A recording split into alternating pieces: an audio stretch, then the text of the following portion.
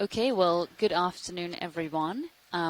We are just above the deep sea floor at potentially our first shipwreck site of EX 1711, the first Gulf of Mexico cruise for the Okeanos Explorer in 3 years. So, before we get down to the bottom, which should happen imminently, we're going to do some intros of who's on board and then some intros of who's on shore helping us today. So to start it off, my name is Diva Raymond. I am one of the biology co-leads on this expedition. I was previously on the Marianas expedition as the biology lead on that, but I am based at the Natural History Museum in London, and I specialize in chemosynthetic habitats, so things like whale falls and hydrothermal vents and cold seeps, and also in human impacts on fauna in the deep sea. And I'm Chuck Messing. I'm at Nova Southeastern University in Fort Lauderdale. I'm an invertebrate zoologist. My particular specialization is the crinoids, the sea lilies and feather stars, but I also work on deep sea coral habitats and other deep hard substrate habitats. You're not on. And I'm Alex Avila. I am a PhD student in fisheries at Oregon State University. I am also a Dr. Nancy Foster Scholar, part of NOAA's Office of National Marine Sanctuaries, as well as an Oregon Sea Grant Scholar.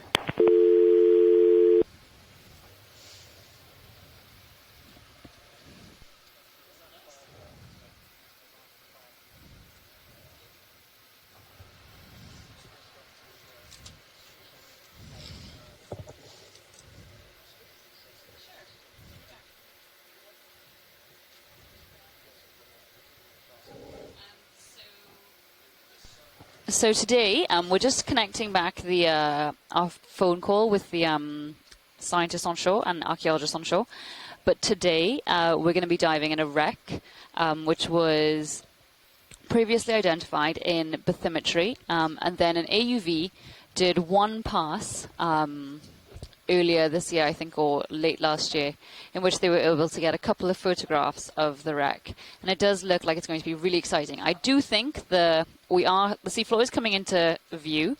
And so before we get upon the target, I want the archaeologists who are joining us on shore, as well as any scientist on shore, to introduce themselves. You know, this is one of the best things about telepresence. We're able to tailor the teams that are helping us so that we can get expertise appropriate for that dive. So today we're doing a wreck, and most of the people you're going to hear are very seasoned archaeologists. So with that,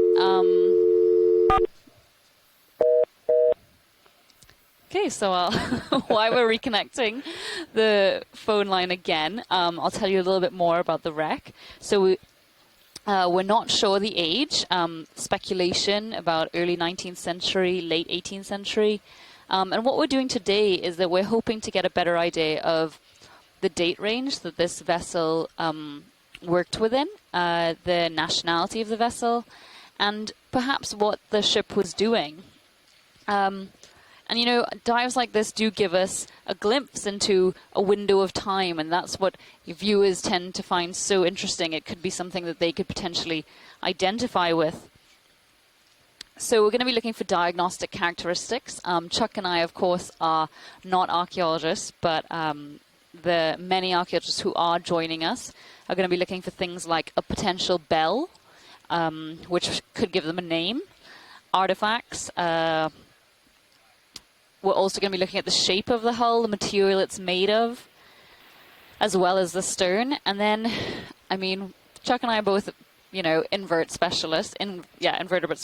So we are actually going to be looking to see what has made this wreck a home. It has potentially sat on the seafloor for 100, 200, 300 years. And in that time, it would have undergone a lot of changes. Okeanos has rejoined the conference call. So I think we're back on the call now. So with that, I would like all of our archaeologists on shore to take a second and introduce themselves, please. Don't all rush at once.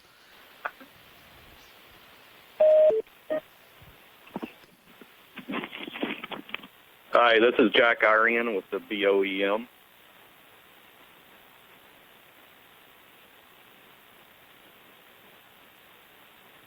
Alicia Caparasso with Bureau of Ocean Energy Management.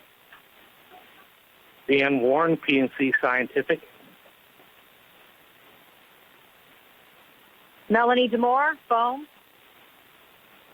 Chris Farrell with Betsy. Scott Sorsett with the Bureau of Ocean Energy Management.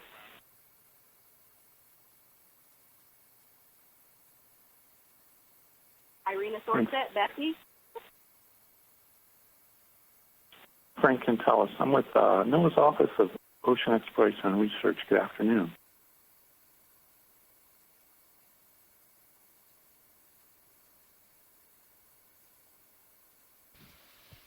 Okay, is that everyone that's joining us from shore? Great. So I thank you very much, everyone, for joining us, especially as it's Saturday evening. I wanted to take a little time to remind everybody that this is potentially a sensitive location, and so as a result, we are not going to be streaming any of our usual navigation data. So normally on stream 3, we have our nav screen up, but this time we have a quad screen up instead, and that is on purpose. But through camera 1, you can get a great view of what D2, the ROV, the main ROV we're using, is seeing, and that's the one that, you know, really does give you the best outlook on what it is we're exploring. And then on our camera 2 feed, that is the feed from Sirius, which is the vehicle that tends to sit above D2 and gives you a sort of broader look at the entire site.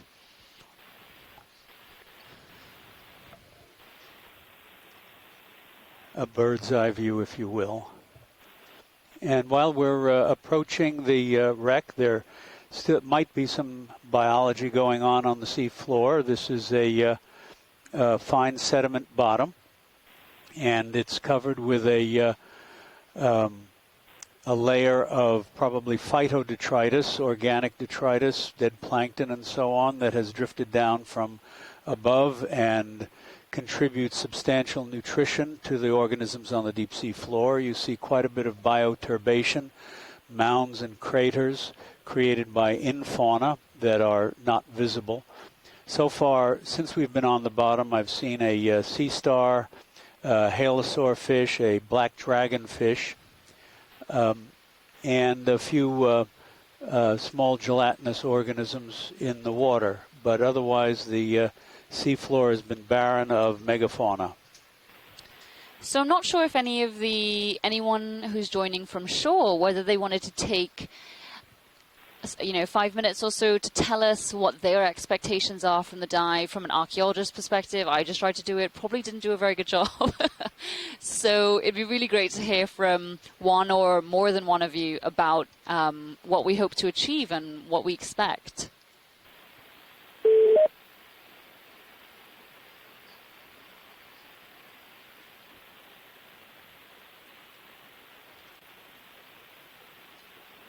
Hi, this is Jack Irene from the Bureau of Ocean Energy Management. It's always a little nerve-wracking as we get on the seafloor and make sure that our coordinates are correct and that we're actually close to target. It does look like we have something possibly appearing in the sector sonar. Is that correct?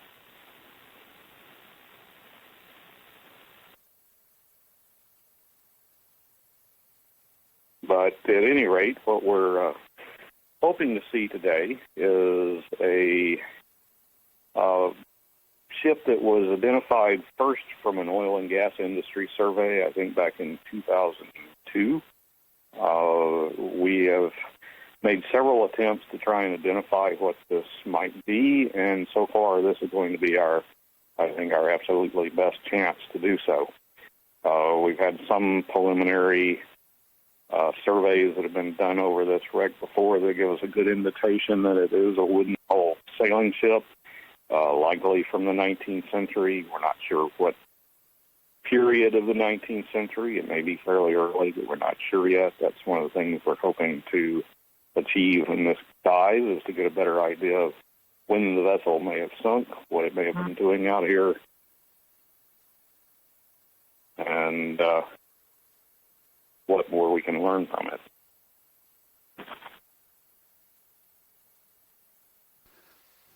That's great information. Thanks, Jack.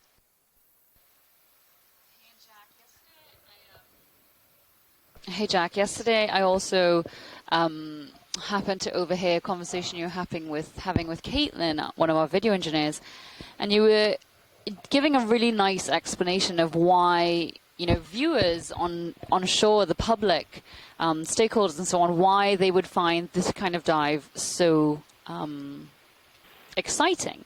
Would you mind touching on that again? Sure. One of the things that we all find interesting, I think, is to know more about what our past was, what our country's past was, and a shipwreck is a wonderful way to do that because basically everything that would have been on board the ship when it sank was in use at that period in history. So unlike a archaeological site on land that may have been occupied for centuries and have artifacts from that entire period, most of these would have been in use at the time that the ship sank. So it gives us a really good glimpse into what life would have been like on board on a ship in the 19th century in the Gulf of Mexico, how it was organized, what maybe the crew ate, how they were, what sorts of activities they might have been engaging in, whether it was trade or warfare or piracy, you don't know. This is one of several wrecks of this period that we've identified, mostly with the help of the Okeanos Explorer. We had a very successful operation just a few years ago in which we identified 3 ships that we believe from around the 1820s that may possibly have been engaged in privateering. All of these wrecks will tell us a story, some story that likely history has not given us a lot of details of it. So that is one of the big advantages to archaeology, is really to understand our past, which isn't always written down. One of the other interesting things is, although we've conducted a number of studies ourselves to try and identify what shipwrecks may be in the Gulf, we're often finding ones that we have no record of. So that means our historical record is very incomplete. So that is a good way where archaeology can fill in the gaps sometimes. So that's one of our main objectives here, is to try and tell a little bit more of that story. Well, that's great information, Jack. Thank you very much. Anybody else?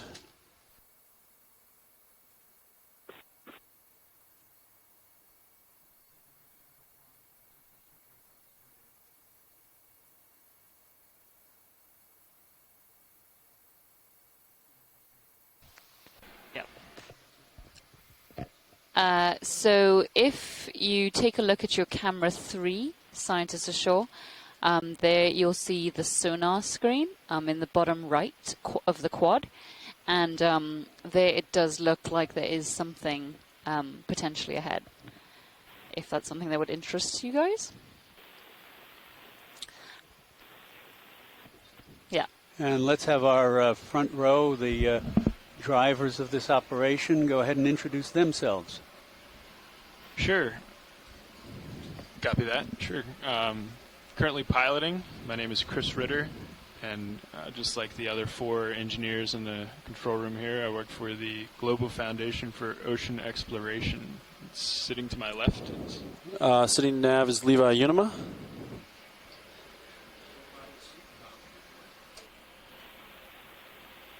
And in the far right off camera is Roland Bryan at video. And in the back is Caitlin Bailey doing clipping.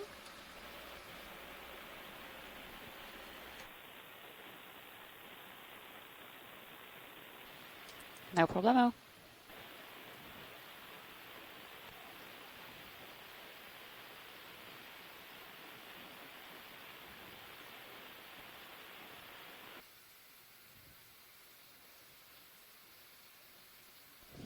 And this is almost as barren a seafloor as we've seen, apart from the bioturbation. Seen 2 sea stars and a couple of bottom-associated fish, but it's rather empty by comparison to what we've seen before.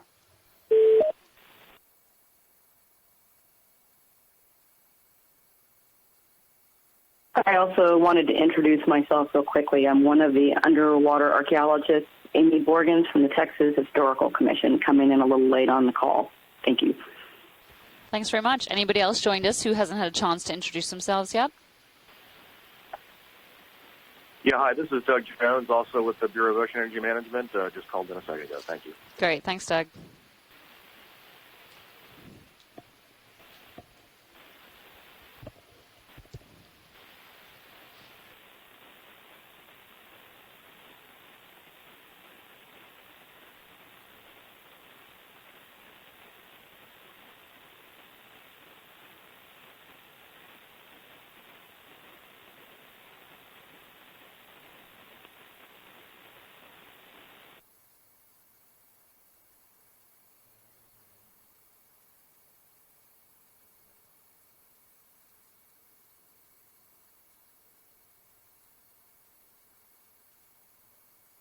That little fish that just swam by is a midwater fish, probably a bristlemouth. They're one of those fishes that have the ventral photophores and undergo daily vertical migrations towards the surface at night and back down at dawn.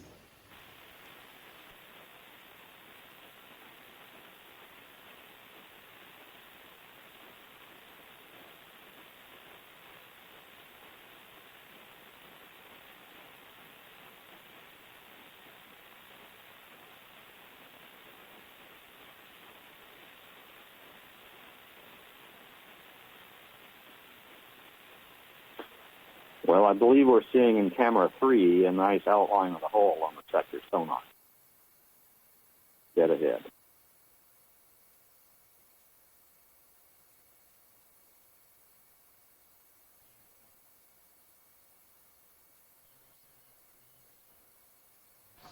So far, I have not seen any outlying reef.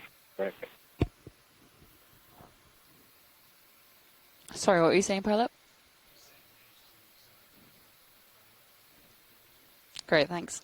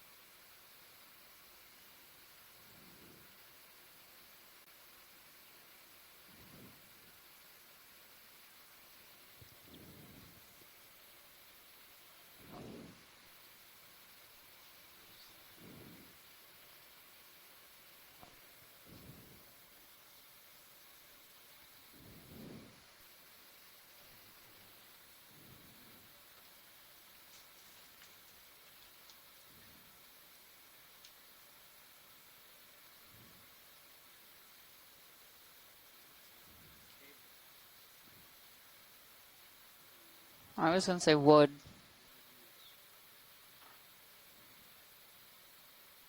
Well, that looks like wood. It's got a little squat lobster on it. Looks like it comes to a blunt conical point at the right end of it.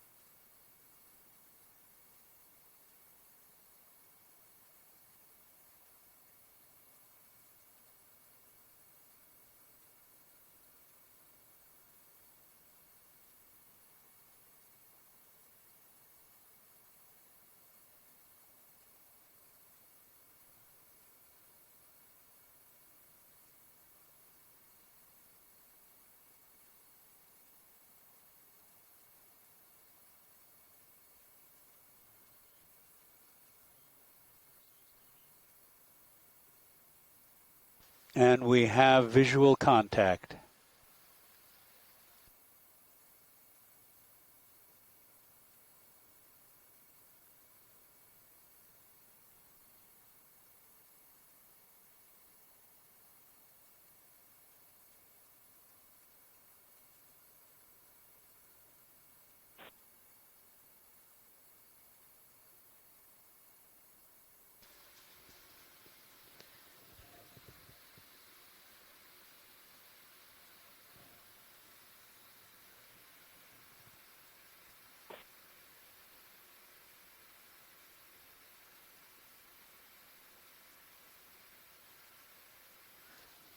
So, scientists ashore, I just wanted to confirm that you want to do the broad overview first, get a good feel for the site.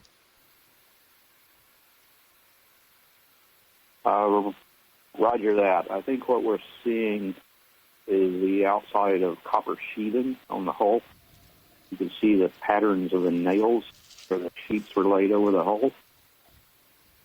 And I believe we're approaching the bow. So that's right in the foreground, there appears to be a hawse pipe, which was a lead pipe through which the anchor line would run.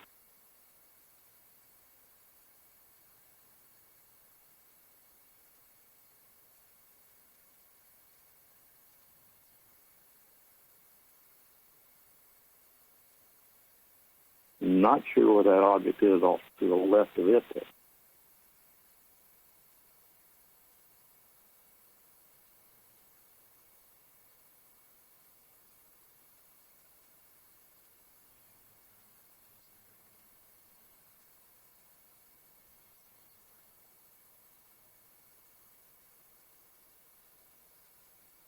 And we moved just a bit to the right,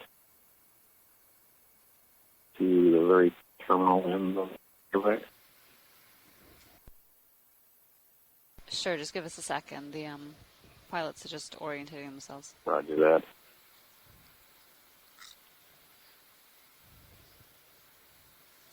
Hey, pilot. I think there's a request to move right. Yes, please.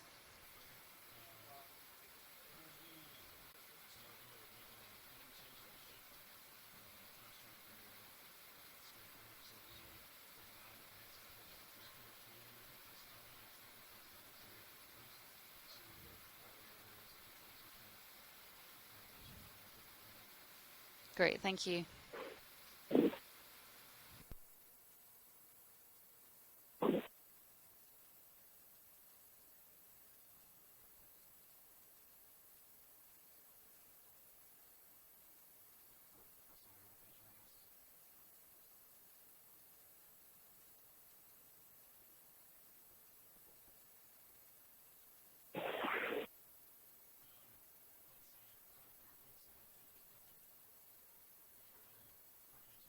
Is there a number 3 visible on that bow section?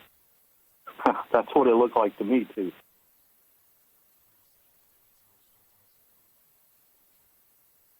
Maybe a draft mark? Usually those were in Roman numerals. And typically the draft marks weren't that large if that is a number 3. Mm. So we're just about to do an ROV pilot change, which will mean that we're going to hold here for a little while our pilots switch over and bring each other up to speed. So if you could just bear with us. I know you're rearing to go, but just give us 5 more minutes, please. Jack, Roman draft marks could be in Arabic numbers as well. Okay.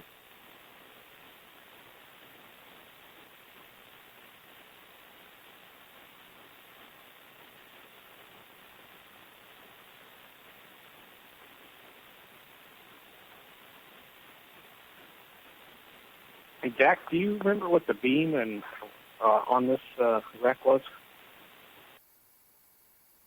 Off the top of my head, no.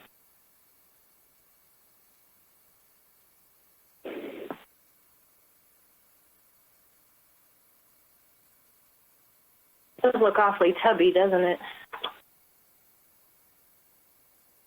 It does. Are we looking at the stem post there? Difficult to tell from the angle. I think that's what we're seeing. Hey, Jack. Yeah. Where's it stem? It looks like a part of a hose pipe right up above it. See, looking up the screen a little bit. Roger.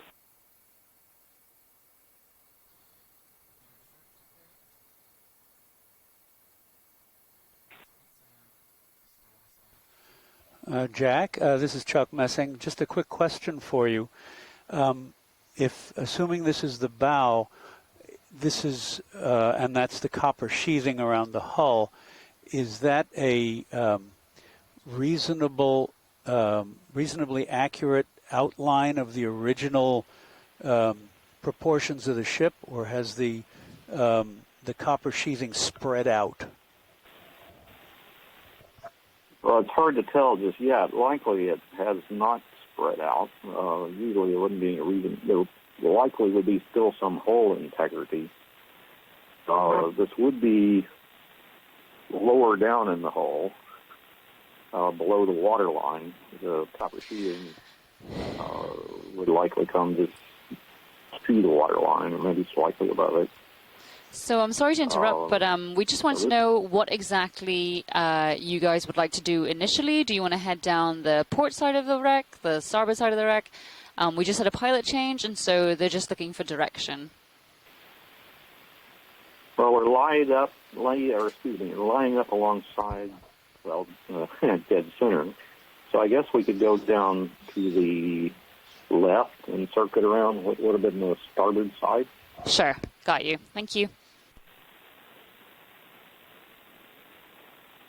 Dead ahead in the background, there looks to be a large wheel. Could that be part of a windlass or something? Could be. I see that. The old pump, maybe.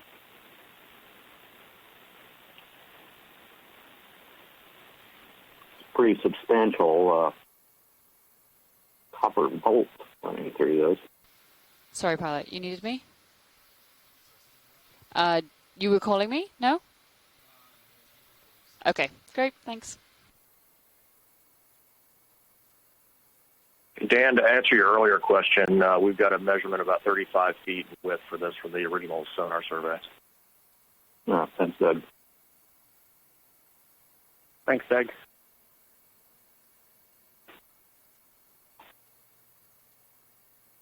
I'm at home today eating popcorn, so I don't have my database in front of me. Okay, so scientists ashore and archaeologists ashore, I just wanted to reiterate that the pilots are not going to be listening to the party line, so they're not going to be able to hear you guys. So if you do want to stop, zoom, pretty much give any direction, please do let us know as soon as possible so we can relay that to the pilots. Will do. Great. Thank you.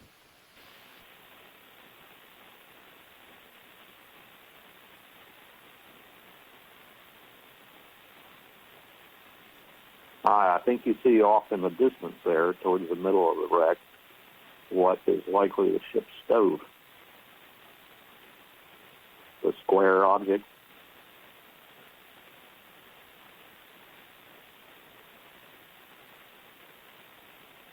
Interestingly enough, I think there are more preserved marine ship stoves from the 19th century in the Gulf of Mexico than there is anywhere else in the world. Is that an anchor fluke we just passed? Probably. There, yeah, right to the right, or to the left, rather, of the stove, you can see the anchor ring. I meant outside the wreck, just around the company. I didn't see that. Might have been.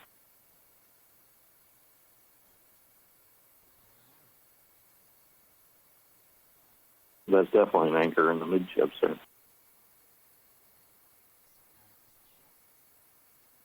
Looking at the fasteners. Right. Go ahead. Sorry, just mentioning, that looks like that's some chain plate off to the right, just at the very edge of the hull, part of the standing rigging. looking at the fasteners, the beam spacing looks extremely wide, unless I'm just catching part of the fasteners.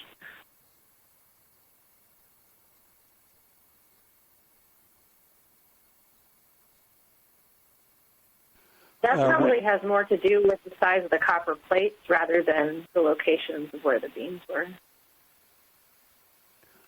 When the lasers do come into view, they are 10 centimeters apart.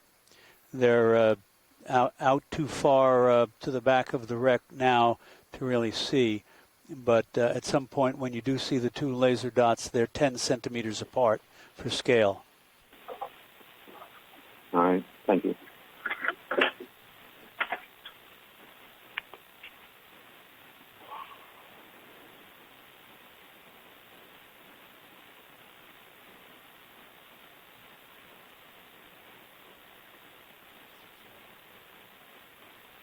Should we zoom in on that stove if we can?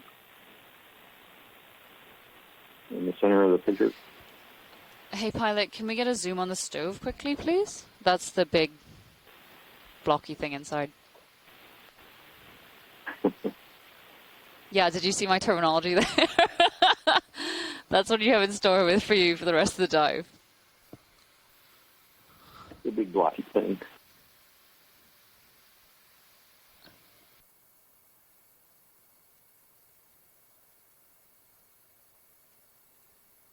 Mm-hmm.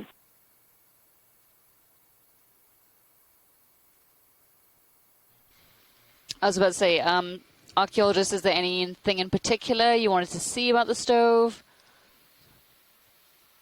I think we'll probably get better information around the other side of it. So let's. Okay, pilot, if we could just continue around, we're going to get a better look at it on the other side, please.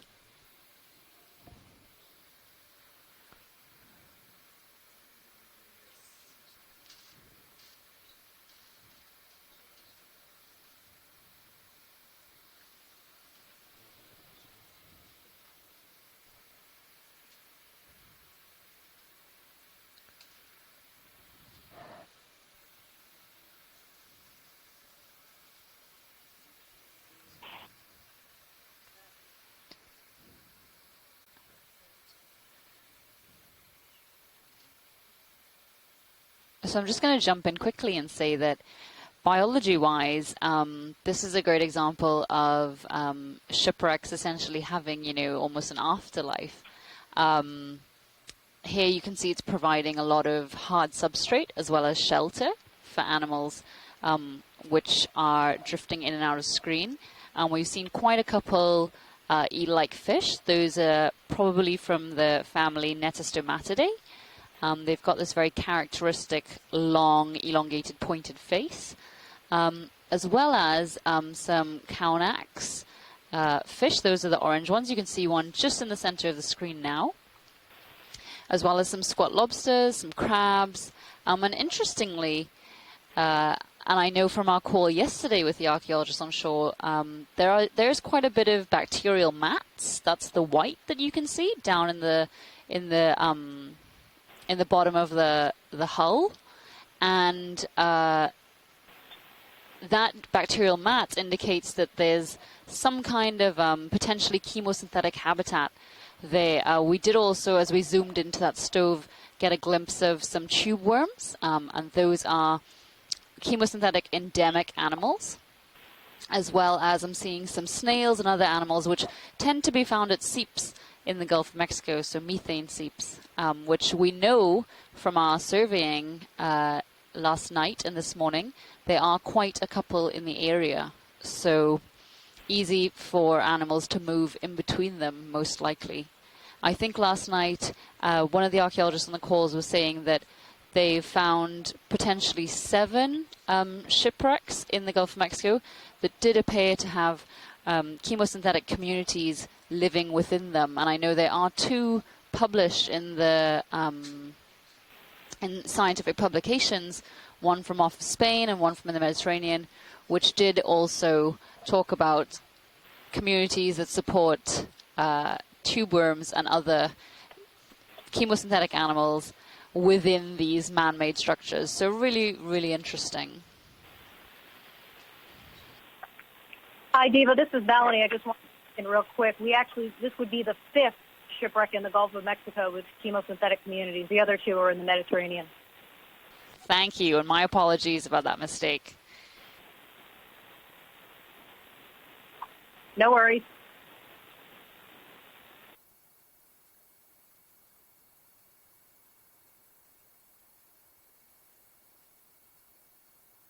Like part of the standing rigging in the foreground.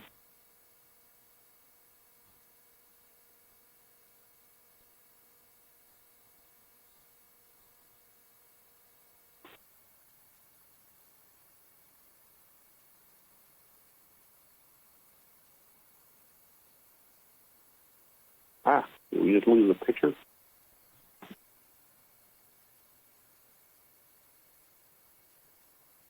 We're still streaming from the ship.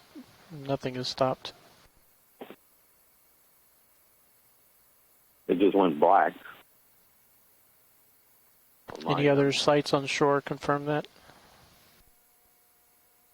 I still have the picture. I'm fine. Yeah, video is so good here. I have video as well.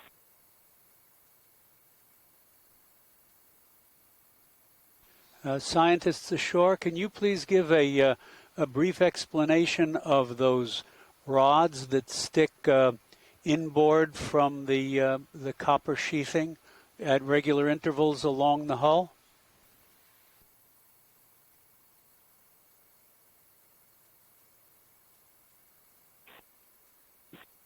Sure. Those are the brass. They're what's left of the hull. Most of the wood appears to be gone, but what is left are the things that fasten the hull together. And these large copper grip pins would have served that purpose. Thanks very much. Is that a barrel of some sort? We're along the port side. Oh, the globular-looking object? Probably a ceramic jar of some sort. There looks to be several more of them inboard, possibly. Right. So that's 10 centimeters on the lasers, so we're talking a little less than a foot across.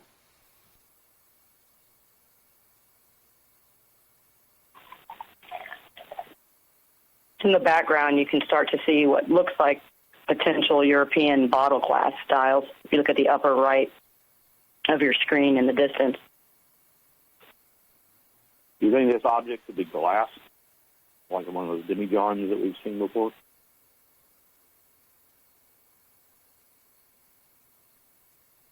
I can't tell. No, I guess we'll wait till we get around the other side of it. And with the push-up there on the bottom, with the bottom not flat, that's what I thought it was. I think it's just covered with sediment. Right. It is remarkable, though, the state of preservation that we found on the deep water wrecks in the Gulf. That very fragile objects have survived, plunged several thousand feet to the bottom of the sea. Even things like hourglasses, fragile glassware, and intact bottles of with material still in them. And why do you think that is? Well, much of the destruction of wrecks in shallower water is due to the action of repeated pounding from storms. And at this great depth, even a hurricane could affect these ships. So there's been no kind of subsequent disturbance. They're just on the bottom, gently disintegrating. Mm.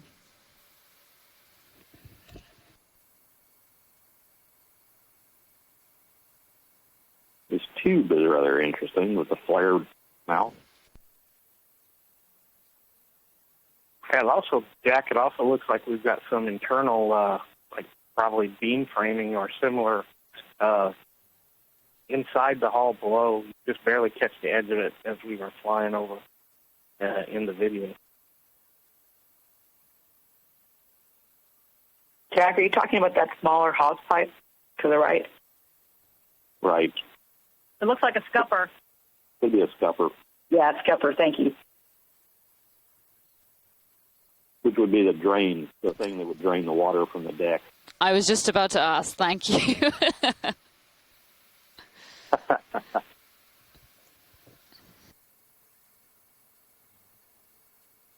Sailing ships were wet places to be.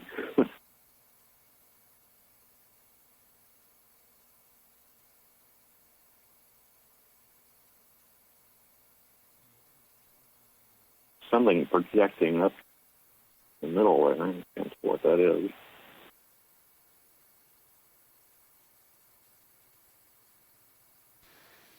So that looks like wood to me. There are a lot of perfect grooves from boring animals that would have gnawed their way through that piece.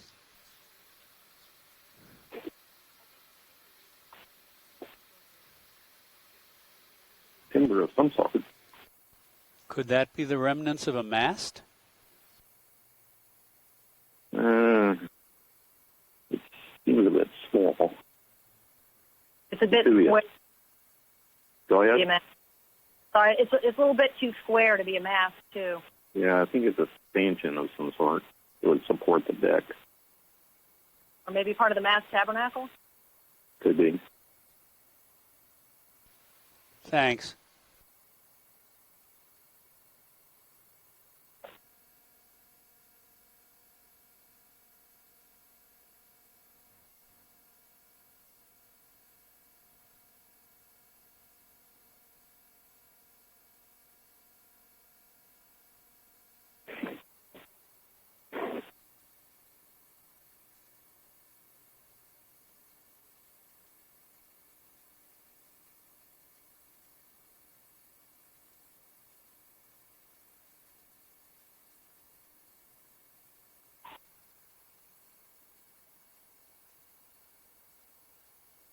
I see ceramics poking through the sediment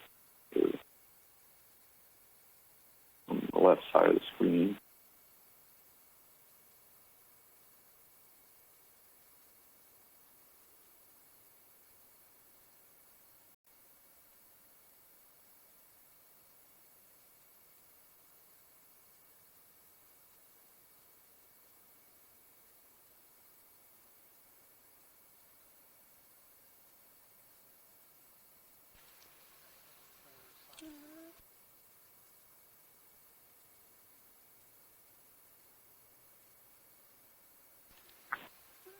Pilot, could you have video zoom in on those ceramic bowls when we get a little closer? Hey, Jack, what do you think the large iron pieces that are just outside the edge of the hull protruding inboard are? Good question. I don't know. I have some bottles.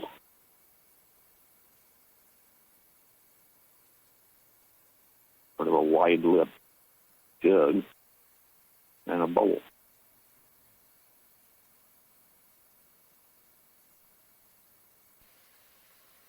Thank you. Actually, that looks like a pitcher and a wash basin, possibly. Actually it does, doesn't it? Yeah, it looks like a handle there. Yeah, I think you're right. Be the captain's cabin.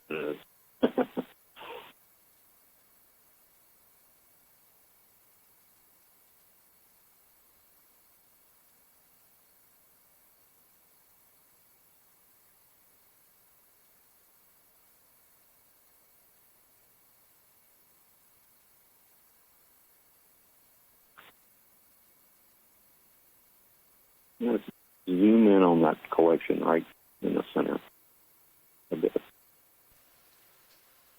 Pilot, could you zoom in on that collection of material, I guess below center now? Did you mean on the edge of the hull? Pattern. Or inside the hull?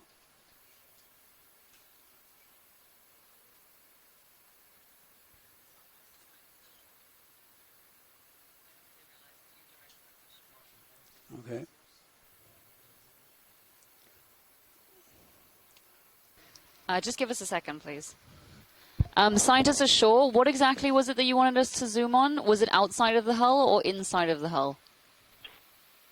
No, inside of the hull, I think directly in the center of the camera lens now. So the ceramic bowl type things, the wash basin potentially? Right. Well, just above that. Okay. Above and to the left. So pilot, just above and to the left of the jug and the bowl, please.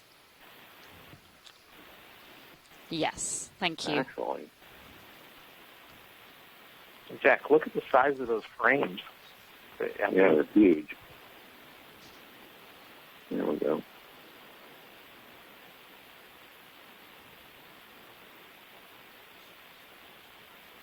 Looks like a Jimmy John.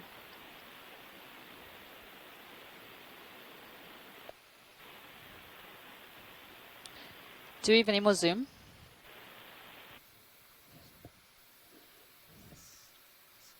No, that's good. Is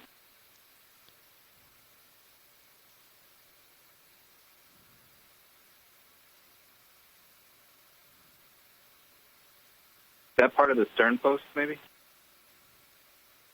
Maybe. Let's zoom back out a bit. Okay, if we could zoom back out a bit, please.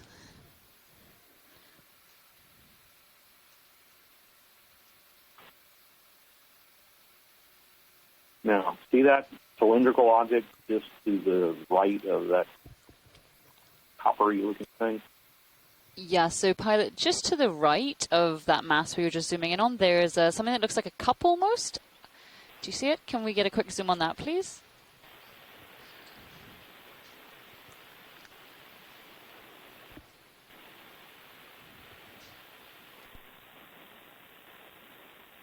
There we go.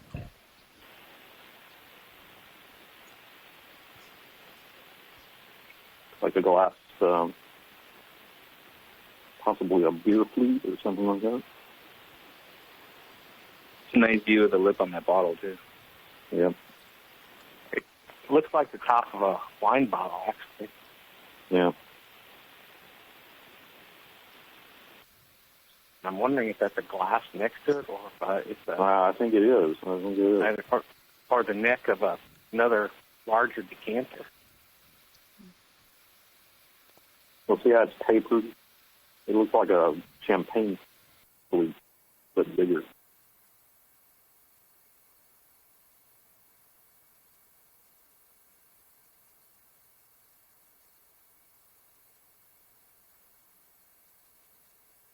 All right, let's zoom back out. Continue along. Okay, that's great, pilot. If we could zoom back out, please, and carry on. Right next to it. Plate glass? It could be. Yeah, right next to the bottle.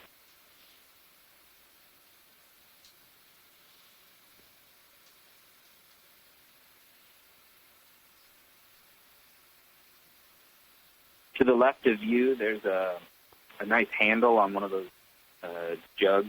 We get a view of that. Could you just say in relation to the lasers are about to pass over it, correct?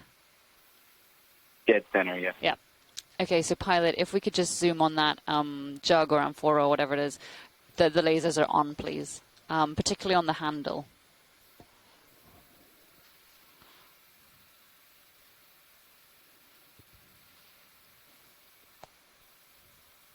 Oh.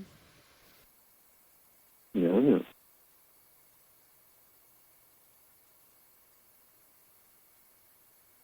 Then after this, there's also a larger cylindrical object just above this.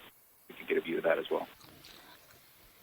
Okay, pilot, and just above this, there should be a cylindrical object that they wanted to get a look at as well, please. Perhaps zoom out a bit, yeah.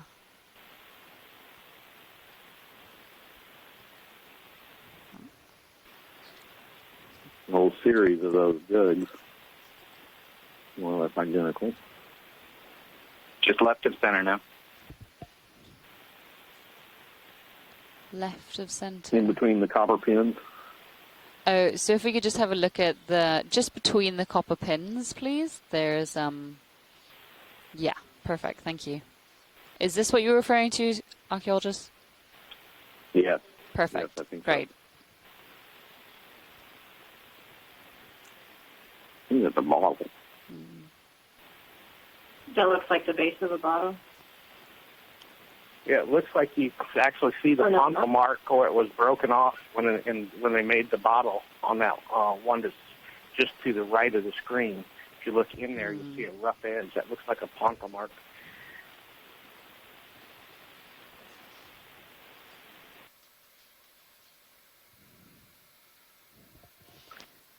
Could we just see zoom, well how these fast tilt up slightly, please? Just so we can get a look at those it bottles. would be a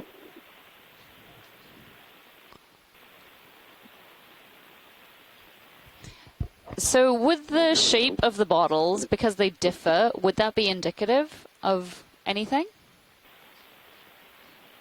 some of them are likely beer, some are likely wine.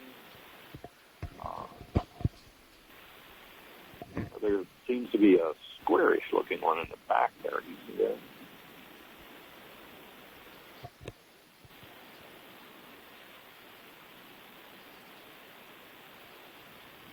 Look at the color on this jug. This is interesting. On the upper left. Can we look at the large jug to the upper left, please? Thank you. Yep, that one right there.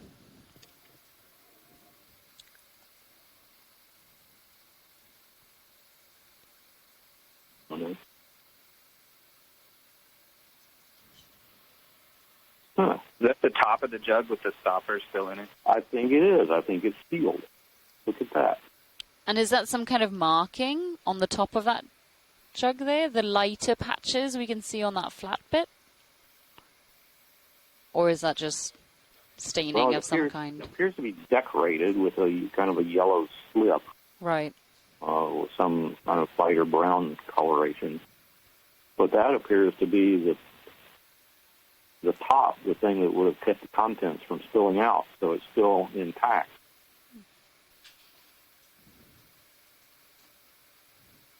And so would that typically have been used to carry liquid or like grains or? Pretty much anything. Okay. They're like the 55-gallon jug or can of the ancient world. They could have been liquid. That shape looks very similar to some Mexican ceramics that we've seen on other wrecks, which were called cantaros, which are water jugs. It could be that what it says. Oh, I've never seen one slipped like that. Okay. Looks like that might be leather, maybe. Hard to tell.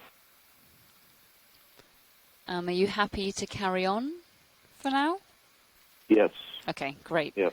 Pilot, we can carry on, please. Yeah, if we can zoom back out, that'd be helpful, because there was another large cylindrical object to the left. It was much larger than those other jars that we first looked at. Did you mean the one that we're about to move towards? Bottom of center right now. Oh, bottom of center. Okay. So, pilot, just if we could just get a snap zoom on this larger jug right at the bottom, just where the lasers are, please. Yes, thank you. Yes, please. Yes, please. Perfect. Thank you.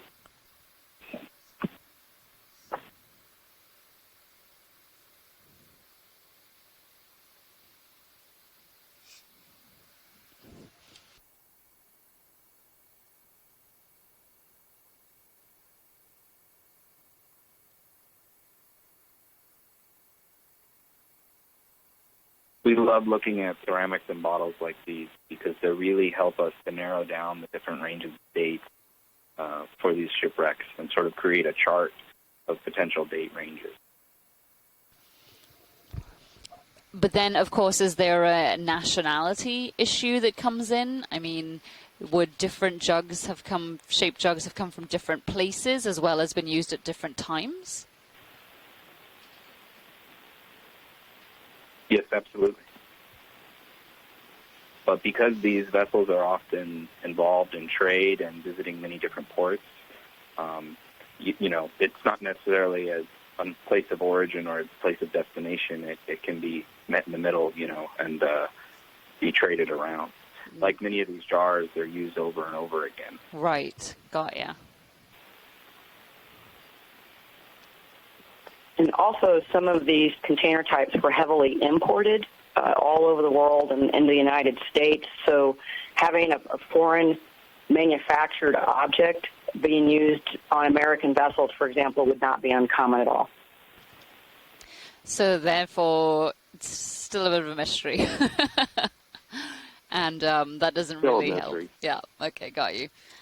Okay, Pilot, we're happy to Also, carry Mexico, the New Orleans in particular is a very cosmopolitan port, so there are objects from all over Europe, South America, Central America. When we make the turn past that large jug that we're looking at now, it'd be very helpful if we could see the other side of it. Sure. Yeah. Pilot, just as we're passing this large jug we were just looking at, we just wanted to see if we could see the base of it. So it may just mean you, spinning around. Thanks. Sometimes the bases contain maker marks or other information that can be helpful as well.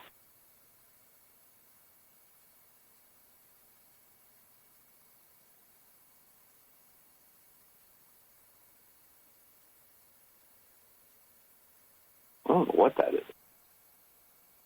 Almost looks metallic.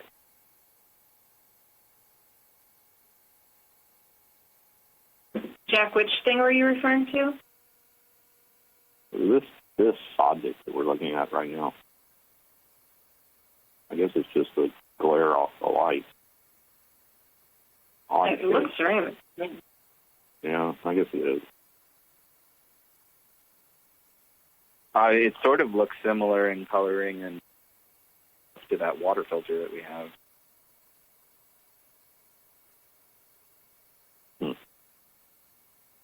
Has sort of that metallic finish. Right.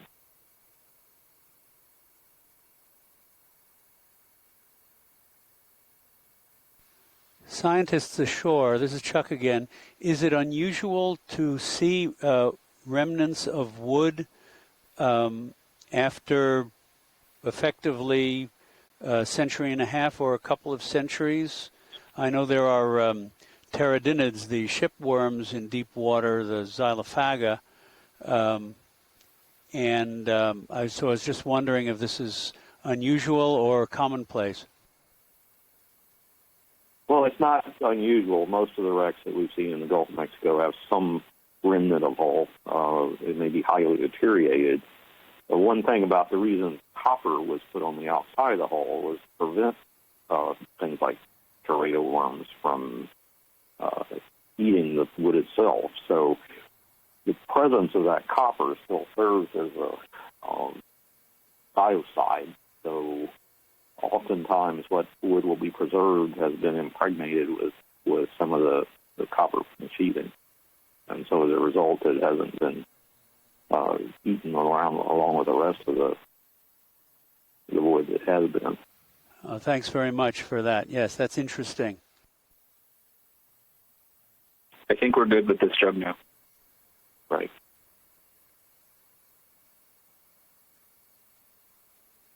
I do like that yellow one, though.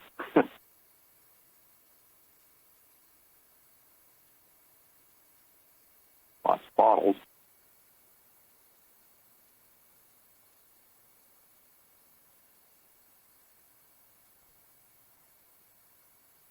There's some little object that we're just passing by. That's on the bottom right of the screen, like it has a little knob or something on it. A little what? Well, that's all right. We passed. Okay, sorry. Figure it out. Okay. Are we passing over what could be a part of the rudder or something right there where the large crab is? I don't know. I was wondering about. Yeah, it could be. See that fairly heavy copper bar with the spikes going through it?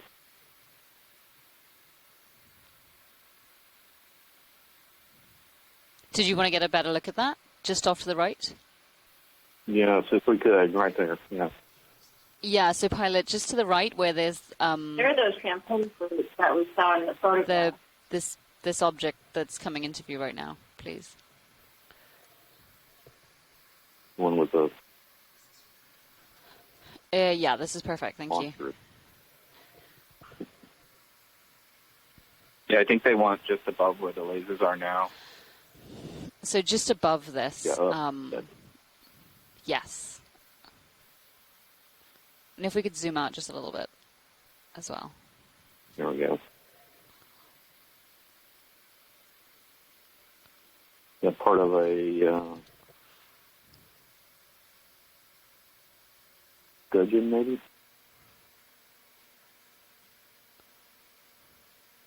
Yeah, I think so. Now, this is some very unusual construction I'm seeing for seagoing. It's not typical of what I've seen in other wrecks in the Gulf here.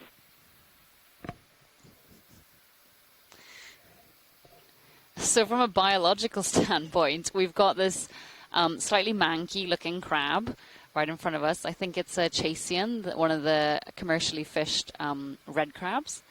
And it looks like it's either just had a meat... Yeah, so it's just eating one of its friends, I'm guessing. It looks like the same species of crab. You can see there are various crab legs lying on the floor, and it actually is still holding one of the pincers of what it just ate. I would have guessed that it was eating its own mold, except it still is covered in barnacles, and so has very obviously not molted yet. So this is obviously some kind of predation, cannibalism, if you will, here. Archaeologists, are we happy to move on? Yes. Great. Okay, Pilot, let's continue, please. Yeah, I think we are looking at part of the rudder here.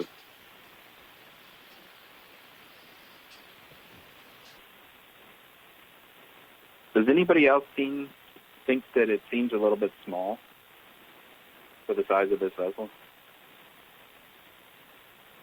Oh, we don't really get a good... Yeah, it's hard to tell, Jack, but yeah, I was thinking the same thing. It looks rather small for a 100-foot long seagoing vessel. They definitely look like some champagne glasses, just where the lasers are to the right. Oh, right. Good eyes. Cheers. I have a good eye for champagne glasses. Oh, and there's an interesting little cup there to the left. I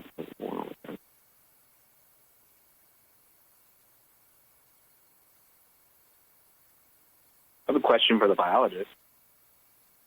If the Teredo nivalis is infested in the vessel when it sinks, will it continue to consume at these water depths and reproduce and so on? Sorry, would you repeat that? There were just too many people talking at once. Sorry, I missed that. Start again. If there were Teredo worms, the Teredo nivalis, that was eating the hull on one of these shipwrecks, sinks, will they continue to survive, eat, and reproduce at these water depths? No, so what tends to happen is there's like niche partitioning. Take a look at that cup. I think it's on screen right now for you. Look at that. Isn't that pretty? So just very quickly, the Teredo tend to be shallower in waters, and so they would continue eating while the ship was being used, and then potentially during sinking, continue for a little while. I'm not sure how long sinking would have taken, but once they get to depths like these, the Xylophagidea, which are the deep water relatives of the Pteridinidae, will start to take over, and they are very closely related, but then are also quite different. I think the Teredo tend to leave calcareous linings in a lot of the burrows, and tend to be a bit larger, whereas the Xylophagidea are much smaller and tend to bore in different ways. So a lot of the boring that we may be seeing, I think, are from deep water borers. Thanks for that, Diva, Okay, because I was not aware that the Zoom out. Xylophaga was in a different family. That's very good. That's a very interesting shape for the cup handle. I haven't seen that a lot on transfer prints, teacups or soup cups. But I noticed that the pattern on the interior rim was very fine.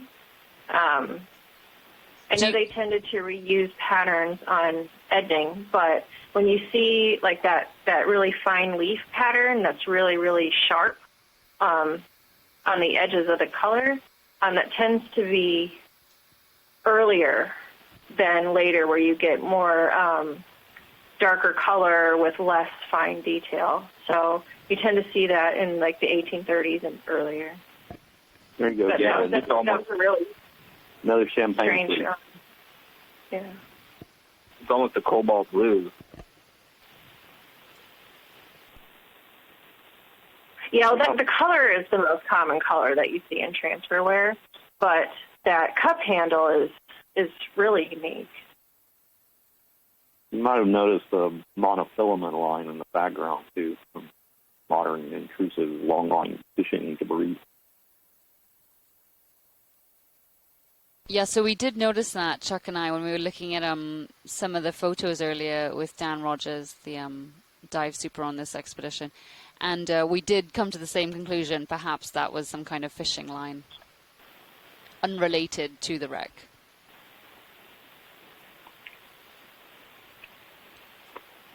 Unfortunately, we find modern trash everywhere. Does that make it more difficult, or is it fairly easy to distinguish?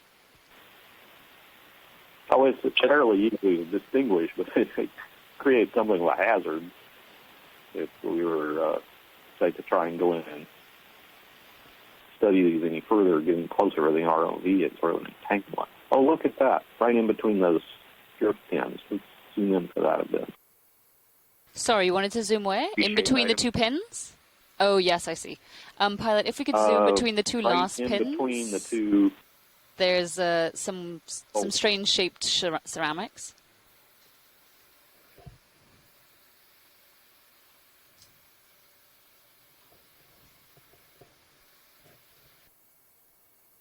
There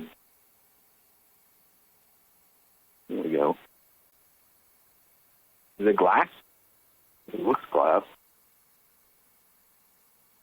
Huh.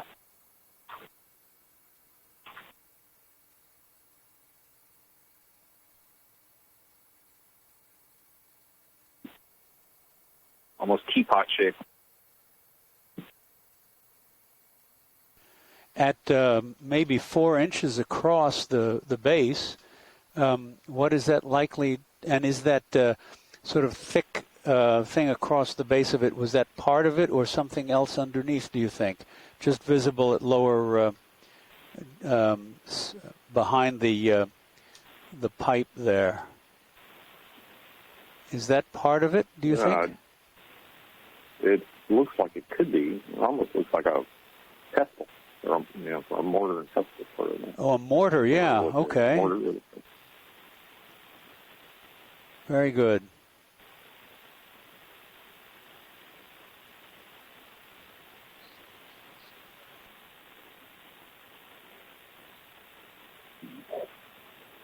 I don't know. I think it looks glass. It does look glass. Maybe some sort of medicinal thing. Yeah. For a ship of this size and this vintage, approximately, do you know about how many decks it might have had? Is there a sort of a general consensus, or did it vary widely? 2 decks, 1 deck, 3 decks?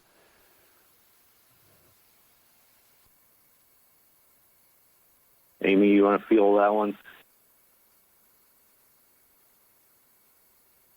Maybe Amy's not still on the line. Well, I'm here. Yeah, no, there was some variability to that. I think you could have single or double decks, and I can actually look that up pretty quickly and figure out what was more consistently used here in the Gulf.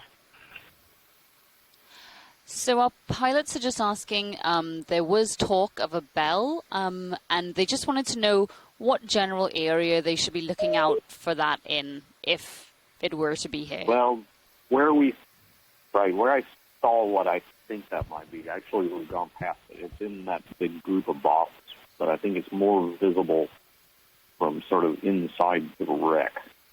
Okay.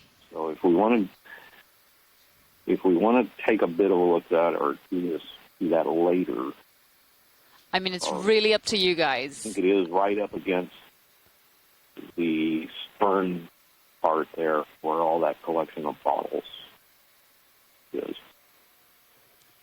Did you want to finish the perimeter first and then we can go inside, or did you just want to... Well, we're back here now. I guess we could go ahead and take a look. What the rest of you think? Well, we're on the port side now, but there's some looks like live tube worms just going off the screen on the right. Right. Some more straight ahead. So what was Probably finish the perimeter and then go. Let's finish the perimeter and then we'll come back to detailed. So, Pilot and Nav, we're going to finish the perimeter of the ship and then we're going to go to the back to look for the potential bell, please. Yeah. Sounds good.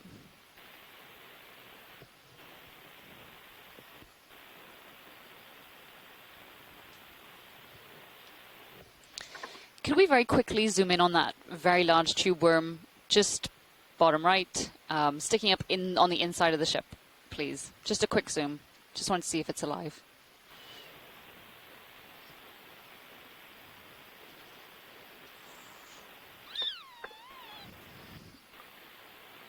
Maybe? It looks like there's no perculum type thing there that would close it off. Okay, I'm sure we'll see others. That's great, Pilot. Thank you. Is that your Lamellisabella? Lamellibrachia? Lamellibrachia. What am I thinking of? Lamellisabella. I think that's like a tuber and a sabellid combined. Yeah, well, I'll have to look that up. I think those that were diagonal to the right were alive further into the center of the ship.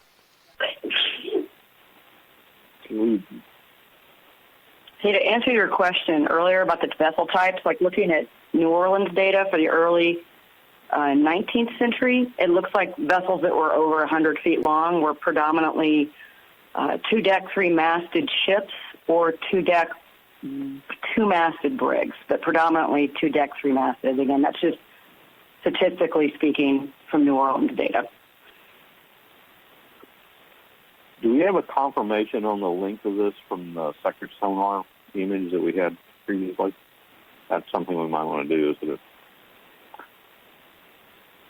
a better idea of the actual length. Yeah, so our pilots just confirmed that they're getting about 35 meters of length on the sonar. Okay, thank you.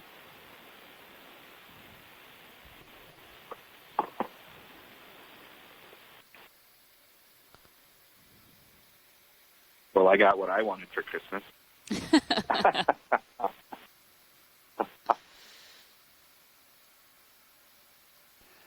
And I guess I was not completely off base with that name. Lamellisabella is a pogonophore, but it's not I don't think it's associated with chemosynthetic communities.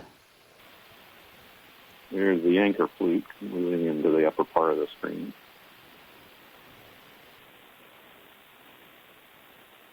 And that's the anchor coming into view, right? Right.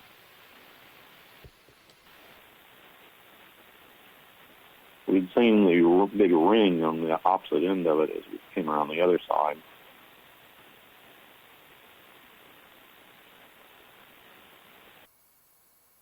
There's no evidence of chain, so that indicates something a bit earlier. These rings would have been wrapped in rope and covered in leather, or not leather, rather, but canvas, to serve as an anti-chafing to the anchor line. It would have been a large wooden stock, which there's obviously to have eaten away. Any reason, scientists ashore, any reason that we have, it looks like two different sets of of those support pipes, one a shorter one with like a nail head on them, and then longer ones above it that I don't recall seeing on the other side of the ship.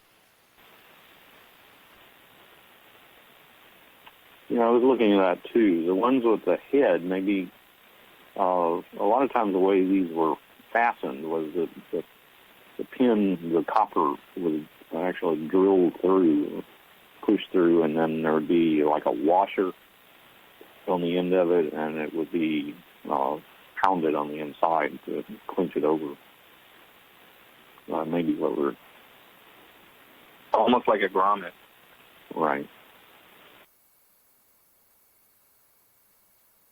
Is that a pile of standing rigging? There's the back of the stove. Oh, yeah. Let's zoom up on that when we get it. Do you mean these cluster of big rings that are now visible? Yeah, that's probably standing rigging. Thank you. Oh, chain plate. You have standing rigging and running rigging. The running rigging thing that hoists the sails up and down. The standing rigging is what would support masts, would stay in place, not move really. Can we get a view of the stove? So if we could look up and to the right. Sure. And up and to the right. Pilot, if we could just pan to the right and get a view of the stove, please. Yeah, just a zoom of the stove.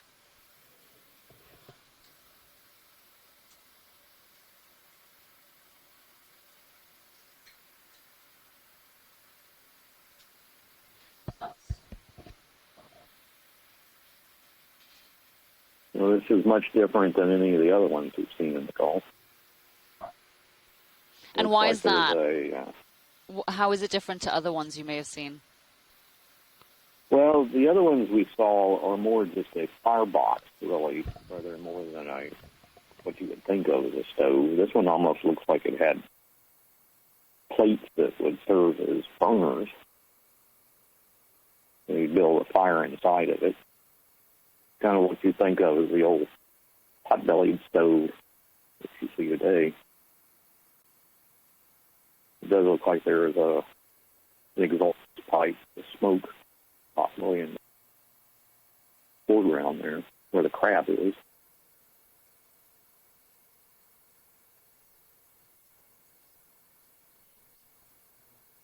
It's a rather more modern design than some of the other ones we've seen.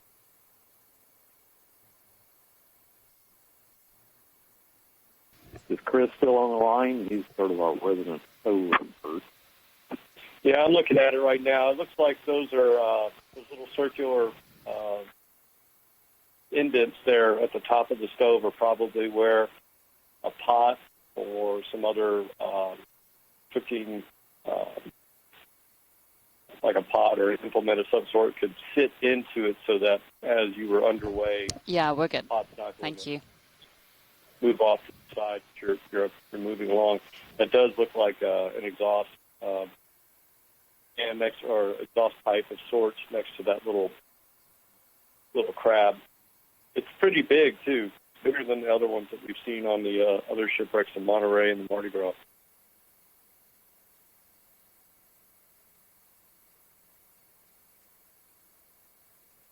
Can we zoom on that wheel-looking object, please? Can we get a quick zoom on that wheel object, please, in the center of the hull?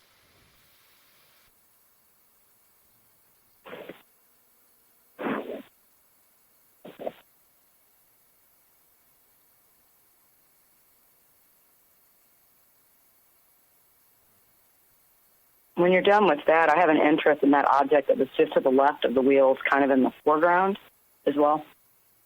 Okay, great. We'll get that in a second. Is that the other boxy thing, Amy? Does this wheel have anything to do with the anchor windlass?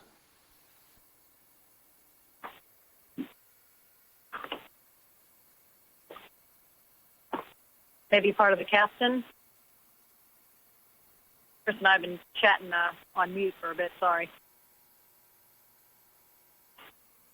Wondering if it could be part of a pump system, but it's difficult to tell without doing some measurements and looking at everything else around it.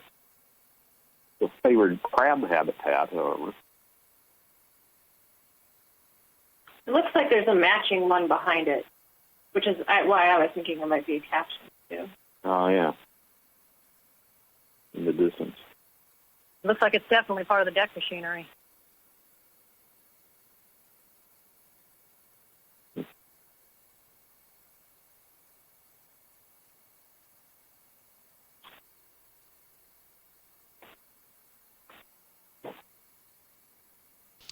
Okay, that's great, pilots. Just in the foreground from this, there was another object which we wanted to have a look at.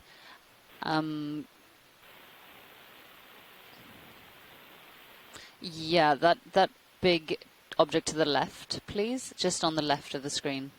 Yeah, that one. Thank you.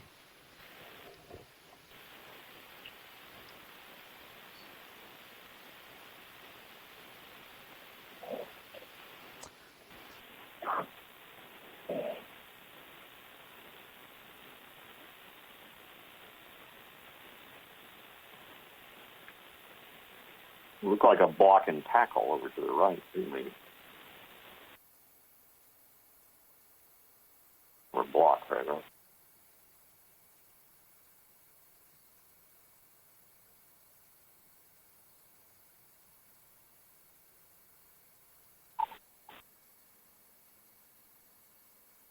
Can anyone tell what it's made of? And can anyone tell the length? Like from the other view, it sort of, I couldn't tell if it was one feature or a longer feature or just a conglomerate of objects or not. From this perspective, you can't quite see what's going on from the side.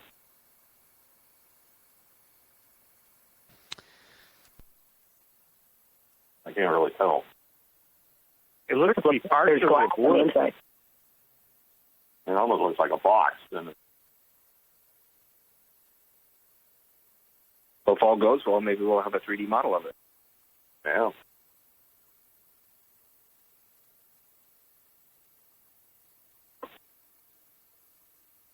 Is it wood? It looks like wood. Wood with some, looks like it might be some copper on it. Yeah, it could be lined. It looks like you can see the grain of the wood on that top piece we're looking at right now. Right, I see that too.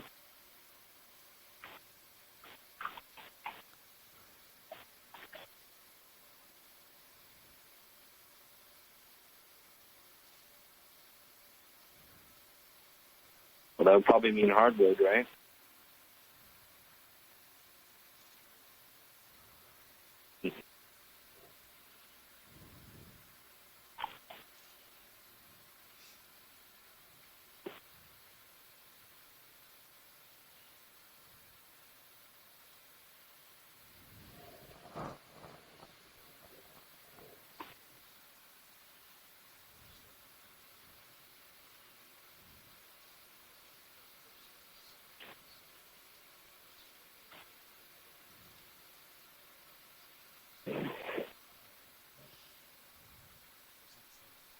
Yeah, I can't really tell if it's part of that larger mass either. Is this angle a little bit more helpful to try and identify what this is exactly? Odd shape.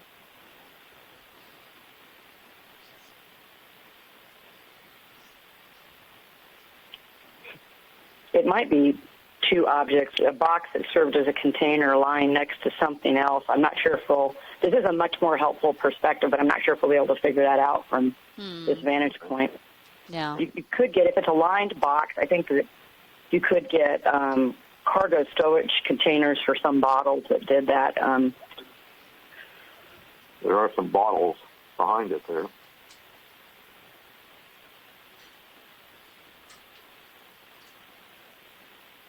At the bottom there, does that look like it's a divided opening? Pilot, can we have a zoom on the divided opening that is just to the bottom of the lasers on the left? Yeah, just there. Thank you. Yeah. There are quite a few particles associated with it.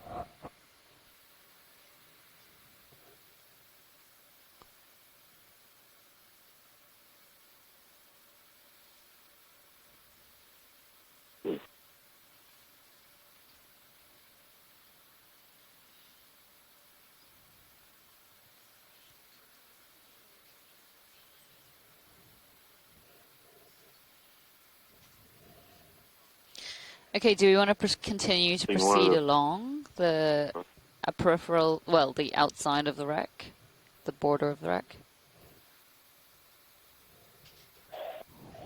Where do you all want to go from here?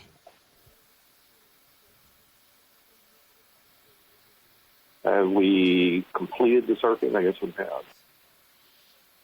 I think nearly. Zoom back out. We're just coming up on the I think we're almost there. the bow, yeah. Go back around the bow. Hey, pilot, if we could just continue to the bow, please.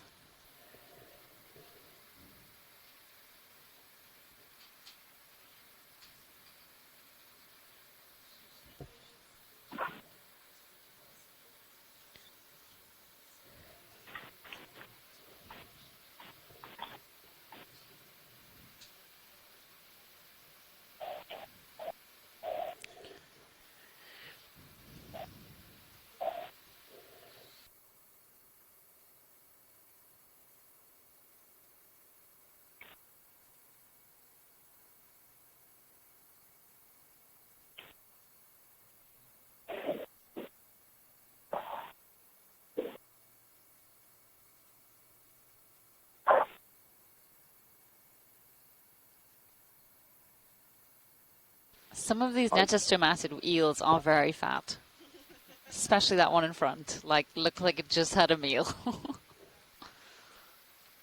or are expecting a big brood of children. One of the two. A number. So can we get a view of those numbers? It does look like 3. Pilot, can we get a view of Two these numbers. numbers? Like a 13 above a 12, yes. And a 12 below it. Oh, look at that. Oh, let's get a good picture of that. And it looks like 12 below. Right.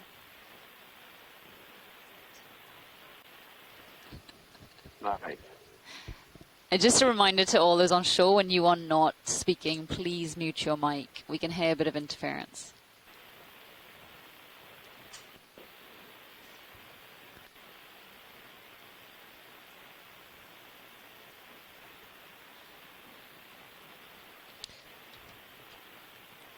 So does the font indicate anything?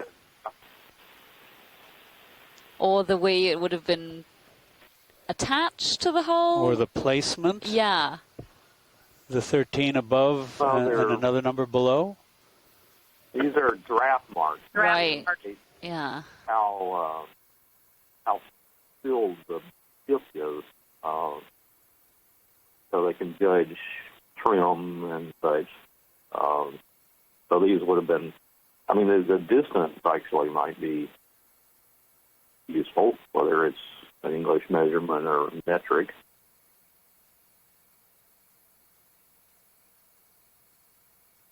You can see the nice patterning of the sheathing as it wraps around the stem post. The numbers are likely lead.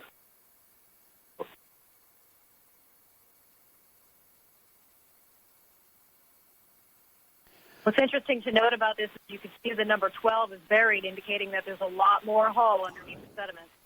Right.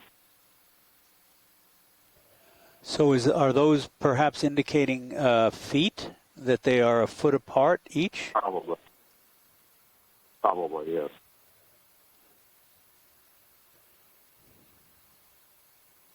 And just as a footnote, that small coral in the upper left is Lophelia. That's the major deep water reef builder that we have on in this part of the world.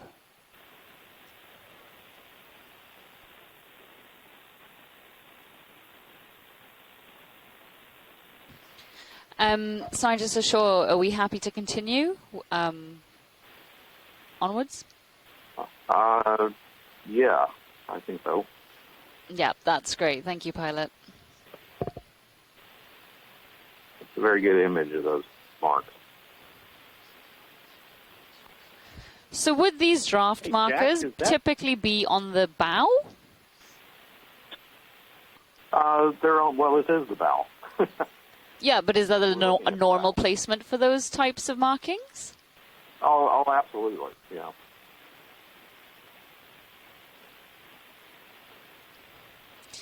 Okay, so we've nearly completed our first pass. What do we think we'd like to do now? A survey of inside the hull?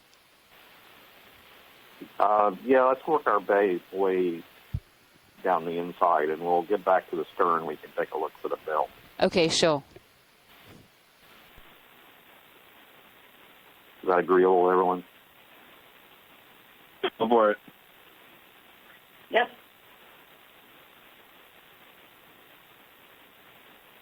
Hey, Jack, does the stem post and bow configuration look a little unusual to you? It does a bit. Not sure quite what to make of it. It's almost like a plow haul shape. Yeah.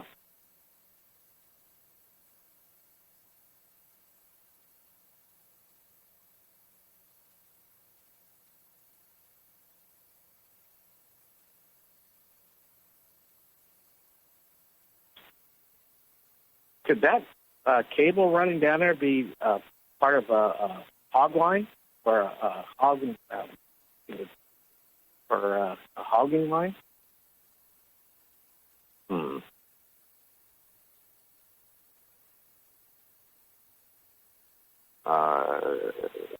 No idea.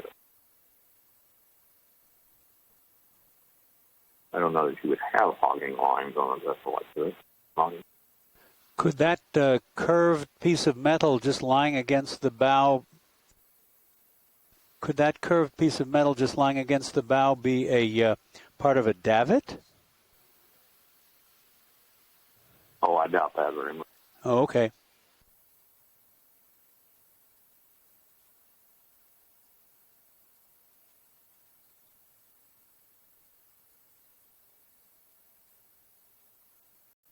If you had a ship's boat, it probably would just be...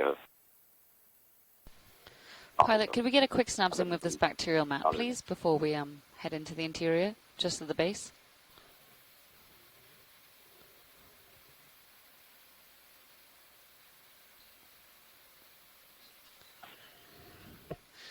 So that is some really good bacterial mat we're looking at now. You can actually see the filaments of the bacteria. It almost looks a bit like cotton candy. I'm not sure what it exactly is that they're living on, whether this is sediment covering a piece of wood or something that the ship may have been carrying, but those are some very well-developed bacterial mats, indicating that there is a lot of this area is heavily reduced, and as a result, there's a lot of chemosynthesis happening here. Okay, that's great, pilot. Thank you.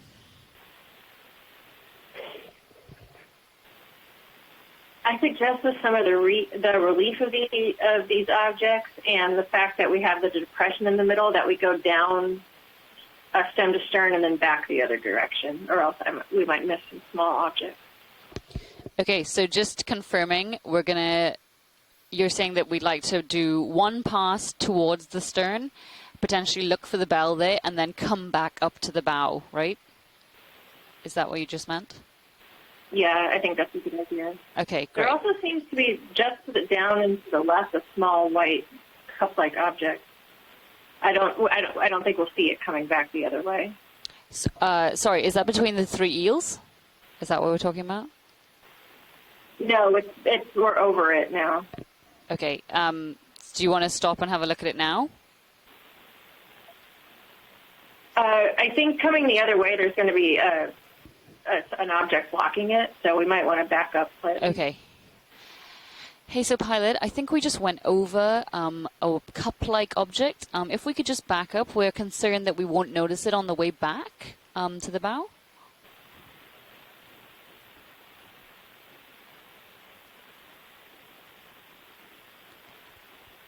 Shout when you see it, scientists, sure.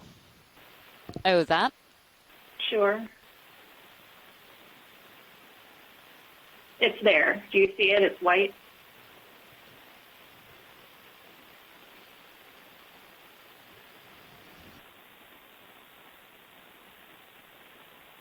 Yes, it says Okeanos Explorer on the side.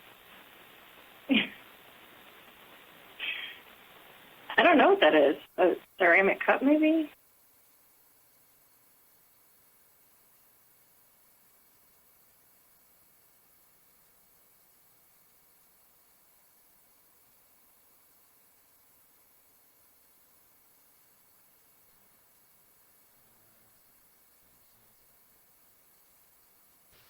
Sounds good.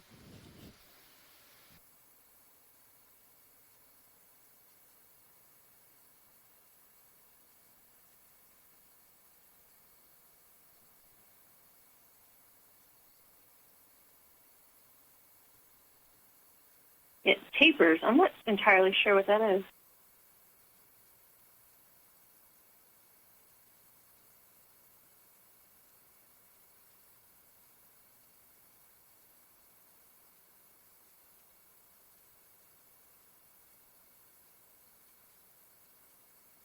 It almost looks like a column supporting a staircase handle or something like that. You know, they would have that tapering from the base.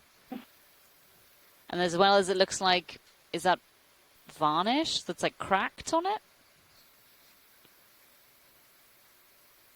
It could be a glass cup. I think it's ceramic where the surface treatment is wearing off. Yeah, I think you're right. How are we doing for time? So we have just over 2 hours left in the dive, so we may want to get a move on to do that pass down the ship. Yes. I would suggest that we do that. Thank you for suggesting that. I think it's a ceramic bottle. So, pilot, we'd like to continue on our survey within the hull, please.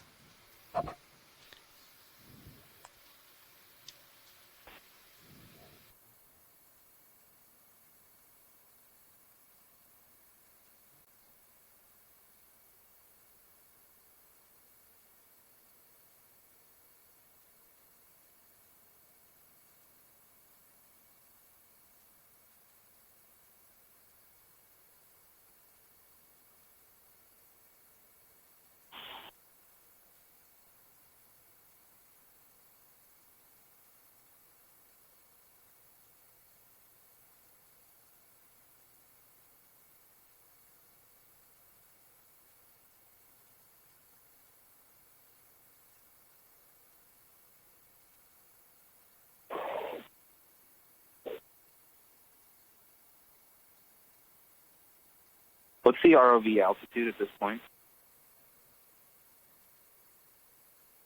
About 1.1 meters.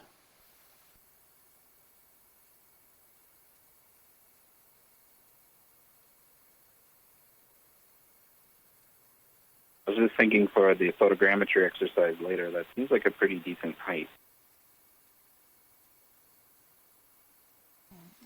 Roger that. I'll relay that information.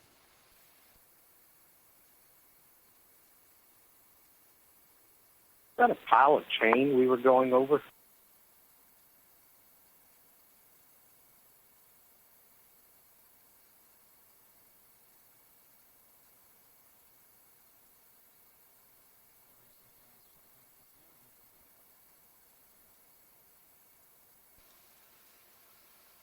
Keep moving.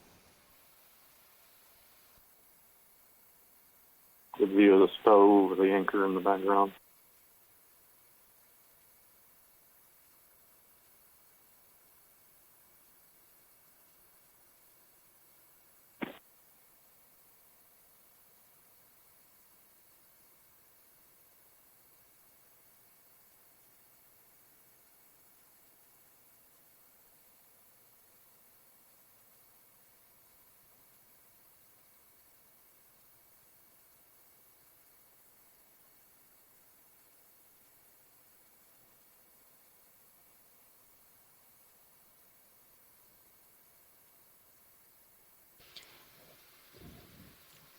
Okay, so a quick update on time.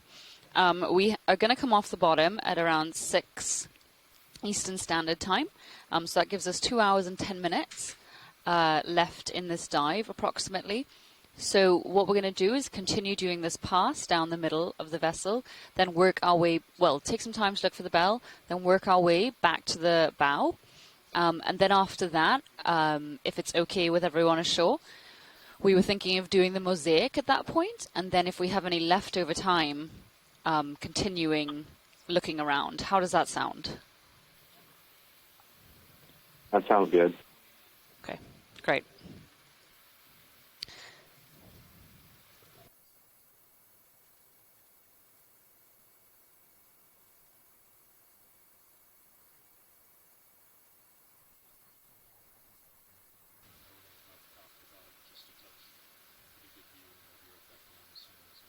And once we start the mosaic, Sure thing. Was that on OKEX? A steady pace, not stop and look at anything, as tempting as that may be.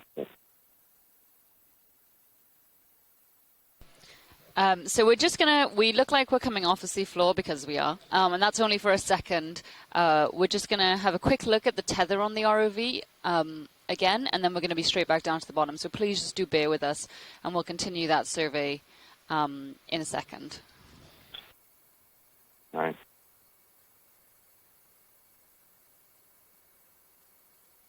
There's a substantial amount of timber left. Here's A substantial amount of what, sorry? timber. Oh, timber, yeah. Yeah, and so do we think that may be why, there's so much, so many bacterial mats and so many chemosynthetic animals, because this is essentially one big woodfall, almost? Right. I've heard shipwrecks compared to whale falls, the way that organisms are attracted to them. Yeah, definitely. They can act as, whale falls and woodfalls can act as stepping stones in the deep sea, so for chemosynthetic animals. And this is a perfect example. Here we've got tube worms. We haven't gotten a good look at them yet, but potentially Lamellobrachia or Sepiphilia tube worms, as well as I've seen a couple other animals like the Canoia gastropods. They're the very grooved ones. And some of the Munistopsis, squat lobsters, and those are animals which are typically only seen in chemosynthetic habitats. So this is a perfect example of how these ephemeral habitats can act as stepping stones between those longer-lasting areas.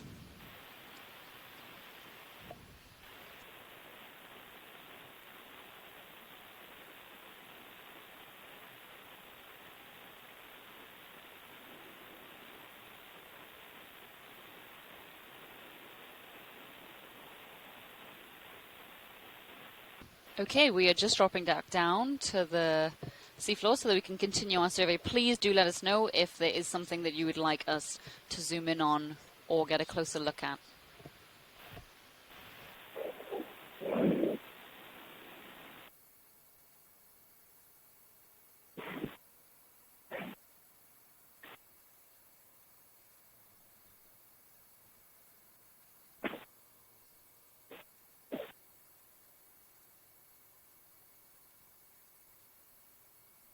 I just want to note that with this pattern of going straight down and back the middle and just looking straight ahead, we're not going to see anything, especially closer to the bow, that's up against the inside of the hull, because we wouldn't have seen that when we were doing our perimeter. So what would you prefer then? Maybe if we have time, especially when we go the other way, to make sure that we're looking at the sides of the ship from the inside. Right, okay. Got you. So perhaps when we're working our way back up from the stern, or we could start now, we do a bit of panning left and right. Would that be helpful? Or perhaps shall we go down the... So. And we can get the bow on our way back. It'll be a better approach angle anyway. Shall we continue on aft and down the starboard side left in the video, and then come back on the port side right in the video? Or do you prefer... and that might speed things up a bit rather than panning back and forth. That's a good plan. I think that's a good plan, too. Pilot, could you please, if you pan left, and if we can proceed down the port side interior with a look at an angle towards the inner side of the hull, and then do the same thing. Yeah, just about that, and go straight aft forward, and then do the same thing in the reverse on the starboard side of the ship. Thank you.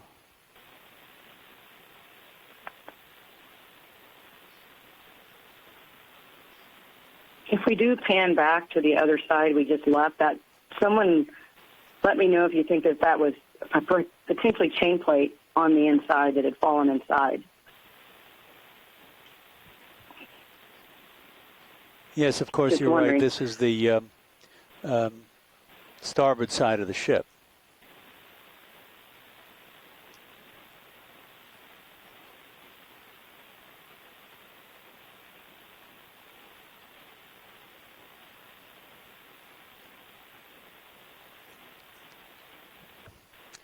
Are the lasers So if we could currently go on? towards the stern, forward, along this.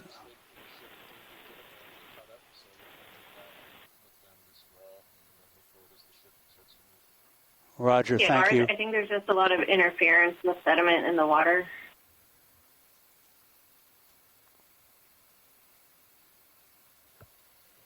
We've got a ship move going on right now, and then we'll proceed aft.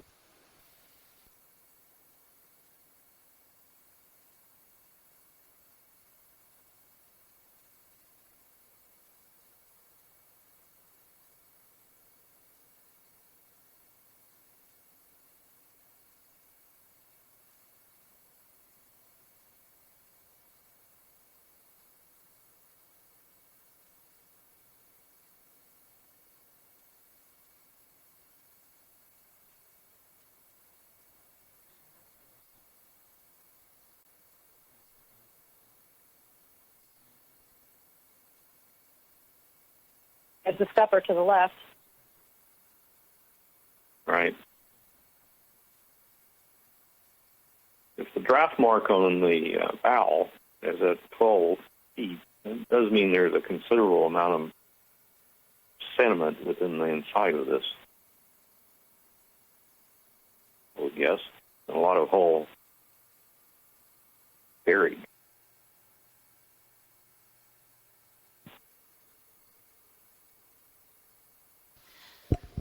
So can I ask if there may be, judging by those draft markers on the bow, 12 feet potentially below that, why are we still seeing so much of the inside of the vessel? Why is not more of that buried?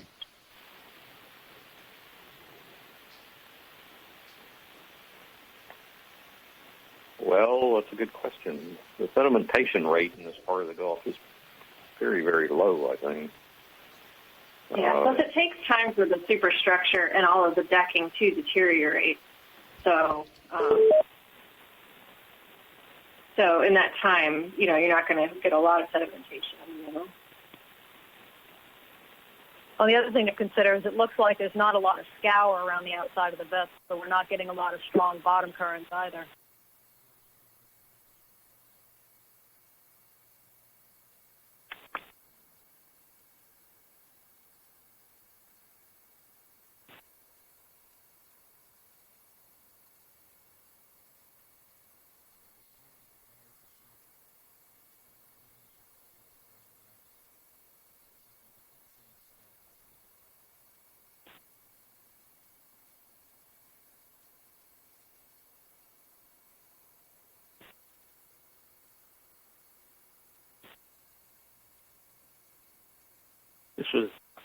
This is probably one of the most heaviest built vessels I've seen in the Gulf. Looking at the fasters, some of those are, some rough measurements off the lasers, are in excess of 40 centimeters are visible.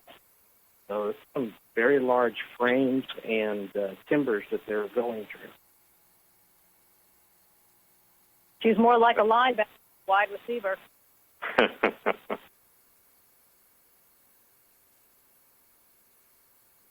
Was definitely not built for speed. No. So does that tell you something about the function of the ship then? Well, likely a merchant vessel. It was probably developed, used mainly for trading, carrying cargoes back and forth. With the because of the copper sheathing, it's possibly could be indicator that it was not a coasting vessel, but more what traveled the open oceans and more expansive distances. Across the Atlantic, perhaps. And given the ship's length, 2 masts or 3 more likely?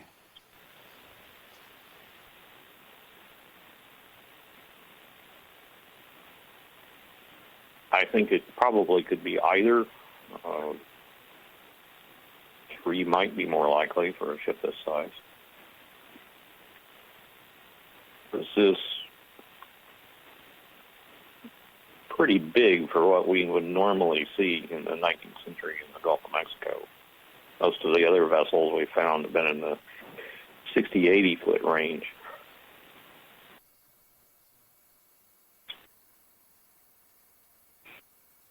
Jack, do you think this could be early 20th century? Or? I sort of would doubt that. I think we'd see chain on the anchor and such. If that were the case. Those bottles are all hand blown and hand finished. Yeah, I don't see any machine mold marks or anything like that. Yeah, there's too much. The broken consoles. Yeah, it's Can't tell if any seams or not. I wouldn't make that assumption just yet. Yeah, that might be.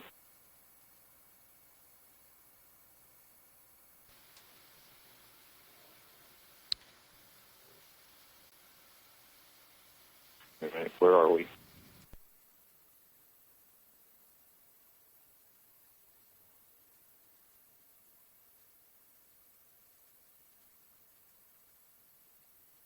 I think this is the deepest part of that depression that we were seeing in the aft portion of the vessel.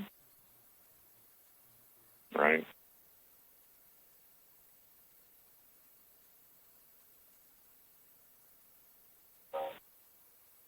So what I thought to be a bell should be further aft to the right of midships, I think, mixed amongst a pile of bottles. Sorry, just repeating what you said. You said further aft, and what was after that? Amongst the pile of bottles? All right. Within the ship's hull, or yes? Yes. Okay. Hey, pilot. So once we get going, they suspect the bell may be further aft in the pile of that pile of bottles somewhere. So just keep that in mind.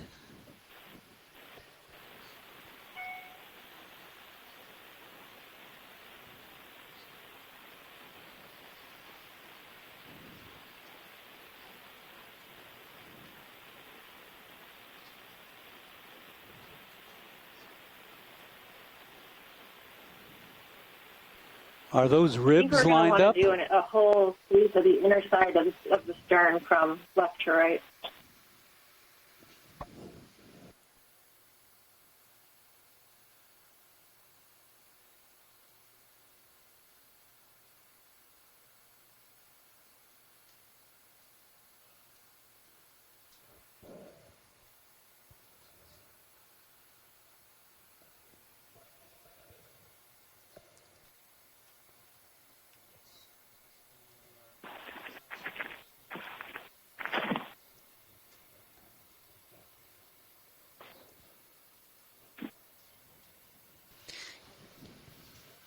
Yeah, can we zoom right exactly where we are right now?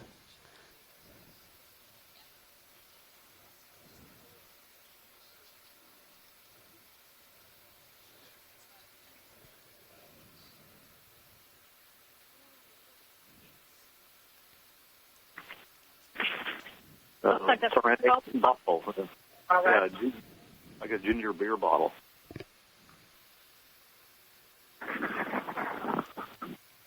Chris says French stoneware.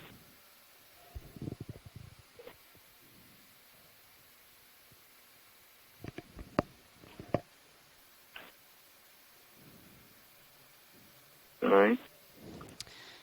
Let's look a little bit above this. If we could just look a little bit above this, please, pilot. Thank you. And zoom out just a little bit more.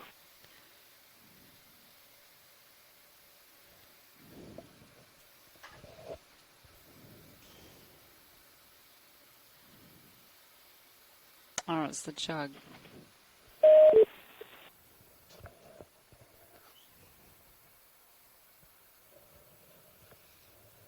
Does look like a picture in a wash basin. Look at the handle.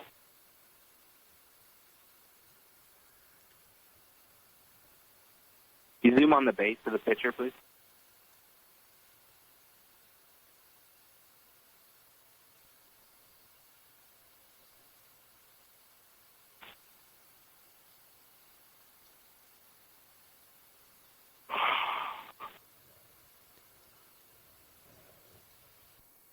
Thank you.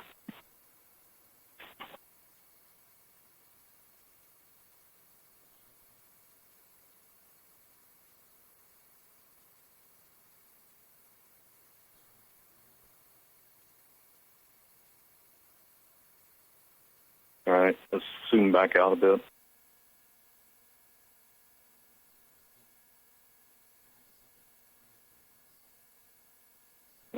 See that cluster of bottles up to in the stern there? Should be over in that area.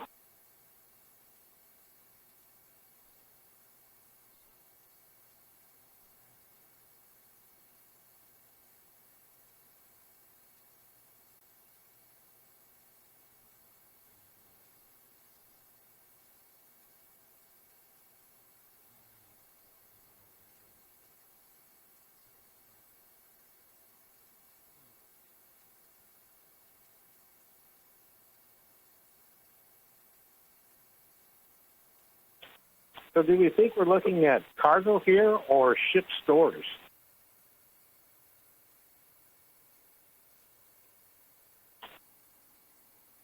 Well, there's an awful lot of it.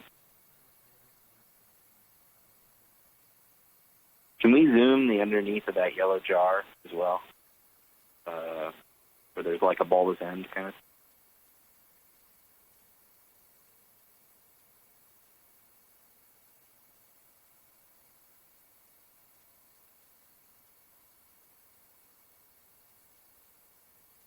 I think that's the neck.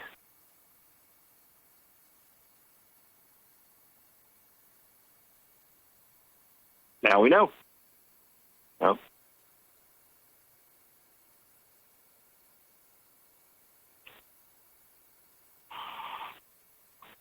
It looks like a little square compartment that for storage of material there. I'm not sure what all the copper sheathing is on top of it.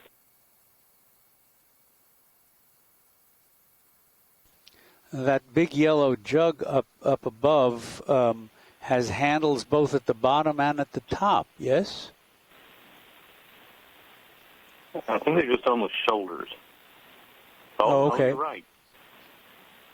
Yeah. Now those were, is that a lug? That's more like a lug handle. Those might have been for some kind of carrying strap. Ah, okay. Right. Or you could suspend it. Yeah, sometimes they'd hang the jugs like this, and there'd be fiber wrap going underneath the bottom, and you can almost see some lines running across the side of the jug where sometimes they were suspended to keep them from breaking.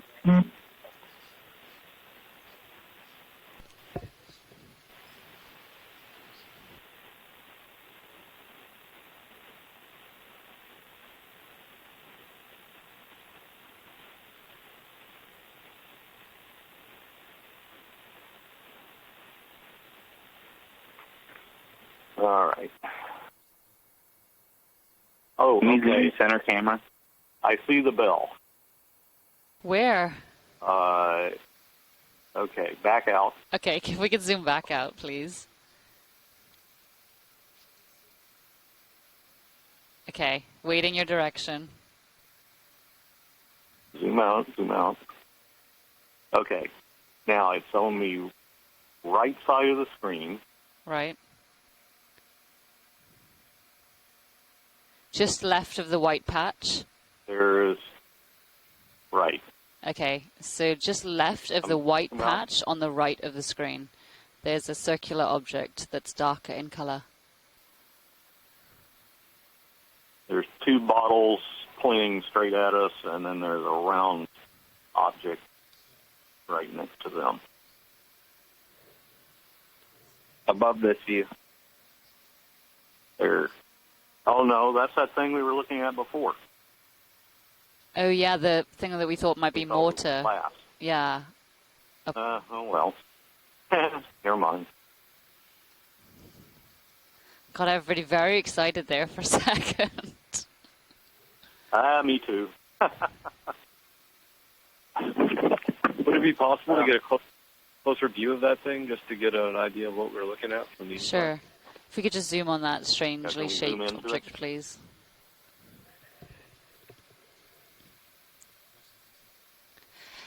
Yes, it is.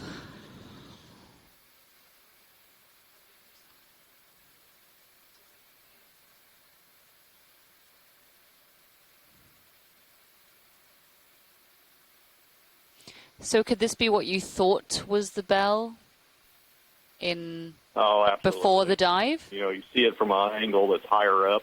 Yeah. And further away, you can see how it sort of flares out. Yeah, definitely. On the top. So it might represent a lighting fixture of some sort.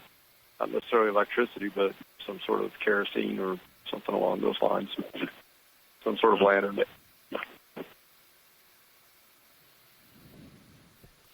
Okay, that's great, pilots. Thank you. Okay, is there anything else you wanted to take a look at in this area? Some better shots of the bottles, or? Well, we didn't really look in like the middle of the large, massive bottles. Okay. Because I'm a little surprised at what we're conspicuously not seeing. We're not seeing medicinal bottles. We're not seeing any nav equipment. We're not seeing hourglasses. It makes me wonder if this ship, in the process of sinking, went out fairly slowly, allowed the crew to get off before and taking the more expensive items with them. I mean, that's just conjecture, but I've never seen a wreck that had this much stuff on it that didn't have any of those things on it. Yeah, the other wrecks we've seen had several telescopes. They'd have octants, navigation instruments. They'd have hourglasses. So we don't see any of that. Can you zoom up on that longitudinal object in the middle? That's to the right of where you are. Yeah, that to the one, right. pilot.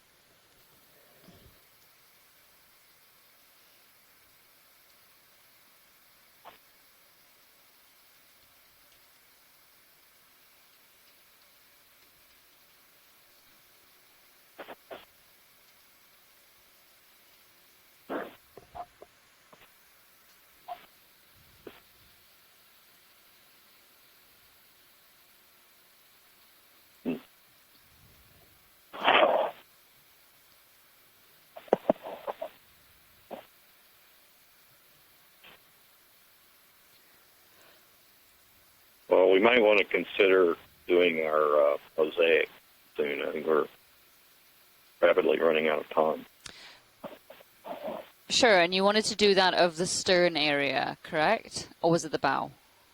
The bow, right. I think it was the bow was what was the original plan. Okay, well, why don't we progress? Sorry, why don't we go progress up the port side, getting a good view of the structures along the inside of the port hull, and then we'll begin the mosaic once we get up there. Is that okay? Yes. that's a good plan. Okay, pilot, we're going to head up to the bow, but getting some good views of the inside of the port side of the hull. And when we get up to the bow, then we'll start our mosaic, please. Steve, get a quick view of a quick zoom in on those frames before we take off in the Sure. Back to the left, can we get a quick zoom of the frames off to the left, please, that have all the tubes in them?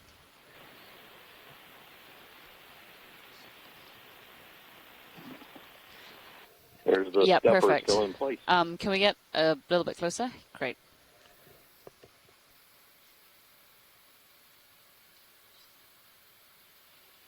So interestingly, from the AUV images that we saw before, I had guessed that these were tube worms, like Lamellobrachia or some other chemosynthetic tube worm. But now Chuck and I have actually decided that these are probably teredo burrow linings. So the teredo ship-boring worms from shallow waters, they tend to have a calcareous lining in their burrows. And so they eat away the wood, and as they do that, when creating their burrows, they line it with some kind of calcium carbonate. And so that, because the wood has been eaten away now, we're now seeing those linings exposed. And then amongst those linings, those burrow linings, we've also got some Bathynorita mollusks, which are the smooth ones just above the left laser. And then we've also got Conoia miroglypta, which are the ridged mollusks as well. And then there's another trophon-looking species just up to the top. But these are all classic seep inhabitants in the Gulf of Mexico and elsewhere in the Caribbean at seeps there. Scientists ashore, is there anything else in particular you want me to see about these rib-like structures?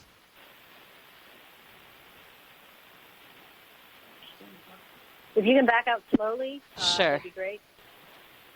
We'll try to get a sense of their width. It looks like they're roughly 30 centimeters wide.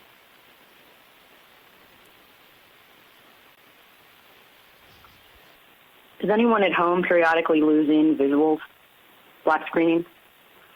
No, it occasionally pixelates, but otherwise it seems fine.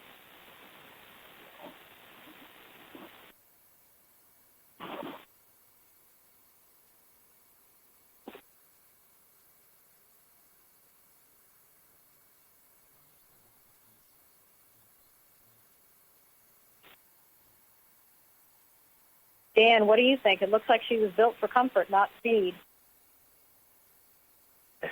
Yeah, that is not built for speed is correct. I mean, the frames that I'm looking at, I was doing some rough measurements, and the frames are about 35 to 40 across some of them, and the room and space that includes between the frames is about close to 50. Like I said, I've looked at a lot of the wrecks here, and the wooden wrecks from the 19th and 19th century here in the Gulf of Mexico, and I mean, and of all the construction, this is probably the heaviest I've seen, including it's heavier than what we saw on the wreck formerly known as Western Empire. Oh, look, a block. Is that a block? Shiv. Looks like a shiv. Shield, rather. No, shield, exactly.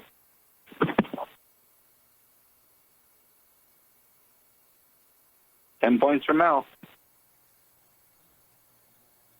It's a team effort. One of the things I've noticed on this is there's the large number of scuppers, and also the large number of and the size of the hawse pipes. They're larger than I've seen anywhere on any other wreck in the Gulf as well.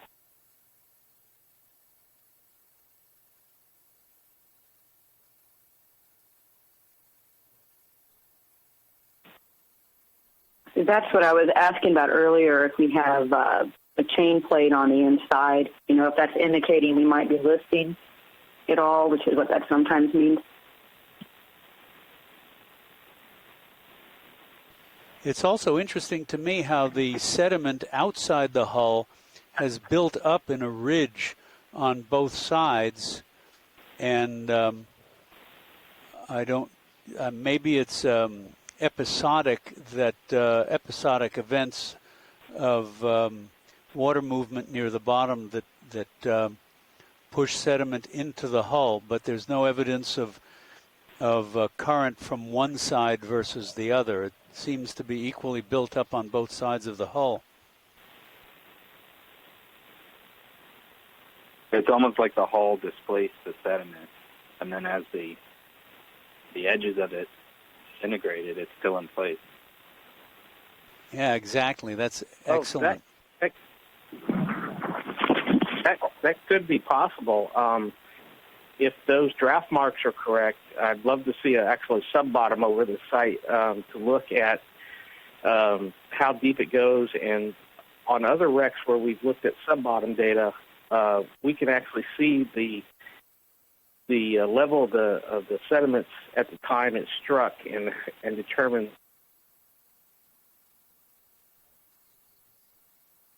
a sediment. Okeanos has a sub-bottom, right? They have a multi-beam bathymetry. I don't know if they have a sub-bottom.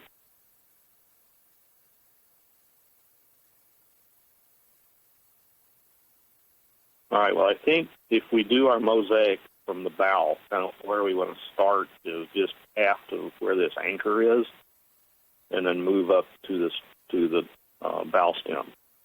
And the anchor would give us a marker of where in the lines. So sort of from here forward.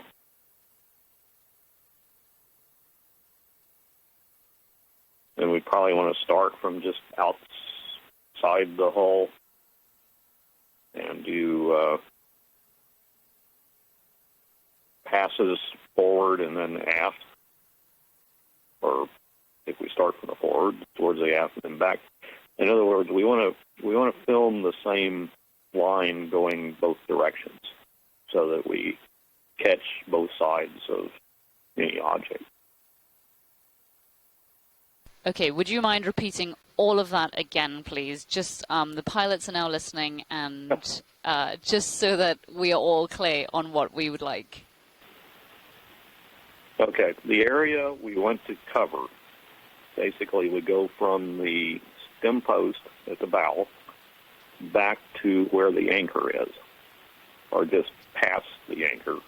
And the anchor would serve as a marker for where to end the transect. And so we would want to start from just outside the hull and go both directions. In other words, we want to go down the line, turn around, and come back the same on the same line. We want to get both sides, in other words, of whatever we're filming. Then, Scott, we need, 80% overlap? Yes, at least 80% is what the software protocols call for. So try to overlap 80% of the image.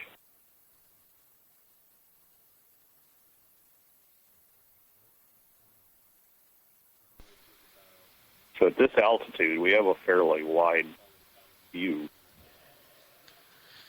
Yeah, if this is about a meter, like they said earlier, I think that's a good height to do it, and that'll save us some time, and we will allow for some more expansion of the mapping. Okay, so are we happy to start the mosaic now? And if so, we're going to continue a similar pattern to that which was sent out to us either last night or this morning, as well as progressing all the way back to the anchor and including the outsides of the ship. Correct? Correct. Great. And we're happy to start that. You'll want to get the lasers off for this portion as well, because we don't want those included in the model. Sure. And then we also need to make sure that there's no portion of the ROV visible within the survey line. Okay, I'll relay that now.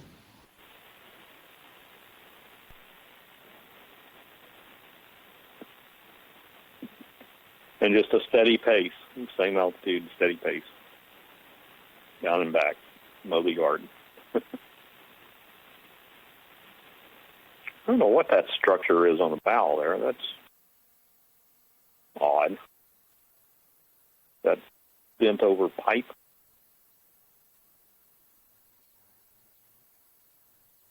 Anybody have a thought on that?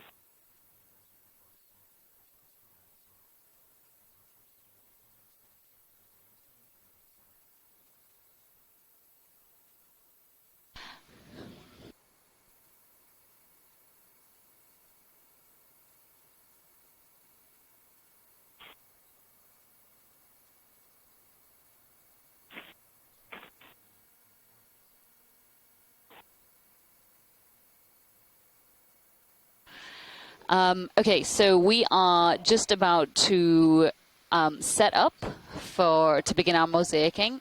Just a reminder, once we start this, there's going to be no zooming or any of the fun stuff we do here.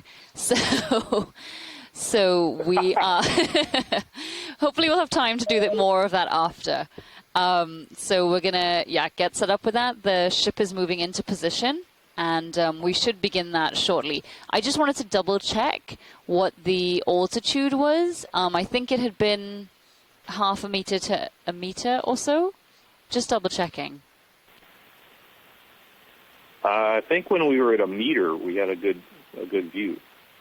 I would recommend 1 meter because you're going to get more area to cover in less time. Okay. And I don't think we need that fine a detail. Okay, I'll let them know.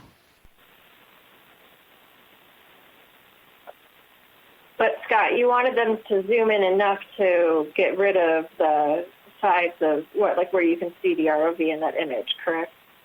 That's correct, because otherwise I'll be removing them from thousands and thousands of images.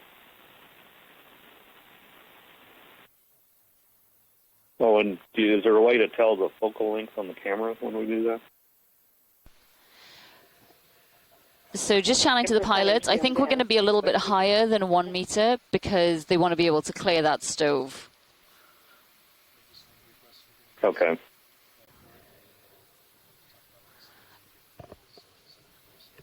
Apologies.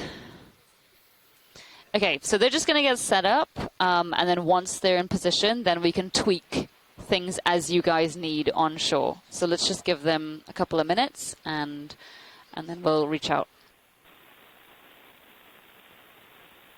All right. Scott, you've got the helm on this one.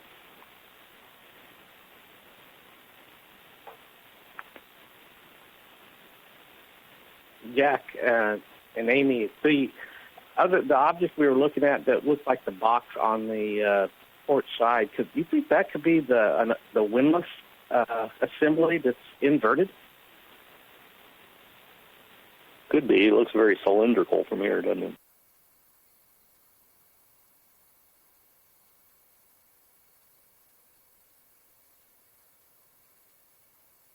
That's a great question, having not seen one before inverted.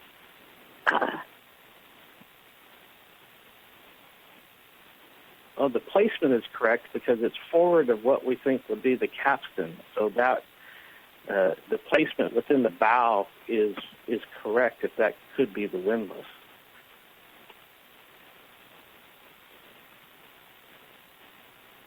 I mean, I think there was definitely some broken glass or some bottles in the one end, but that could have just haphazardly fallen there as well.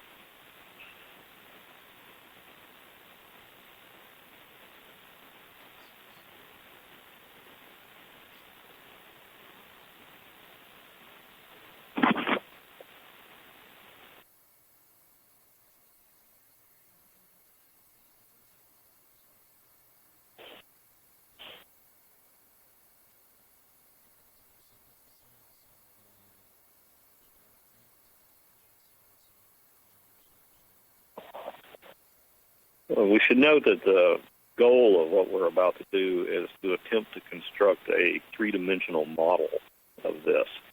So by taking the images and the way that we're going to acquire them, we should be able to run this through software that will render it as a 3D viewable model.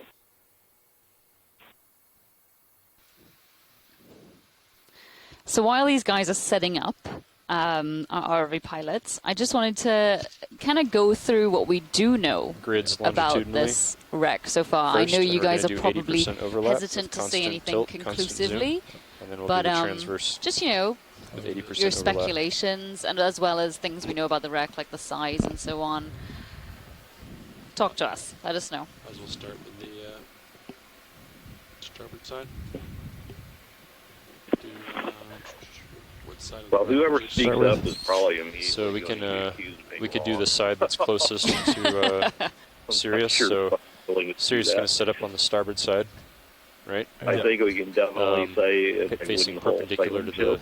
heading of the ship. That's pretty And then you conclusive. can start longitudinal transects longwise on Some from of the the starboard side, artifacts working that your way we've up to seen, port. like that little stoneware bottle, And we want to try to minimize if moving I'm Sirius right, because they want constant if I lighting. recall, that was similar to one that we found on another wreck that was dated to the early 19th century, or Yeah, well, first the quarter pace, of the 19th century. it's not as anyway. critical as if you're doing a photo mosaic because it's video. Am I so right in they can that, take whatever Owen? frames they need. But, you know, Yep. it basically you want to focus It's on very flying similar, steady, although the shape is a bit keeping as constant of an altitude as you But can. that's not surprising. We should and, see variation keeping the throughout lighting the as Gulf. constant as you can. Right. But other than that, the And speed. you do get some of the you know, wine bottles you'll with set the funnel speed based on however trade. you're They're, comfortable. they're common throughout the 19th century. Flying smoothly. The copper sheathing is, and the looks like hardened copper fastener is, I'm not mistaken, is pretty indicative of the, So we got the bow and view for reference. middle part of the 19th century or Starting later. with the ship's starboard side. I might actually bring the ship to an easy stop and then move you more It off would the be ship. useful I to think know this is if about this the middle copper was actually pure between the bow copper and the anchor here. or an alloy Yep. copper. That Bridge, RV would nav. tell us something about its age. Go ahead, Nev. Copper, obviously. Yeah, can we was bring the quite ship to an expensive. easy stop here, and we're going to give you another move momentarily. Yes. In the later period, it was alloyed. 5 to 10 meters Something at that was called Muntz metal. Yeah, I think. I don't why don't think we that's do what 10 we're meters? looking at with this one. 170, and that'll be about Pattern of perpendicular to where you are. the, Okay. sheathing, I believe, is diagnostic. So we might be able to tell something from that. Do you want me to rotate A little research. to ship now to get a view for it, or? And the actual You can the length and rotate width as needed of the to keep sheath D2 in of the copy. sheathing Frame. can also give you some ideas of the dating. Bridge, RV nav. Go ahead, Nev. Yeah, we'd like a ship move of 10 So would it be meters, safe to say 10 that meters, this is a bearing bit of an 070 anomaly, at 0 something decimal 2 that knots. you guys haven't seen necessarily Roger in the that. Gulf of Position Mexico move, before? range 10 meters, bearing 070, I speed think decimal that's pretty 2. safe to say. Thanks, Bridge. It's much larger than any other wooden hull sailing ship that we've encountered before. It's clearly not a warship. There's no evidence of armament that we've seen, Yeah, I think I have cannons the right or altitude to small arms of any clearance down. sort. I'll just leave it here. As somebody So, earlier 2 meter pointed out, it altitude. is unusual that Okay, we don't and you're in auto see depth, so that might any navigational change, right? instruments. Often in the past, we've seen telescopes and octants, which were for Bridge. determining Go Bridge. Move has been the ship's initiated, position. range 10 meters, bearing Hourglasses 070, that were speed decimal frequently 2. used to That's a good gauge copy, the speed of the ship. Yeah, I can We don't see any of that. Yeah, I think. Which So is what now I need to know is rotator and well, zoom. I'm not quite sure why. The further I go down, the further you have to zoom in. There's plenty of other the more artifacts. Obviously, So we can't have any objects. In fact, we had the planned on stove pulling is that pin something through of an yet. anomaly. We haven't seen one quite of that design. Yeah, let's. Well, Other ones we've encountered have been more, as I said, more what let's you call a firebox or a hearth. let's rotate down and try to zoom in past the Actual, loop. what we could See consider how a that stove. looks. Yeah, lose the. Yeah, we should have tucked that in. So there's once we get the video back, there's going to be a lot of time spent going back over this over and over and trying to figure out. Can we get lasers on for a second? Some of these questions. So we can get an idea. They might be in Lasers are on. They're probably hitting the. Oh, they're hitting the. Maybe tilt up a bit. I'm just trying to get a frame of reference for how wide the frame is. Hey, Jack, I think what we might be looking at the top of the so that's screen pretty now good. is They want the lasers or not? No lasers. stock Lasers. of that other anchor that I saw before. Lasers are. How do you feel about back out that? the And what I watching your thought toe might be cams the for up off the obstacle screen to avoidance. the top a little bit. Yeah. Good. I'll just Okay. go heading. I think maybe I think we should. Okay. Perhaps another Comfortable with this biologist altitude? can tell me, but this is the first deep shipwreck that I've seen that has no anemones on. So you ready to start? Fly traps or the little stand by. cup ones. Well, we haven't seen I'm any. gonna get serious setup here. This is Chuck Messing. I did see one Cereanthid burrowing anemone inside the hull, dark anemone. But this So, Emily, the fauna is certainly different from what we've seen in our in other terms of camera positioning. our other dives and up zoom, the west, I think we're done. up the side of the So West it's pretty Florida easy. escarpment. The only We've not thing seen is anetastomid if you eels think, before. adjusting the lighting would. I think I've seen the one image. or two of those spider crabs, which I believe are in the genus Rockinia. And I think there are Exactly. on that So disc that's anything, visible any changes now. you wanna I make think to the those lighting, are we'll that's do a it now and cluster then of leave it large and, set scalp it, forget pellet it. gooseneck barnacles. And we've seen those clinging to glass sponge stalks before. So, and then we did see the deep sea red crab before, Geryon quinquidens. Right. So, I think that's Chaseon. that's right. That's the old name. Thank you. I should Chaseon clarify. quinquidens. We want to change the lighting, but so things you are can quite a adjust bit different the iris, here than they've been if it elsewhere. gets We've seen too dark some or too bright. anemones on some of the other dives, but not many. Mostly to the iris, Cereanthids. Yeah. And we haven't seen, I think we've seen maybe one of the Venus So, and then one flytrap thing, type your focus, are you anemone, focused but wide not right much now? else. But so, Okay, I quick think we're question gonna leave on it there. the wrecks that you've worked on before, so I where think you Jeff have is gonna seen record some values anemones, in a were they minute. actually attached to the copper of the ship, or were they attached to other metal pieces? All right, how do you feel, No, Sean? you typically on all the wrecks I've seen, they're nearly always move it attached back to over a either bit. iron or steel, Yeah. and occasionally on glazed ceramic. So could You it? tend to see, and those are like the larger okay. fly And trap actually, we ones. could The smaller move you ones, maybe a little bit closer to the wreck again.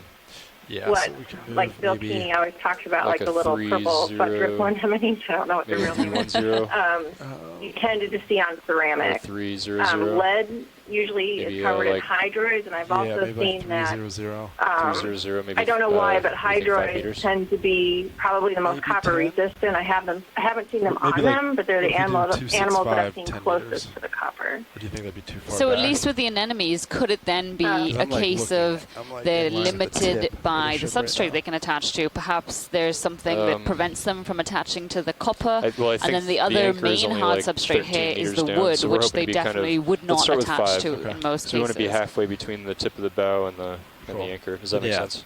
300, Right, but there 5 is meters. quite a sounds bit great. of extant iron. I wonder if the sediment Bridge is already rate nav. here is like Go ahead, nav. making it All right, we're difficult. going to make I'm one not final sure. adjustment here. It's a really I guess we're also interesting not seeing a lot of observation. We want to go 5 Anyway. meters, This is bearing definitely a 300 different. This is at definitely a 0.2 different knots. community structure than I've seen on After any that other position move, shipwreck 5 in the meters, Gulf. bearing 300. Well, this is my first speed decimal shipwreck, 2. deep That's correct. shipwreck, and although I did see a late 20th century barge off the east coast of Florida, but it's interesting that virtually the only attached organisms here are a couple of clusters of the Lophelia coral. I haven't seen any black corals, any octocorals, any of the other or sponges. Nav bridge. Nothing that we usually get on the Go ahead, Bridge. Move has been natural initiated. 5 carbonate meters, bearing substrates that we've 300, seen speed so decimal far. 2. It's a good copy, Bridge.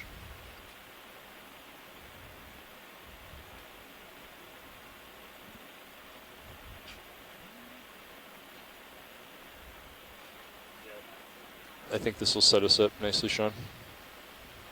Yeah, I agree. Yeah. Go ahead, Roland.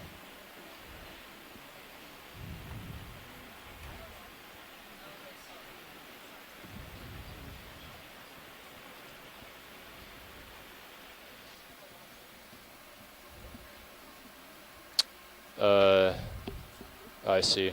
You're reducing shadow, D2's shadow. Yeah, once we get Sirius in position, we'll try that out. Good. They said they would run over the site with the sub-bottom. Yeah, I'm not sure what kind of resolution we're going to get to this is with the hull mount and sub-bottom, but might get something. It's usable. Rotator at negative 40.2. Minus 40.2 degrees. Correct. Okay. Altitude 2.1. You got my depth. Eva, could you let me know the actual time start this second, if possible, when they do the mapping? So I'd say Sorry, you wanted to know the actual time that the mosaic begins, two correct? magic numbers are 265 and 75 probably. Yes, please. Sure. For me. They're just setting up still, so just bear with us. Stand by. I guess it was only 5 meters, so go ahead. Sorry, Levi, go ahead. So I'm just going to keep my heading at 265. And then So basically, yeah, we're going to be doing these transects right down the side of the hull. And then you're going to turn around and come back and do it with 80% overlap. Okay. And we're going to keep moving from starboard to port, doing the same thing. Are the barnacles on? Does the object the barnacles are on? Does that look like it's stone? No, I would actually start off the angle that I'm seeing. off to the side a bit. You want to get more than that? Yeah. Copy. I think if you can keep the hull in the right edge of the screen, that would be fine. So I'd actually back up a bit so you're in line with the tip of the bow. I can't really when you tell start. either. Does that make All sense? we have seen the Even though whetstone. you're not seeing it. Right, So you can get that area in front of the ship. Yeah, I got you. Okay. So you're pretty much ready to start? I'm still kind of looking at the tip. Yeah, I think we just move it perpendicular a bit, right? Like 240, 5 meters. Yeah, that's what I was thinking. That pretty perpendicular, I think. I can't see it. 240, 5 meters. I agree, yeah. I think you're looking pretty well where he'll have plenty of tether to get all the way to the port side of the wreck, so. This view Bridge that is they RV have nav. with the downward angle looks Go perfect ahead, for RV. Just want to confirm the ship is stopped. Kudos so far. Yes, the ship has half a meter left in the last ship move, and it is slowly closing. That's a good copy. We have one more adjustment for you when you're done.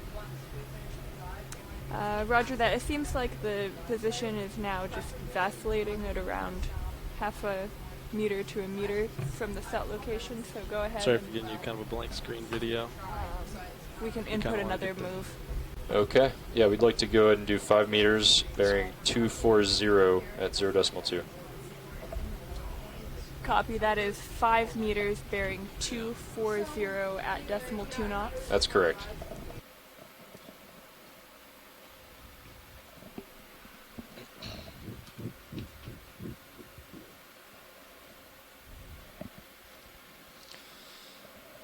Okay. So do you want me to start as the ship moves, or do you want to wait for the ship to move because of lighting issues? Or? Let's try turning off Sirius's lights real quick. See how much of a difference it makes. It's D2's lights. Oh. That's not what we want. Is anyone else on the call? Sirius lights coming off. Do one at a time. That's one Yes. bank. Yes. Yeah. 2 bank. Yes.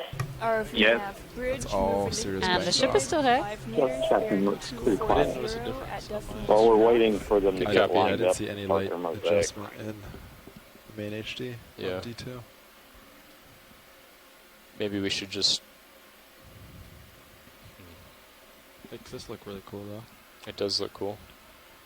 Let's turn on like the middle bank.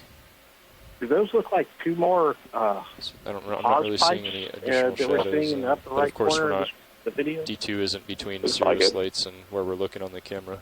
Yeah. Right. So I think what Roland is saying is like when you're at the end of your transect and like you're off to the side looking the opposite direction, you know, and then you turn It is around. really interesting, especially with all In of one these that, direction you you're know, gonna we're have only seeing a Sirius single lights, light and the other finger. direction you have It D2 makes me shadow. think that there's an awful lot of I'd be fine with material and that. artifacts Yeah, buried you want within to the just do wreck. that? Okay. You guys are. All banks off. So they're not done with the move. You're going to move further. Well, that may be why we're not seeing some of the other navigational ones. Yes. Let's just hold. Let's wait and make sure we're happy with the position. It shouldn't take long. Sounds good. I accidentally just shut my screen off. And did Jeff record those values? He Notice did? there's no Okay. wall of sediment over on this portion towards the bow. Which is exactly the same Oh, that's as fine. the Monterey That's fine. wreck, He was the looking way at they D2's sat, camera. where the sediment is So I much think higher our swing arms, I towards mean, the stern, it seems like and we've then been gets happy with the really lighting shallow towards the bow. throughout the whole dive. We might as well leave them. I guess.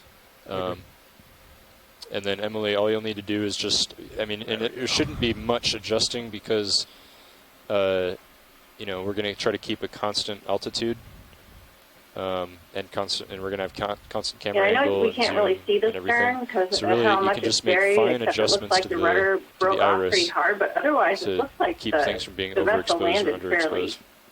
But trim. it should be pretty close It the doesn't whole look time. like it was that traumatic of an impact to the structure. There's a whole collection of bottles in the back, though. Oh, if you Slam navigate. the back. Do you want to move the ship one more time? Yeah, ahead, unless Rich. they were stored back Move is there. complete. Good copy. I don't know.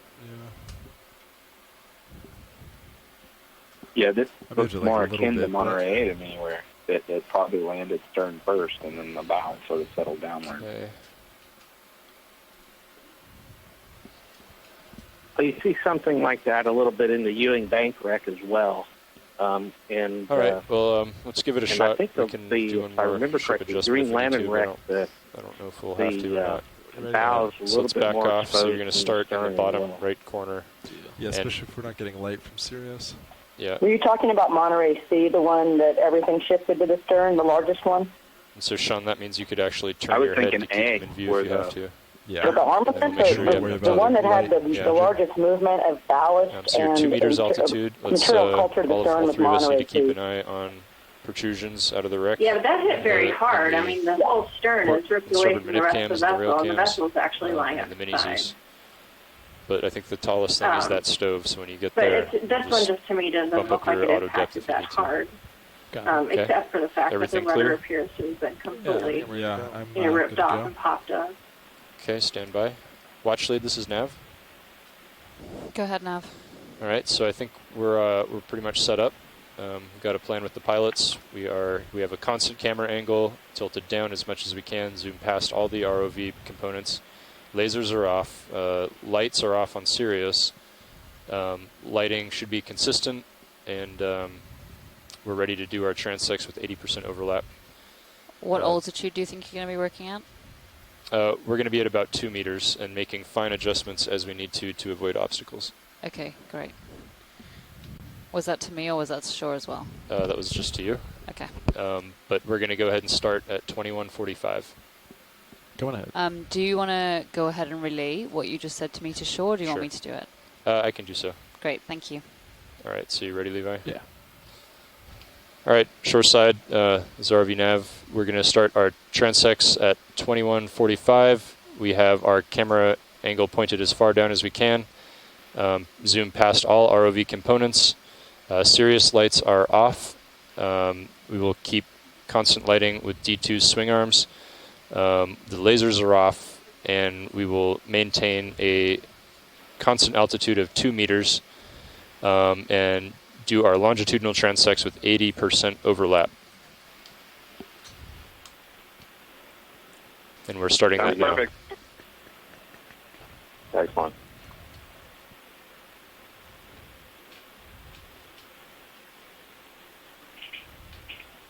What's sort of great and new about photogrammetry is that it's able to take multiple images with different perspectives All right, so in the to case I thousands can't- of points I guess we in can see common the anchor between from one your frame and the field of next. view, huh?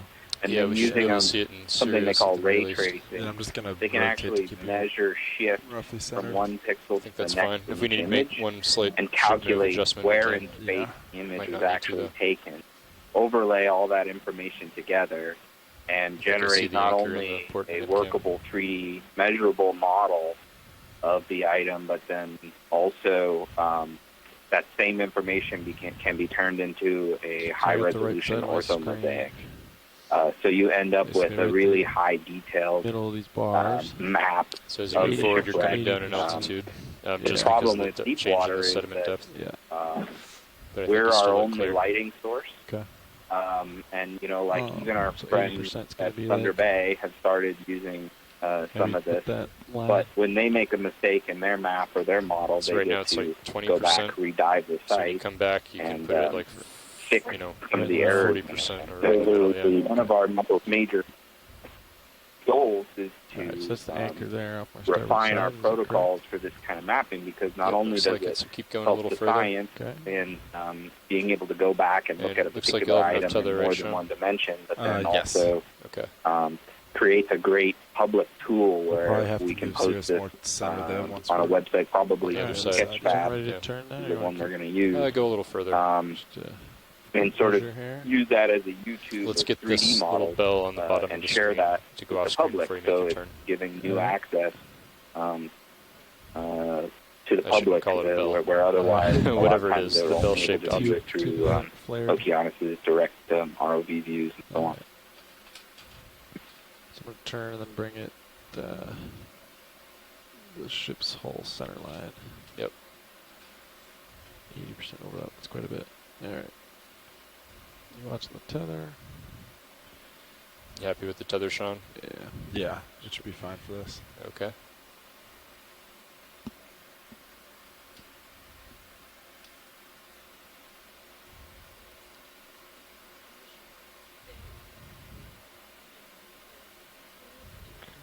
Yep, see the anchor up there. So we're well past it, which is good. There's the anchor. I think that's perfect. There's your tubular object. Alright, let me get where I need to be to do 80% overlap.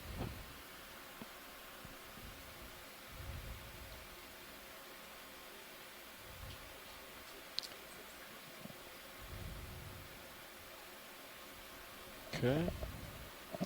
Let's say I think halfway is good. halfway. Yeah. Copy. Alright, heading of the wreck lined up. Alright, good. coming ahead. Mowing the lawn.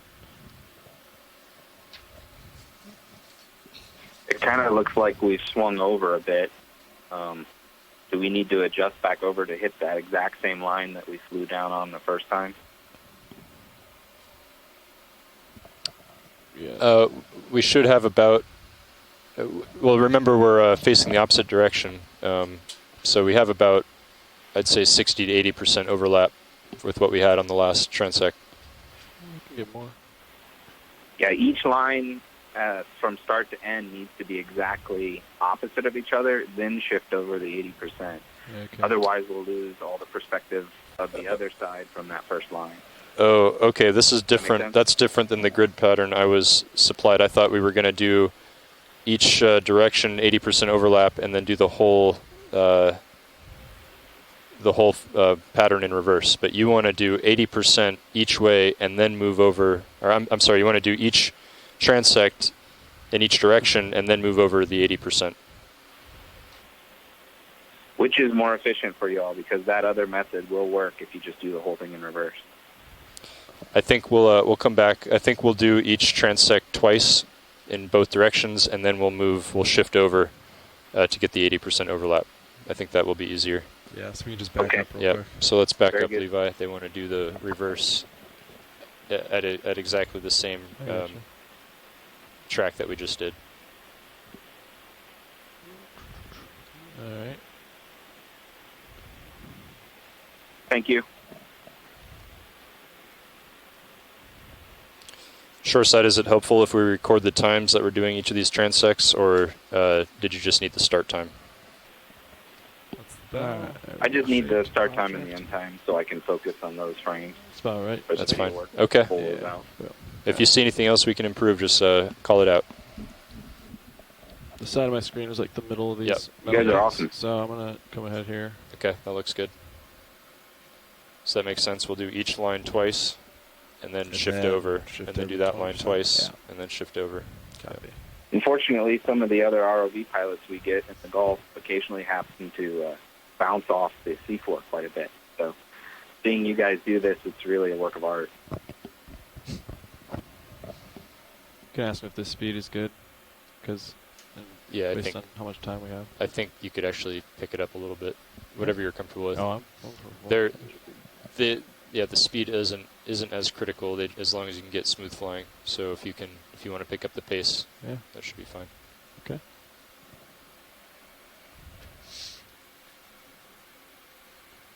Alright, so for reference, my frame is cutting those rungs I'm going to let him go because the bow is curving in. That's another anchor sticking up out, isn't it? That's what that is. Oh. Yeah. Bingo. All right. Now I'm going to fly by Manip Camps at Sirius. And make sure you go all the way Yes. to the bow.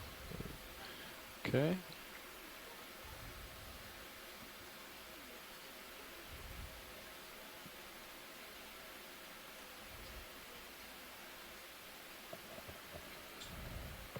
Okay.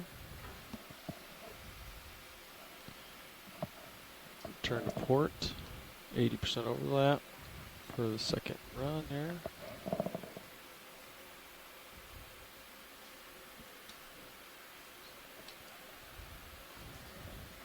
Are you having to make many adjustments, Emily, or is it pretty constant so far? Okay. Alright. This is going to be the fun part. So there's no reference out here. I'm going to have to... Other than you. Do you want me to move you a little further toward the Rextron? We can do 5 meters at... Forward or... Yeah, like 260. What do you think? Yeah, that's fine. Will that help you? 5 meters, yeah. Yeah. Okay. Camera 2 is giving some nice, you get some nice overheads of the ROV running in the lake. 80% overlap. Bridge, RV nav. Okay. Go ahead, RV nav. We'd like one more move, please. A move Roger. of 5 meters bearing 260 at 0.2 knots. Alright. Copy. That is 5 meters, bearing 260 at 0.2 knots. That's correct. 20% over. Alright. You can always lateral over a bit if you're off, because the sediment, they will have plenty of video to work with. I think we're doing pretty good. RV here. nav So the bow's bridge, coming move in initiated, here. 5 meters, bearing 260 at 0.2 knots. Thanks, Bridge. So, you agree that's 20%? Yeah, I was cutting I think these that's pretty good. bars in half. I think that's pretty good. You're a little less than half on the edge, so I think that's fine. All right.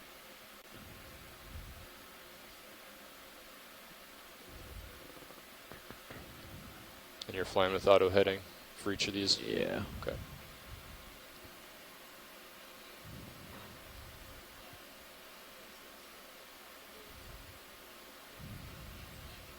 So yeah, I'm basically cutting I got the hole in the center line basically close to it. Yeah, just less than. That's perfect. I think that's the tube already, isn't it? That's the anchor to my starboard. Right? That's it. So once it goes off screen, I would like to turn. Okay. Now we need to do that again. So turn to starboard. Shoreside, how is this looking so far? This is literally a dream come true for me. So it's looking pretty Did you incredible. catch that, Levi? He said it's a dream come true. So Glad I could help. All right, so we're talking about 50% on the screen here. So we run the second stripe, second direction. Lined up. And here we go.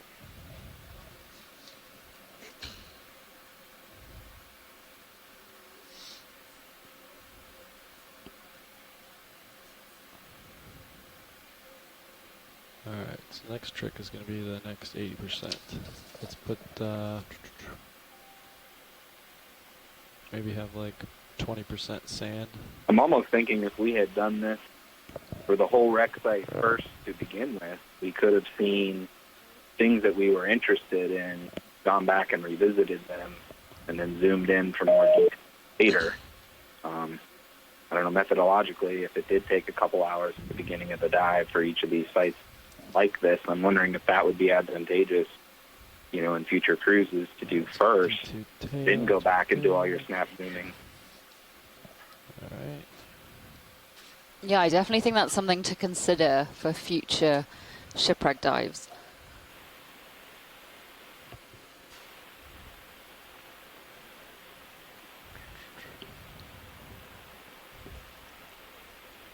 it kind of gives you an entire context of the site first from which to, determine where to spend your time.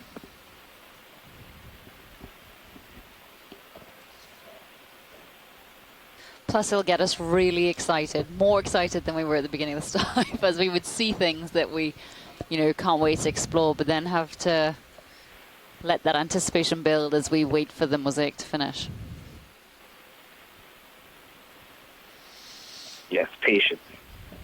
Emily, you're I think doing that a would great show job. a lot of Looks archaeology. great. They'd have a map. No, I think it really depends on the site type. Like this one, the visibility is really good, and everything is really well contained to the immediate location of the hull. Whereas other sites, like the one in Coffinfish Canyon that we might visit later this week, looks like it has a much larger debris field. So before we did the mapping, we would have to determine the extent of that. Okay, so I got the rail. Yeah, I think that Maybe looks at good. the third mark, maybe. So, and then just gotta remember that for the way back. This is a really good speed as well. Great. Says it's a good speed, Levi. Copy.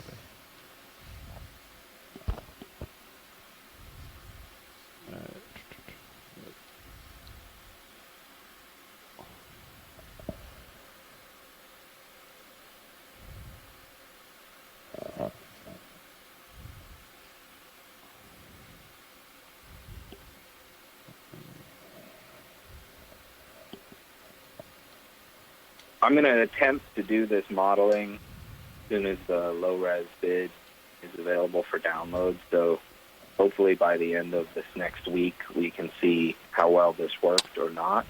And I can share some of that Bridge, through that ROV nav. Sketchfab website and the password and so Go on. ahead, RV Nav. We are having probably some the bow orthomosaic pressure low-res damping. version of We'd it. like to change our heading 5 degrees to port. I'm seeing the ship drifting pretty quickly backward here. Are you seeing the same thing up there? Tweak our methodology. Yeah, I mean, potentially on the shipwreck dive on the 14th. We've drifted about 12 meters back.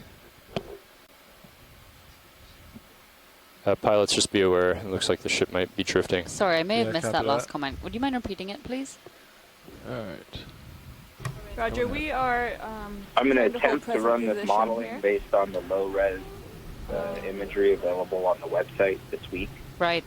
And then I can share that out Yeah, with the pilots, just be aware. I mean, you can see that the were track on the ship is making. chain, Yeah, for the earlier We, sign calls. I think we moved back about 10 meters. We could look Copy at that. potentially tweaking the methodology 10 meters as out. needed based on that. Moved, Yeah, that's a great idea. Hopefully there'll be something to share before we do the dive, which is the coming ship up moved, the 14th, which southeast, may is have that been correct? delayed. I'm not sure on the Yes. schedule on that. So But it's going to be I think it was moving target away target number. from Target the wreck 3? and towards the bow. Is it priority 3? Yeah, I mean, if that was something you were willing to do, I'm sure a lot of the scientists would be really Are we not, happy Go, to Bridge. be able to see Hi, we that, just want to give you an and update. would be more than happy to give the feedback. Southwestern and Stern started ramping up during our move, so we clicked present position. I'd be pretty excited to see we're that. now holding I'll say position that. now, experimental for us, and so we're it looks like the excited to wind play with it. was backing and then veering, but it's now right off of our bow, and we seem to be holding station fine now. All right, so I'm going to But do I the just next, wanted to give you an update that we're not currently moving anymore, next run here. and we're just waiting to make sure that everything's okay. Okay, so you're comfortable you can hold position here? Yeah.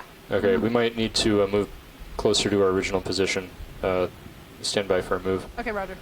All right. There are even Sean, websites that can use the they're able to hold the present model position data right now. presented. What do we need to do? Move you 3D models a of little it, bit forward and then which I think a little bit starboard. Boehm so should maybe Okay, invest 275. in this. I was almost thinking maybe like 285. 285, and I think we The need to center do. is pretty much on the edge of my screen. Okay, should we do 10 meters? Yeah, if we do 10 meters at Unrelated like 285. biological Okay. discussion. Bridge, I'd be RV really nav. interested to know whether these Go ahead, RV Nav. Yeah, we need a Nettostomatids, move of 10 meters, live 10 meters, bearers, bearing if they give birth 285 to live young, degrees just at because 0 decimal a 2 lot of them knots. do seem to have very distended abdomens, Thanks. and there's such an aggregation of them here that perhaps there could be could be some kind of mating hotspot. or perhaps, there's just a lot of food around here. And so some, like for instance, that one in the distance, which we can see right now in the D2 cam, has a really distended stomach. Really, Copy, really Bridge. distended stomach. All right, pilots, you're back So it would just be underway to interesting, original position. if Copy. we could find out a bit more about whether it was, in fact, almost like pregnancy So I got or the edge of the ship just right on my food baby. edge there. Eva, you're not suggesting this is the Love Boat, are you?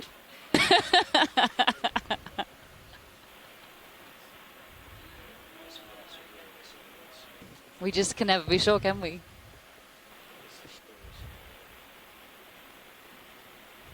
Okay, there's the anchor, so approaching the end here.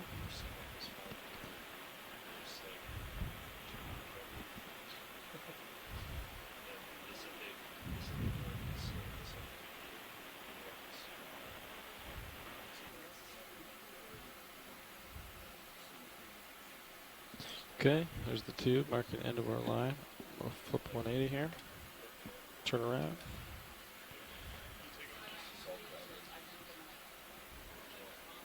Can we ask the video team if they were able to figure out what the focal length is?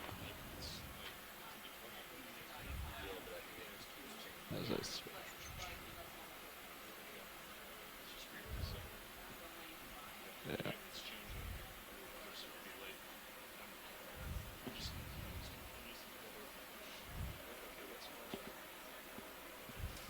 Bridge, this is RV Nav. Nav Bridge, go ahead. We just put in a move of 10 meters. It looks like we've drifted about 18, and it looks like we're moving pretty quickly. That's what I'm seeing on my HIPAC screen down here.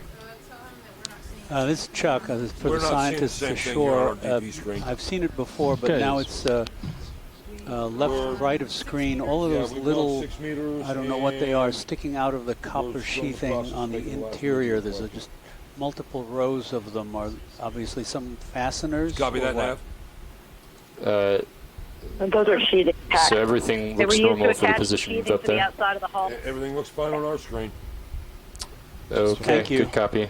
Hold So, position. so the wooden hull was eroded away and all of the left So my guess is what happened. inside Dan, the can tack you hear me? would have held the sheathing to it. It drifted 10 meters away. It was going to fight back to that 10 meters. You put in 10, so now it's like I got to move 20 maybe? Or did they punch out and re-punch in? They punched out and then Okay. re-punched in. Okay. Then what I thought was not possible. Now they're coming back.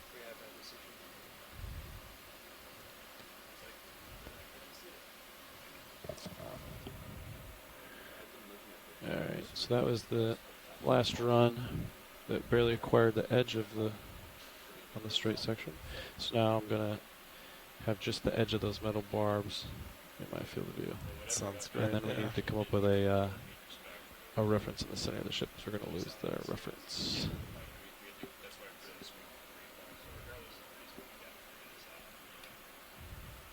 Alright, here we go. Finish that one off.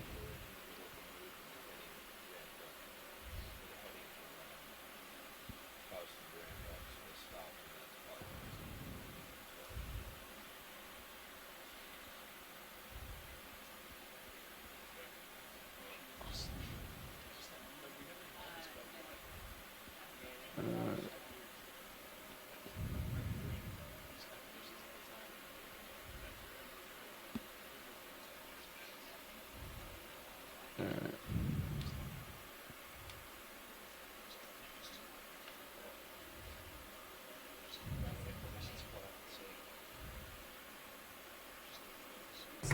RV Nav Bridge, that's a complete move. Good copy, Bridge. Move should be complete. Pilots, we'll keep an eye on it. 10-4. Copy. Okay, so now this goal here is to barely have those metal barbs.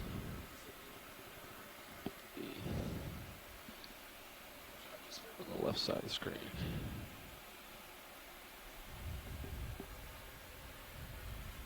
Perfect. That looks pretty good, yeah. So I have a question about this area we're going over now. Is it normal for the metal areas of the ship to become so deformed almost? Like they become like lumpy?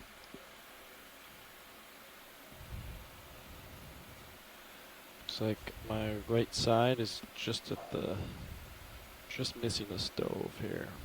Yeah, so water itself is I would agree with you. is full of chloride because we're in salt water. Mm-hmm. So metal objects, You look well above it, too. when you put two unlike metals together, tend to form a small current that draws things in around them, and they begin to concrete. So we call them concretion. I see that tube in your, Got you. Thank you very much. Just gonna make sure I overshoot a little bit here. That's good. This is something that's somewhat special to salt water environments, more so than freshwater.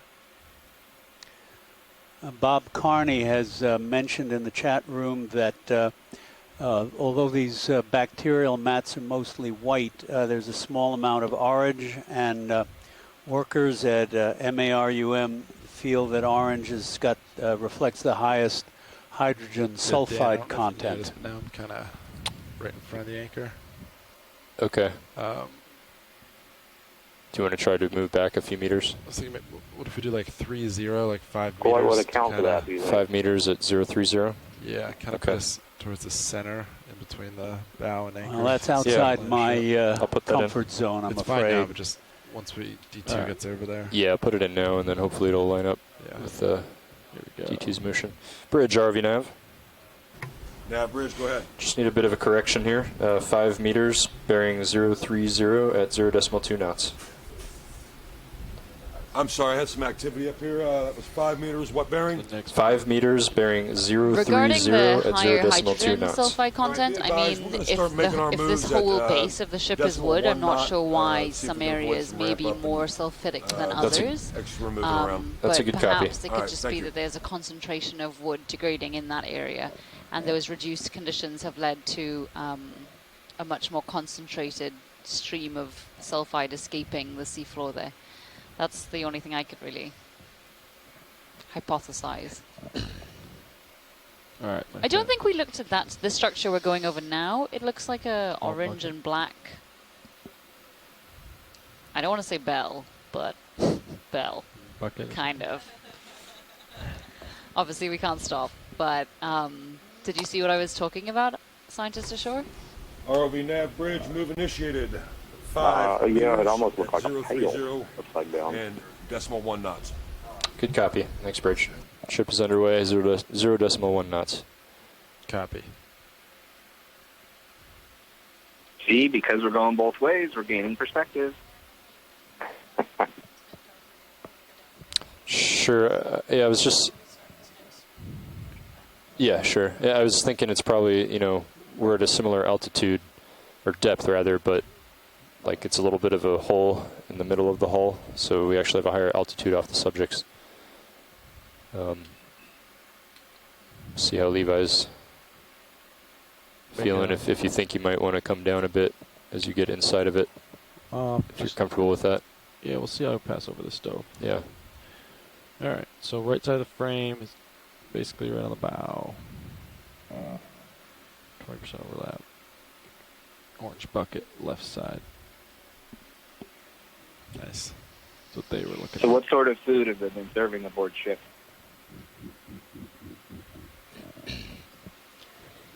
Did you just ask what kind of food are they serving aboard the ship? We have about 55 minutes remaining on bottom. Sorry, I didn't know whether you meant our ship or the ship we're looking at. 5 minutes remaining. But we're not even quite halfway done. It's been, I mean, as usual, the food on the Okeanos is delicious. The three chefs on board do treat us very, very well. I don't want to make listeners jealous, but last night we had a filet mignon and snow crab legs, which was the bomb. But I think that's because it was Friday evening, and they wanted to treat us well. But no, the food on the Okeanos is amazing as usual.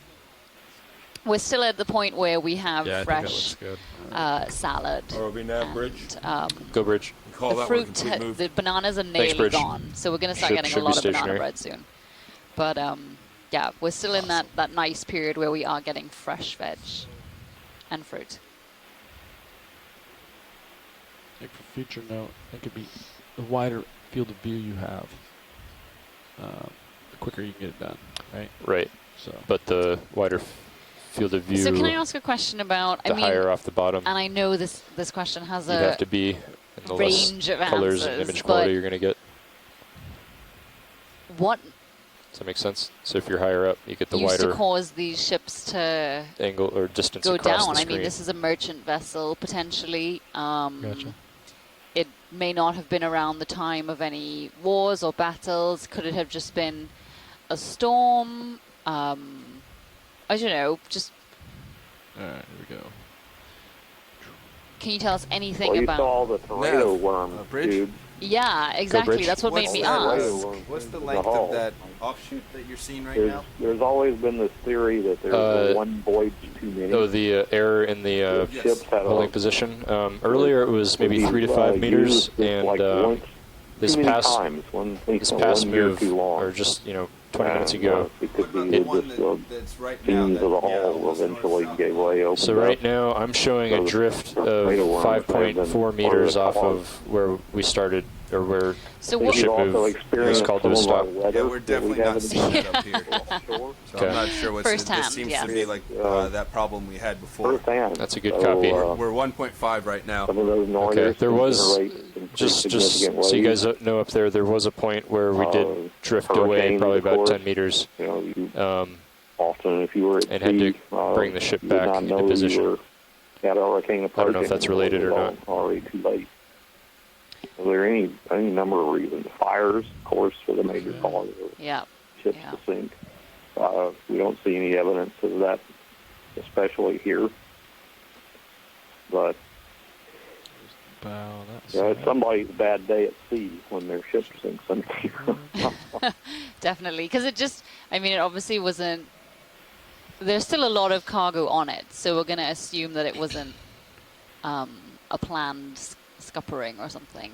But as your position shown, and what this were looks the pretty major good, right? shipping kind of right where we want to be. ports back then? Yeah, in the middle.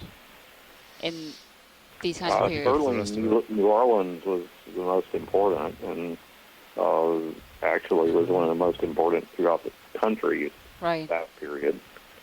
Overlap. Galveston was a major port. Heading. That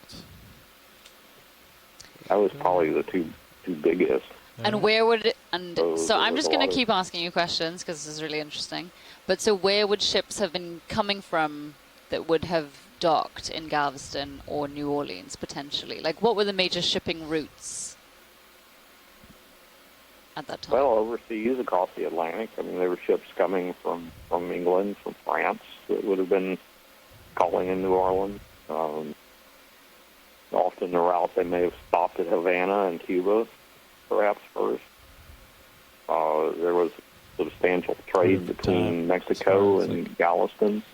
Galveston and New Orleans. Right? New Orleans. Well, we also have to do the halfway done with the transverse transects, but I mean, we'll move as quickly as we can, and we'll get as much done as we can. And this is the first time we're doing this, so next time I'll have a better estimate of how long it takes. New Orleans was a major hub, major seaport. We'll have had about almost an hour and a half. So. Any idea for a ship this size and approximate vintage, how many crew might have been aboard?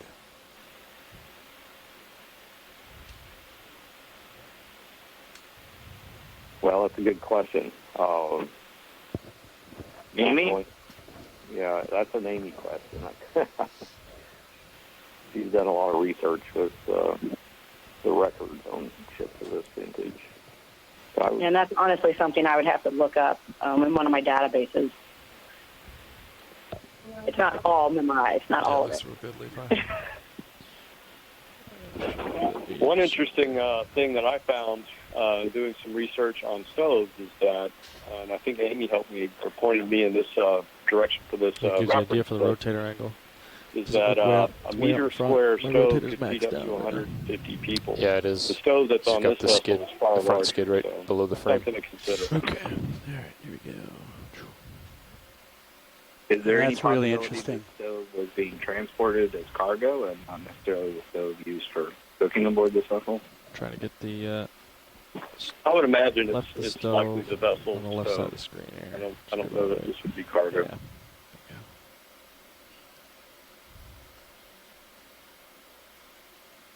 I don't know that you would have 150 people to man a sailing ship without also having to have a gun crew.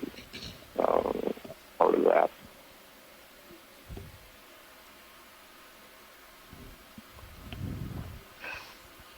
Yeah, if it had artillery, for example, and you had men working with shipboard cannons, you could have very large crews for smaller ships. So you can see warships that are in the 80 to 100 foot range have crews up to 65, but that additional crew is often needed for the guns themselves. Now, don't misunderstand what I was saying. What I'm suggesting is that the reference that I looked at pointed to a number of folks that a stone of that size could feed. It doesn't necessarily mean, or I'm not suggesting that this vessel had over 150 people on board. It's just some sort of way to measure what we're looking at. Sure. If this boat did have cannon of any sort, obviously they could have slipped overboard during the sinking and be anywhere in the surrounding seafloor. But what would be the I don't know if there's any way of determining the odds that any one of them would have remained within our field of view over the area that we've looked at. Well, there's a good chance that if there had been cannon aboard, then they likely would have been lashed down. Sorry, I didn't hear that. Saw the light flashing. We have had seen a vessel, two vessels actually, that had cannon on board. Try again. That did remain That's with better. the ship as it sank.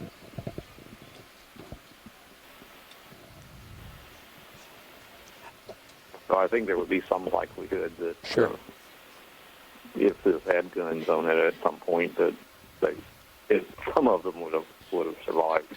And also along the just the same sort of, not exactly the same line, but how much I don't know if it would be freeboard, but how much hull about would likely have been above the copper sheathing before you got to the ship's rail? Copy that. There's the stove well above it. 10-4. Another good question, and I would, the copper sheathing would go up to the water line or just above. So I would guess you could have, 8 or 10 feet maybe. Oh, I see. Okay. It was extremely expensive Can you hear me? to do, so they usually tried to minimize their use of this. So Emily filled you in that we're just not touching Very good. anything but the Just to get back virus to the maybe, crew if we need sizes, it. Thanks. I have all this data floating around. I'm looking at the Galveston consulate records for the 1830s and 40s, and I'm seeing sailing vessels in the 200 to 300 ton range boasting crews of only a dozen to 20 men, and these are merchant sailors. Wow. So just as a reference, I guess. But you would have quite a few more if you were using armament. Interesting. Thanks very much. I haven't seen any ballast. Would that indicate that this was maybe fully loaded underway, or is it just simply buried? All right. Here we Well, go. you got 12 feet below here, so Yeah, I would presume buried. I would presume buried. And would the ship of this size have had 2 anchors or just the one? Most likely. Possibly several. Oh, okay. Anchors are usually I only have one would be very dangerous. right. I'm sorry, could That's you like say having again? one- You could tell one we saw break. the second anchor in the sand, starboard bow. Anchors are usually The pilot's saying that he saw a second anchor on the starboard side of the bow. Outside the ship, yeah. Outside the ship, yeah. Oh, very good. Thanks.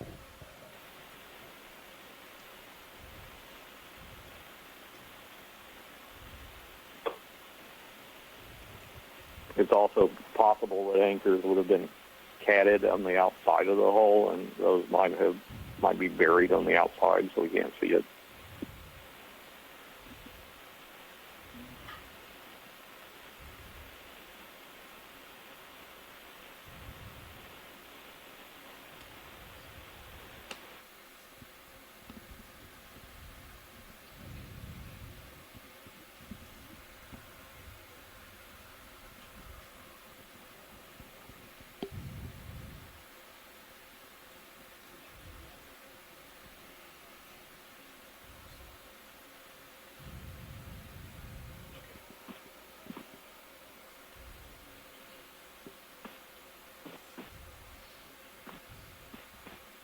Hope you don't get too sick.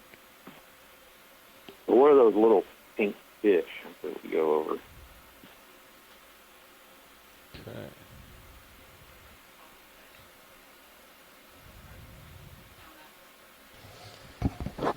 So you're referring to the ones that are very circular? Yes. They are also known as coffinfish or comex or sea toads. They kind of walk along the bottom. They're very cute, at least in my opinion.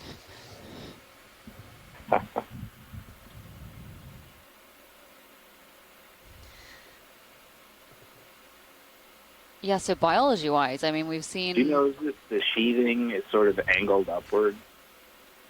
Or in other wrecks that I've seen, it's been highly parallel. Yes, that's interesting. I'm kind of wondering if that's indicative of a certain design or region. Because we've seen certain things that might be like French ceramic, potentially. I'm kind of wondering if that may be a clue to us. That's worth looking into. Those patterns of the application of the sheathing can be diagnostic. So. Alright, stove's on the edge of the screen now. Note that for the way back. Even the patterning of the nailing sometimes be indicative of particular nationalities.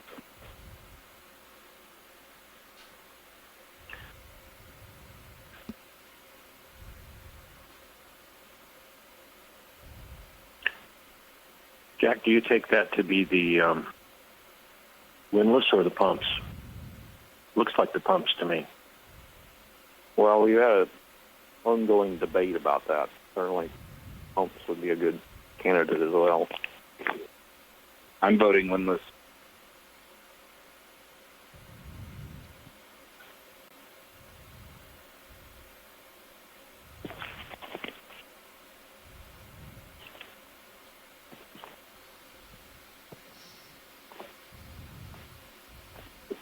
Is that Jim that's on the line?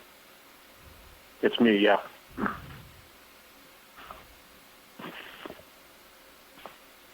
Are you just joining us, or you've been on for a while?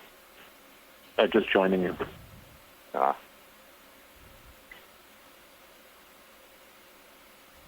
Okay, stove's on the edge of the screen.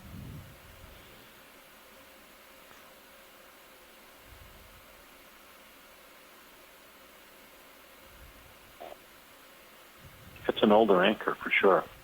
Mm.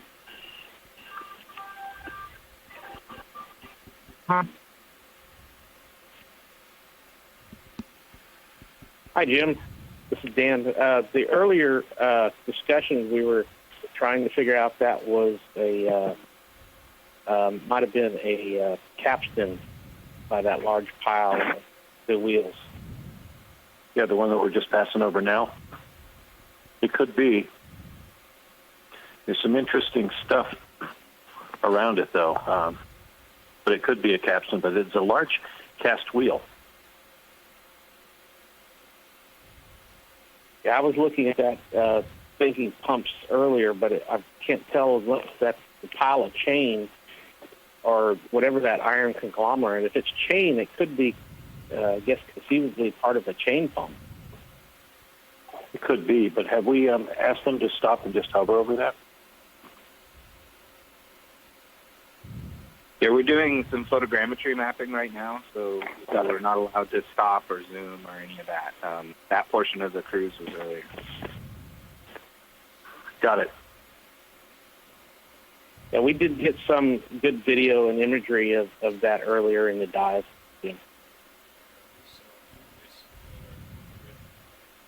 Yeah, some of that's available in the low-res version. They're slowly creeping out onto there now. On the download link. Got it.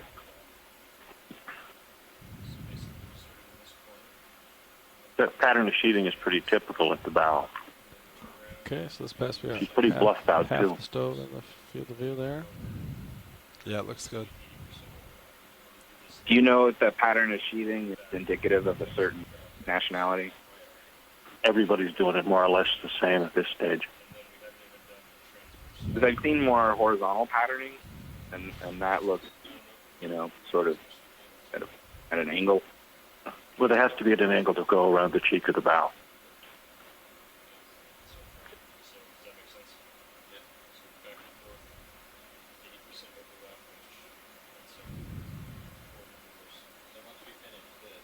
I like that stove.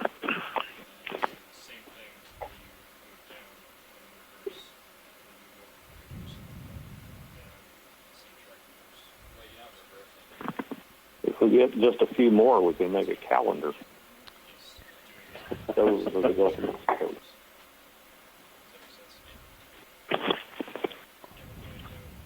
There's still not a substantial hull structure there. Looking at the size of those drifts. Yes, they could also be. They could be knees. Yeah, it's really big. But look at the size of the framing there too, and the planking. Yeah, it's some of the largest I think we've ever seen in the Gulf. So the half the stove. the fasteners are the largest that I've ever seen on the shipwrecks that have them in the Gulf of Mexico. So. Jim, this is about a little over 15 feet longer than Monterey Sea. Are we sure this is not a warship? I mean, I know we're not seeing guns, but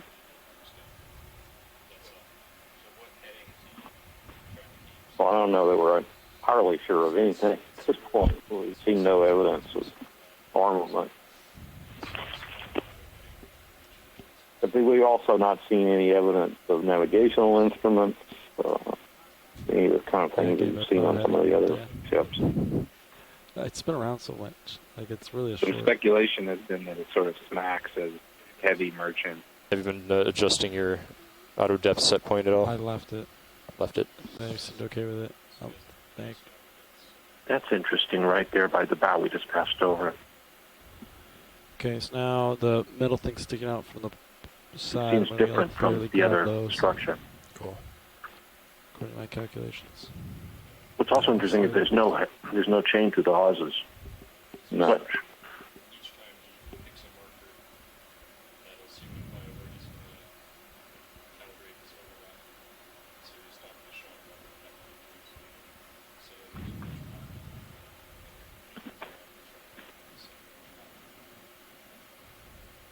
Did you see the draft marks on the bow earlier? I did not. What were they? Are they Roman numerals or are they Arabic? No, they're Arabic numerals, 12 and 13. Okay, so I got those. Just grab those bolts, we'll call them. That is a very apple-cheeked vessel, using the 19th century term.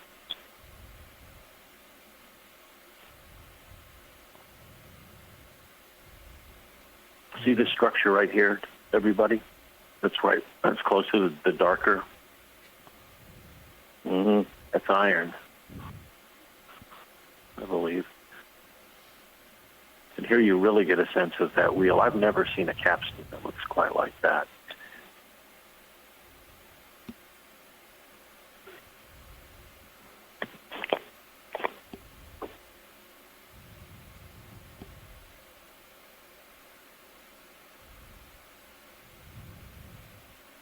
I hear the folks saying capstan, but I'm looking at that wheel. I keep coming back to a pump.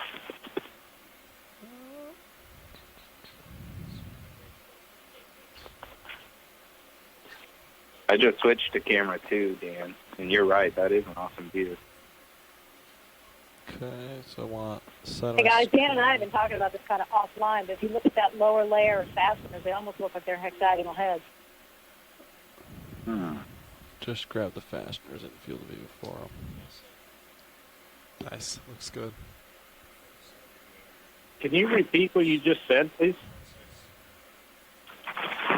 Yeah, this is Melanie. I was just saying what we have been chatting about offline, but that lower layer of the fasteners looks like they have hexagonal heads.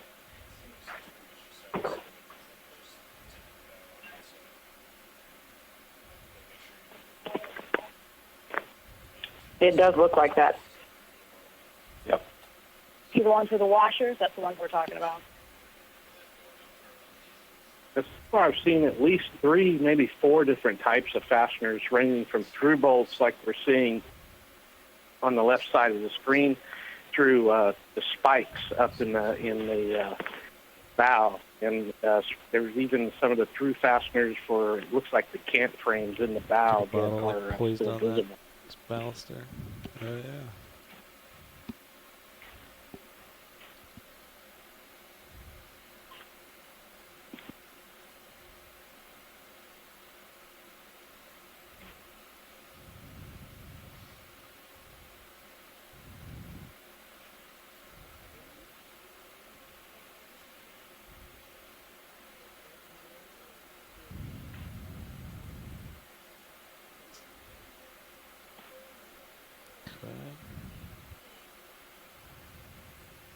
I think you may be right about the issue with a pump. We've seen other pumps on wrecks that had sort of almost a flywheel type arrangement. All right, a little bit of overlap. By the later 19th century, Jack, they're getting into 2 flywheels on either side, so the guys can really get there and crank. I've actually used and worked some of those on some of the older ships, and they're pretty efficient.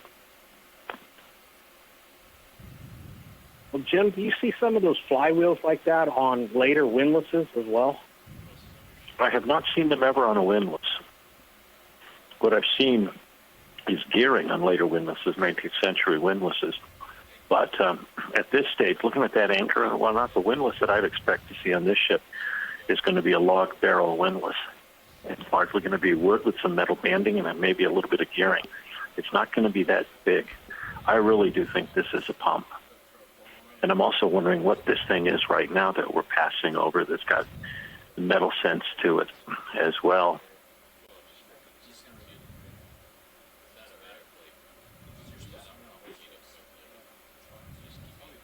I think I'm on a different stream than you, so you guys are lagging behind me a little bit. Was that the roughly tubular shaped object? Yeah. Yeah, I was wondering if that might have been a windlass.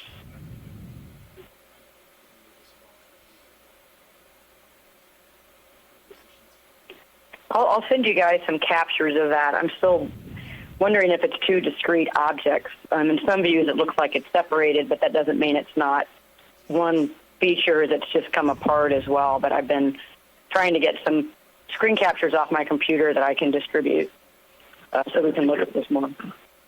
That'd be good. And Amy, I realize I'm speaking to millions, but I want you to know I miss you. I miss you too, Jim.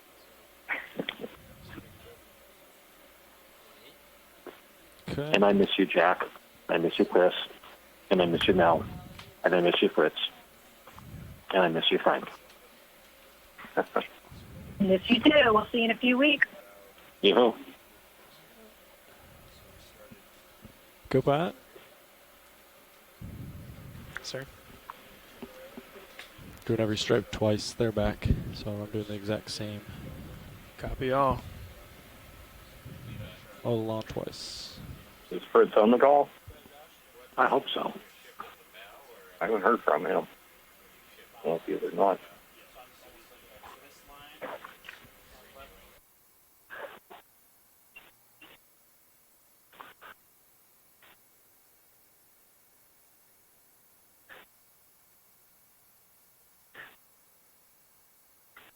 Okay, The Jim. level That we're, yeah, go ahead. I heard from Jason Burns that he was going to send you over to the Public Day event at SHA this year. Is that true? I don't know. He hasn't finish said out anything Fort about Aft. that to me. And Josh I heard you might be manning the table. Copy. How Been many an more awesome passes you thought. got? Like 2. Copy. Do every twice. Just to be good. Are those chain plates lying alongside the hull there on the outside? Yes. We've seen Last time several. I had that.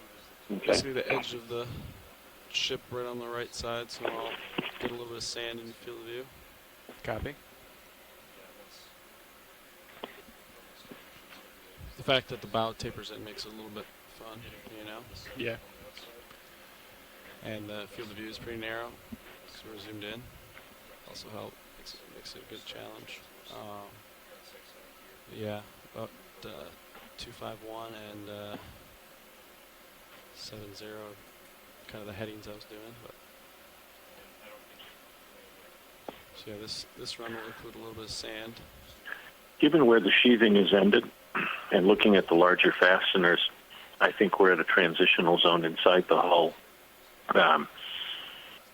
Somewhere near, it's a lower deck level, and the thicker stuff is either a big strake, a whale, or it's the beginning of what would be a bunch of knees.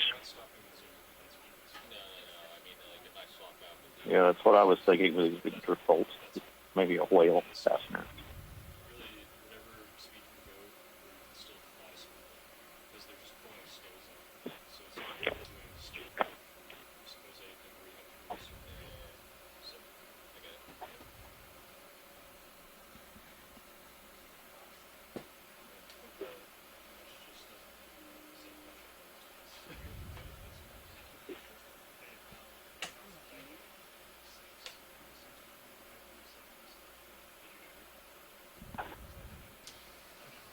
Navigator? Those are pre-1840 chain plates. How's it going? Good. Pre-1840 chain plates. Copy that.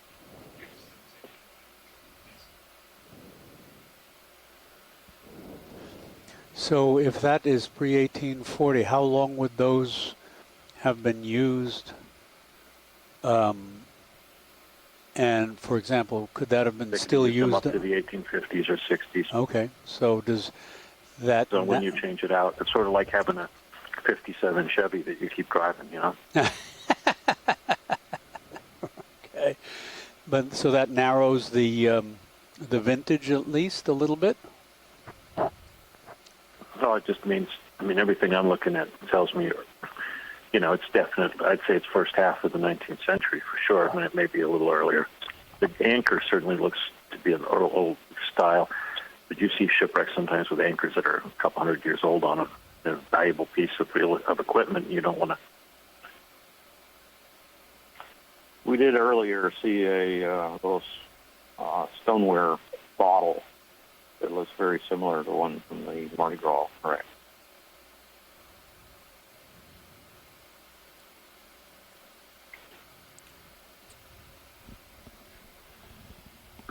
Okay, so next run I'll put the... One of you asked about anemones, and we just passed over one of the tube-dwelling anemones in the mud outside the wreck. So that's not exactly the same thing. They're a separate group.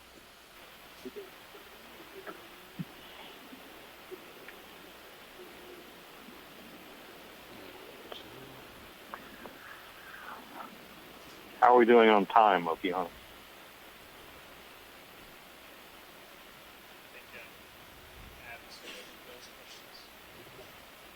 Alright, so now we'll put the gun all basically done. Pilot, we have an inquiry about time left. Copy that. My navigator will. Yeah, we're looking at 50 meters at 6:30, which means we need to leave Little Bore 4, 6, and what is it now? 5:40. Stand by. Let me get back to you. Thank you.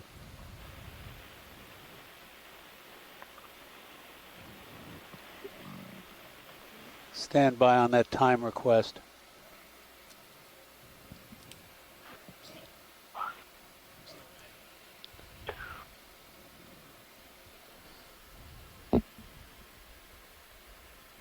Oh, no, we got 20 minutes.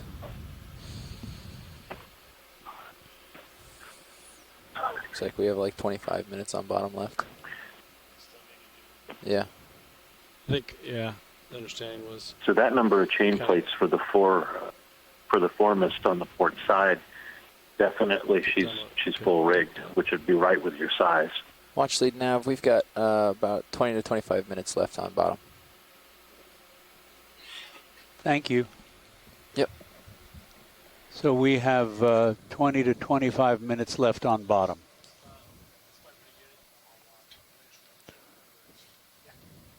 Roger that. Thank you.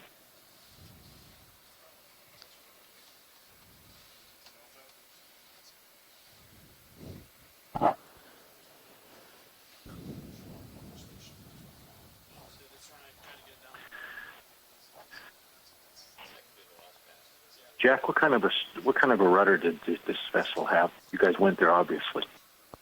It's fairly smashed up, actually. Do we know what these are? Sank by the stern? Pilot? It looks like it. Is it line? I bet it's line. Yeah. If there's any time left over, if possible, can we ask the pilots to see if they can continue the mapping effort, but at 90 degrees to its current path, but from where they stopped at the anchor, continuing backwards? I will inquire. So you'd like us to prioritize the anchor on the other pass, going the other direction? Is that what I understand? Rather than prioritizing the bow? Yeah, there was something that we saw earlier that looked like the strap for a dinner pintle, but it was in amongst the bones. Watch lead nav. Is that correct? Didn't really get a very good view of it. Right. Scientists ashore, you want us to, on the 90-degree mowing the lawn, you want us to start at the anchor end rather than the bow end of this this area? Yeah, if there's time left over to continue further backwards, so continue aft of the anchor, but at 90 degrees. So they're essentially going... Hold on, pilot, before you take off. So do you mean rather than overlap the forward part of the ship to go across the ship but after the anchor?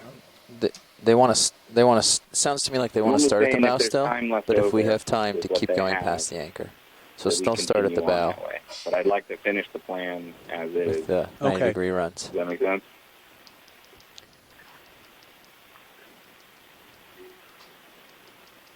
Hey, Jack, I have Watch lead from what I understand. Start at the bow, go towards the anchor. If we have time, go past the anchor. Is that what I understand? Is that correct? So high up, that was not. I believe so. Yes. Okay. The rudder had hit stepped into. Could be. How many more passes in this direction do you think you have? So everybody looking at this and the predominance of the copper, even given the chain plates being that style and the anchor, this isn't having an our first quarter feel to me. It may have been built earlier. This feels more to me like maybe even the 30s, if not trending into the early 40s. Just a gut feeling. But it's looking very, even with what I'm seeing with the fastenings and the wood, it's looking more like some of that Gold Rush era stuff that I've been working on, which, while, these sites are 1849, 51, they have ships that are going back to, say, the late 20s that are being constructed.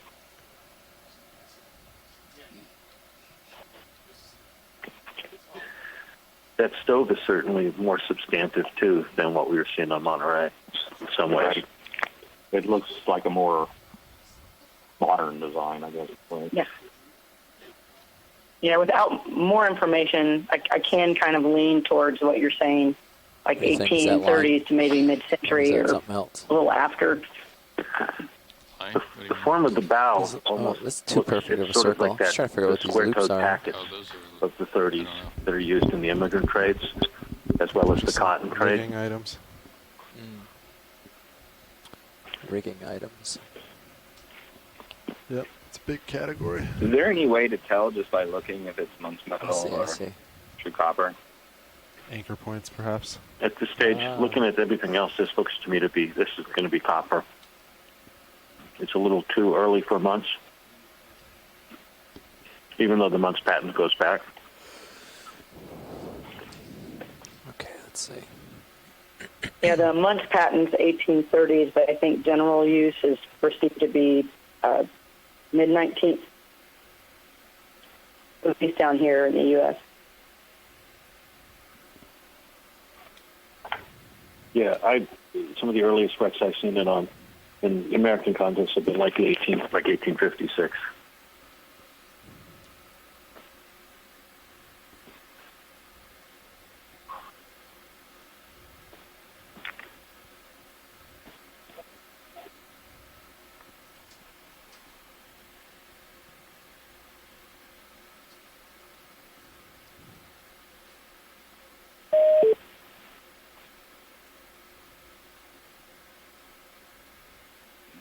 We're getting a little bit of background noise from someone, so can you check your mute?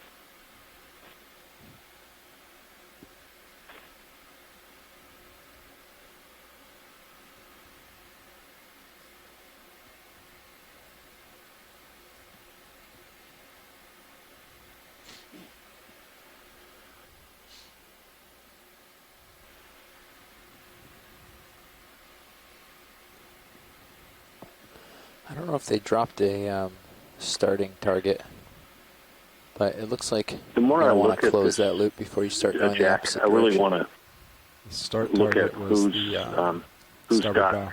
one of Yeah, these bigger, if there's say, a physical, cotton trade if they ships. drop something in here or You not. know, some of that I'm New not York, sure. New England Doesn't built, look like it. heavy copper fastened, you know, So without Morgan knowing line exactly ships, where he things of went, that we'll have sort. to do our best to close that. And you can see it. The tracking has And been who great. goes either. missing? Yeah. So it might Or who do we yeah, know not sinks? like I guess we wouldn't have gotten much anyways. But Yeah. Yeah, that's a good question. so yeah, so you'll want to come across, then immediately hang a right and go right to where they started. That sort of closes the Are loop. those typically two-masted And or then you three? can start doing the Three.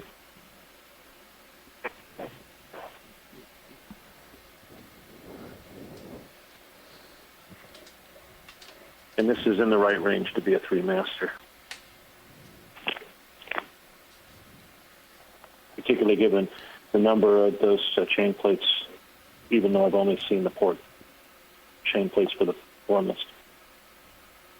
RFE nav bridge. Go ahead, Bridge.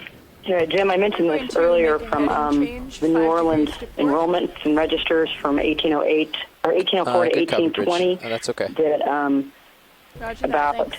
6% of the sailing vessels 5 degree heading change were on the ship. 100 feet or Copy. longer, and Oh, of those, a majority Bridge of them called were Josh. ships, and almost Asked all you of those what you ships meant. were About endpoint. three-masted two-deckers.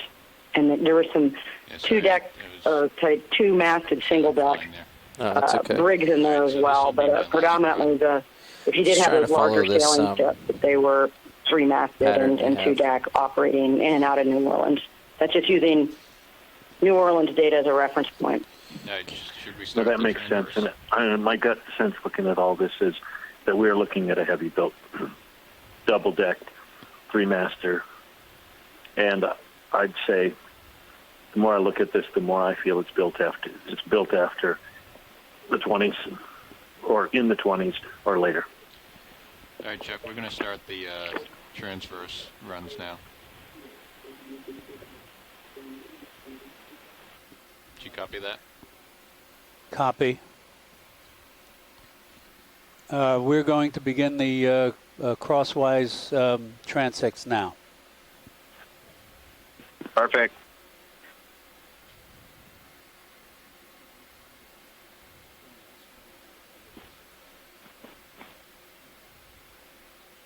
Yeah, Josh, I'm just going to keep following you. Unless you want something different. Just hold that heading right there. Okay. Camera 2 is really fun. Just so that I can... Yes. I have I've got reference it on the where four D2 screen is. view. That's Yeah, actually pretty copy. but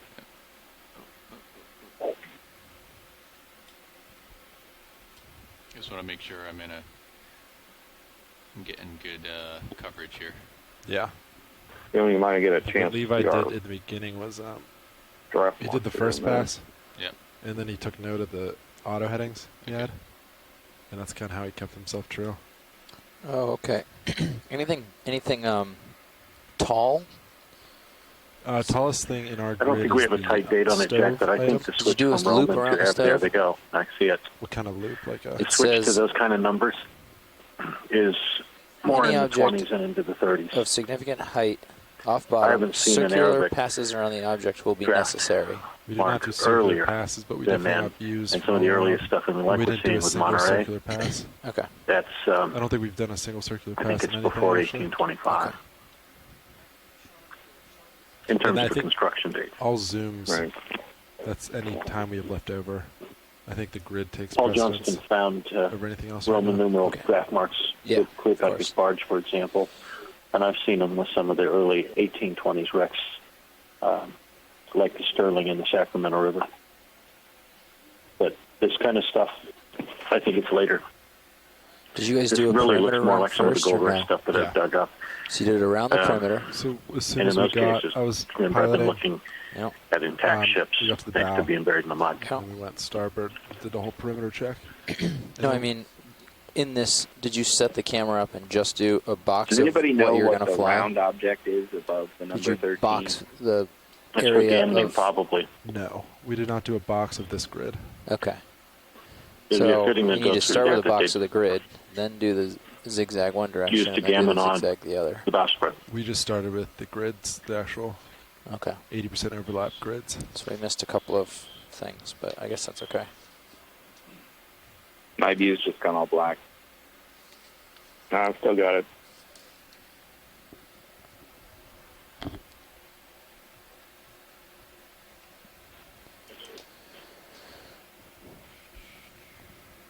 Okay, so what are you starting? I started at the bow. I'm working my way back now. Okay, so now you're doing the 90-degree pass. I'm just going to write it in the log that this began. 22:54. Okay.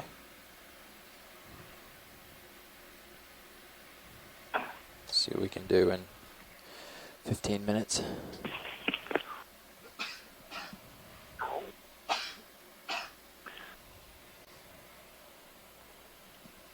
Hey, Dan, how many ships have you guys seen out here that date to that early American Republic period?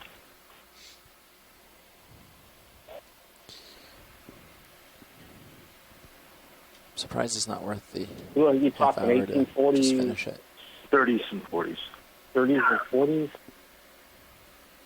I saw a we've got couple the, bottles you of know, wine. The that looked Monterey's good, are a but- little earlier. Union Bank, we think, was probably constructed in the 1850s, based on the fasteners and the copper sheathing pattern you see in the ceramics. Although the ceramics actually point to the late 19th century, so they've got a pretty good 1880 ceramic record. But probably that I'm aware of. Watch lead nav. 3 to 4. We've. Mike, No, that's okay. We finished the depending on when 180-degree Michael was, and we've got passes, Green and Lantern we've started the 90-degree and passes. Union Bank.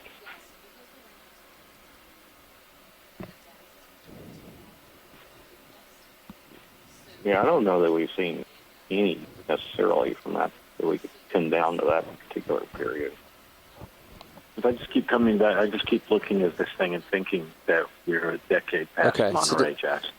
You still want us to do the same line twice, you want I to do wouldn't it be surprised properly, if right? this thing wasn't built when Andrew Jackson was Okay. president.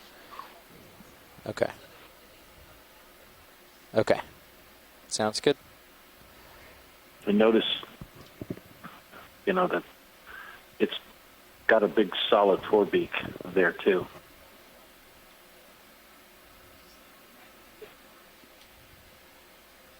Okay, folks, so we have a little over 10 minutes left in the dive.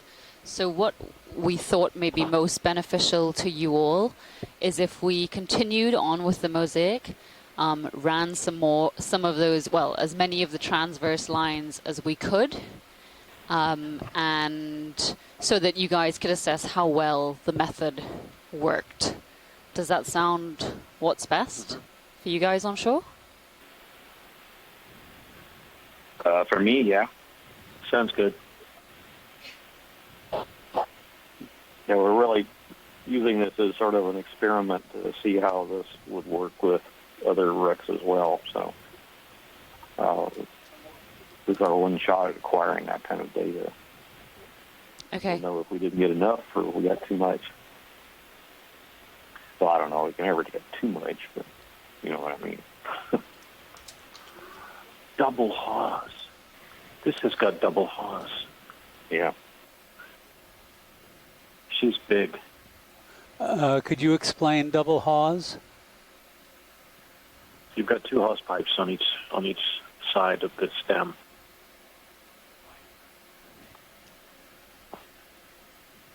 And I've heard the term before, but I can't remember. Is that where the anchor line runs through? Yes, it does. See, you've got, as we're repositioning now, we're coming up, and you have 2 lines side by side inside the hull. On the port side, on the starboard side, you've got 2 line on the outside. I see. And there's a very strange burrowing anemone pulsating over there. Is that a jelly against the sea floor? It was lost? Okay. It got lost.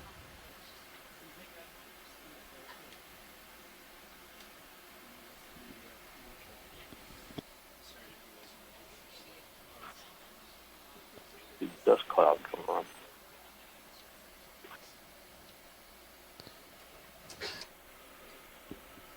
May have turned a little too fast on the last pass. Here's our 2 hawses on the starboard side. 2 hawse pipes.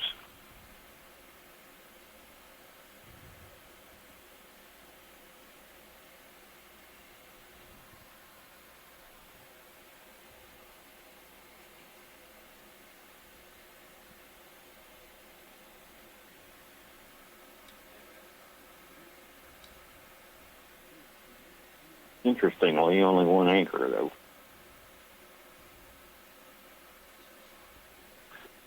There's one on the outside of the hull that might be there as well, Jack. On the I'm looking at there's something right now. Right. I see it in the other camera.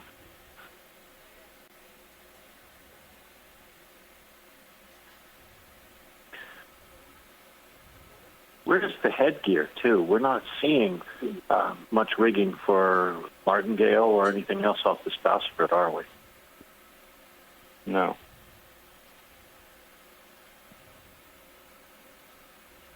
What do you make of that rod that's been into the sand there, though?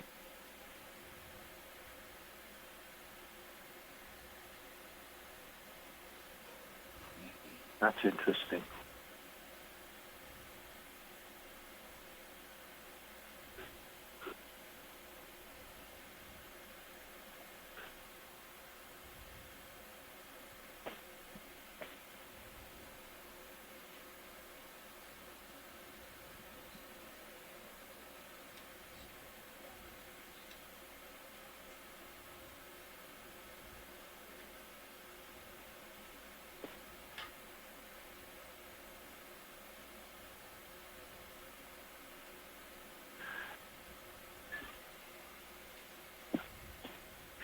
What if, just for the sake of argument, this thing got mauled and lost headgear, partly dismasted, anchors gone? Interesting, you've got that 1 anchor farther, back by the foremast. That could just have slid if she went down by the stern, if she'd been catted enough at the fore. At the forepeak. But it's interesting that we're not really seeing, unless it's really buried in the mud. And yet I see this other stuff around it. Where is the headgear? We did see some of the headgear on Monterey.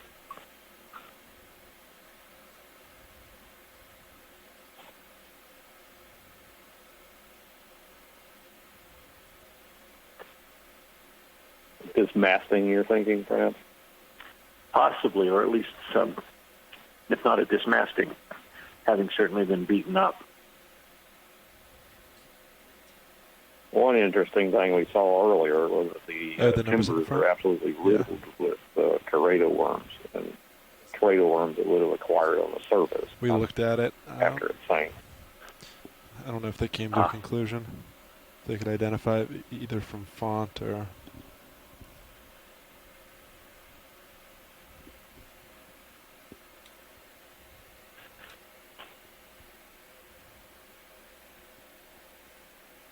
You notice that the 13 is there. You can't see the 1, but the 13 is there on both sides of that stem. Right. And a 12 below it. Yeah.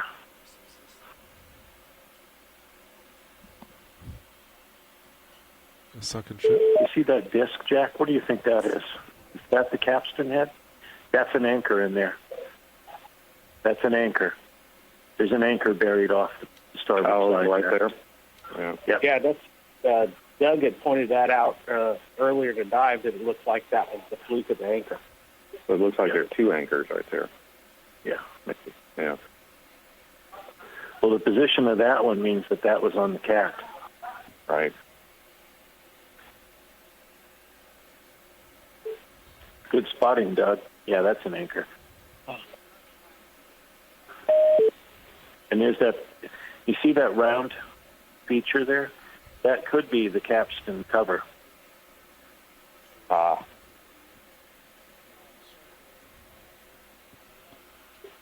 it's just going out of the screen now? Yeah. Yeah, these surveys always take way longer than you think. And again, the sheathing at the bow Actually, looks very 80% much like overlap. I've seen on other Yeah, ships I mean, in time, where you're just essentially following the bluff of the bow. And you really get the sense of bluff on these bows. The earlier phrase that I used, which was very common for the time, is they called them apple cheek and bluff bound. Yeah. Well, we'll go to the last minute because I don't want to stow lights before we're like done.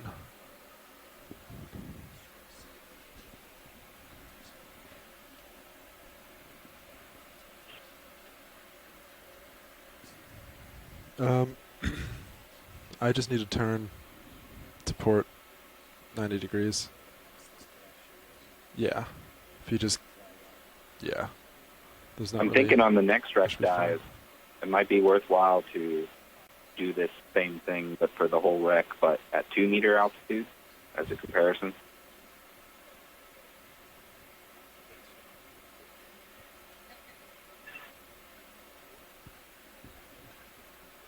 Where are we at? What's our altitude now? About, I think they're shooting for approximately 1 meter. I think thought it was a it's little. I thought it was a little higher in order to clear the stove. We've been tending 1.5 to 2 meters off the wreck. Yeah, the pilots were concerned that, and the video team, that we'd lose so much light, and the light is, we're the only source of it, and that's a large part of our data that we're getting for it. So they were concerned that beyond 2 meters, we're losing so much light that some of the models might fail.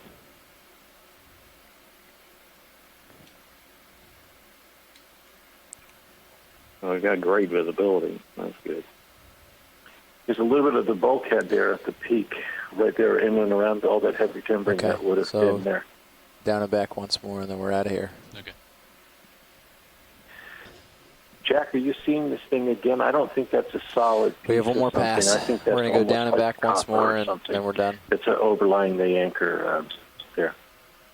Yeah. Amy, what do you think?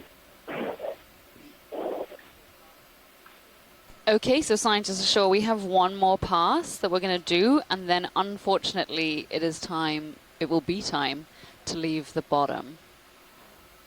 While we're doing that pass, do you guys want to do a kind of little wrap-up as to what we think we've potentially surveyed today, and your general thoughts for the public on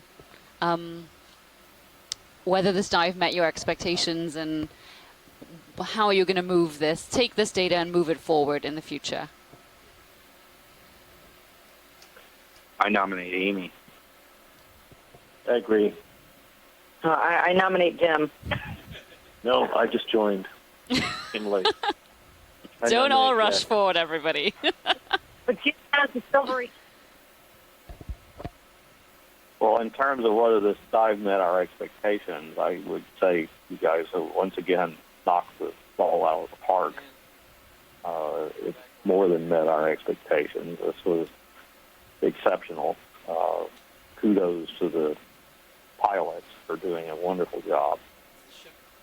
Hear, hear. Amen. I think this is going to give us a lot of great data to see how it works with our mosaicing protocols.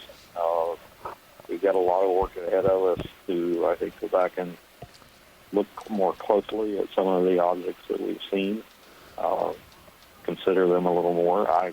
I would tend to agree with what Jim was saying earlier, that once he maybe looking at something clears this pass, that would certainly start snowing, and we need to hightail it out of here because we're like places at the height of the cotton trade, for example. Unbelievable. Which might be where it's empty. Yeah. I would imagine it's something built for transoceanic rather than coastal trade. Winch, so we'll do 30, 31, well 32. It'll be fine. Winch will get 38. I know. We learned that the winch will go very fast. How'd you learn that? I don't want to. I don't want that life. A period that we have not seen, I think, other wrecks. Someone had set the in zip Gulf, tie such that it would do 40 when I sat down. We don't have to tell you, we have to show you. What's that? I move him out of the way. And in terms of that, oh, I see. So once you're the again, culprit. You're the culprit. I'm like, oh, this is the set spot. And I set it there, and I'm like, where are we going? All right. All right, cool. I'm going to start stowing. Of the Gulf to further explain and identify these guys. Resources. That's it. Off we go. And again, great job. All right, so you're going to So, pilots, I wanted to take this chance to say to all of you that I'm not sure if you heard, but everyone on shore said you guys did a tremendous job today. Everyone was, blown away by all of your piloting. So, and they said to say thanks very much. Well, thank you very much, Shore. We appreciate it. Hey, Jack, Amy, Chris, Mel, others. One thing to look at. You want to get Big Lies doing that? Who in the Yes, I can contacted turn out of ports Mobile to line up the ship. or New Orleans went missing. Whenever you're ready. Or we know sank anywhere after, say, I'd say 1830, up to potentially even 50. Well, that's something we'll have to take a look first at our own database, see if we have anything, but nothing leaps to mind of anything that we knew about. Of course, that's the problem that we've run into. We've spent time and effort to try and identify what ships may have sunk in the Gulf of Mexico. But unfortunately, we keep finding ones that don't match anything in our database. Even stuff like the USS Peterson. Even that, we did not know anything about it. So that tells you something right there. Yeah, I just want to make sure I can see the stowing part. 2,000 miles away from where she was supposed to. Oh, they both know. Might be able to see the Okay. light. Is the official end time for the mapping line? I would have to say, let me just double check, but I'm pretty sure it was 6:10. Nav, was the end time for the last mapping line 6:10? Yes. Yes. Yeah. 6:09. Yeah, 6:10 was the last, was the end of the last mapping line. Okay, well, if it's okay with you guys, it would be great to barrel straight into that post dive call. Bridge ROV nav. Go ahead. The vehicles are off bottom. Yeah, we confirm. Thank you. Yep. Video, just making sure we're not going to stream the dive call live, please. Okay, so we're just going to wait to... All right, your uppers are in. Put Cirrus lights back in. All right, I'm ready to go. Rats. What's up? Oh, what'd you do? You turn it off? I pressed the input button. Oh, no. And we're back. All right. When you're ready, we can start cool. coming out. I didn't even know how cool this looked. Oh, that's all like... Wow. That's pretty cool. Yeah. We should have just done this. Is that high-res data? I guess, yeah. That's super awesome looking. All right, dialing in winch. We're going up. All right, I'm dialed in.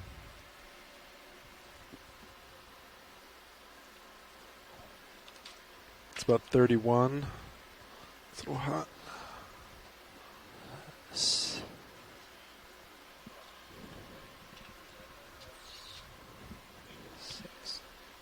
Streaming nicely. Winch looks good. So it does get cool. Goes to shallower in the direction we're headed. So I'm going to let you guys get That's well pretty far away, but Well, you're only 40 meters up right now, yeah, though. So. well, yeah, we're not going to start right now. Yeah. But yeah. I'll let you guys get past 100 before we call in any moves. Thanks, Nav. Dive Super checked in. He said this is going to be the direction of recovery.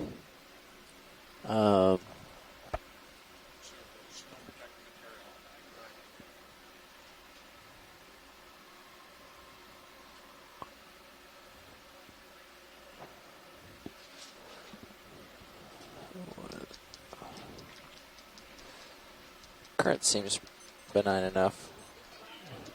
Are you late for something? No, Yeah. I don't know how to turn off the alarm. Oh. I was trying to figure out while I was piloting, and I was like, this is not going to work. Oh, there we go.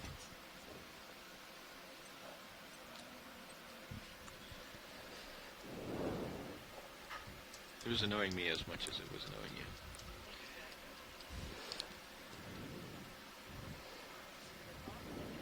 So, the better way to do this is if we contract DVL. Do you want me to bring my If we what? auto heading out? Yeah, you can bring it out if you want. Cool. Oh, yeah. Well, we can on the GUI. Yeah. That would be if we had DVL tracks, then you could use the auto XY. Well, if you sat down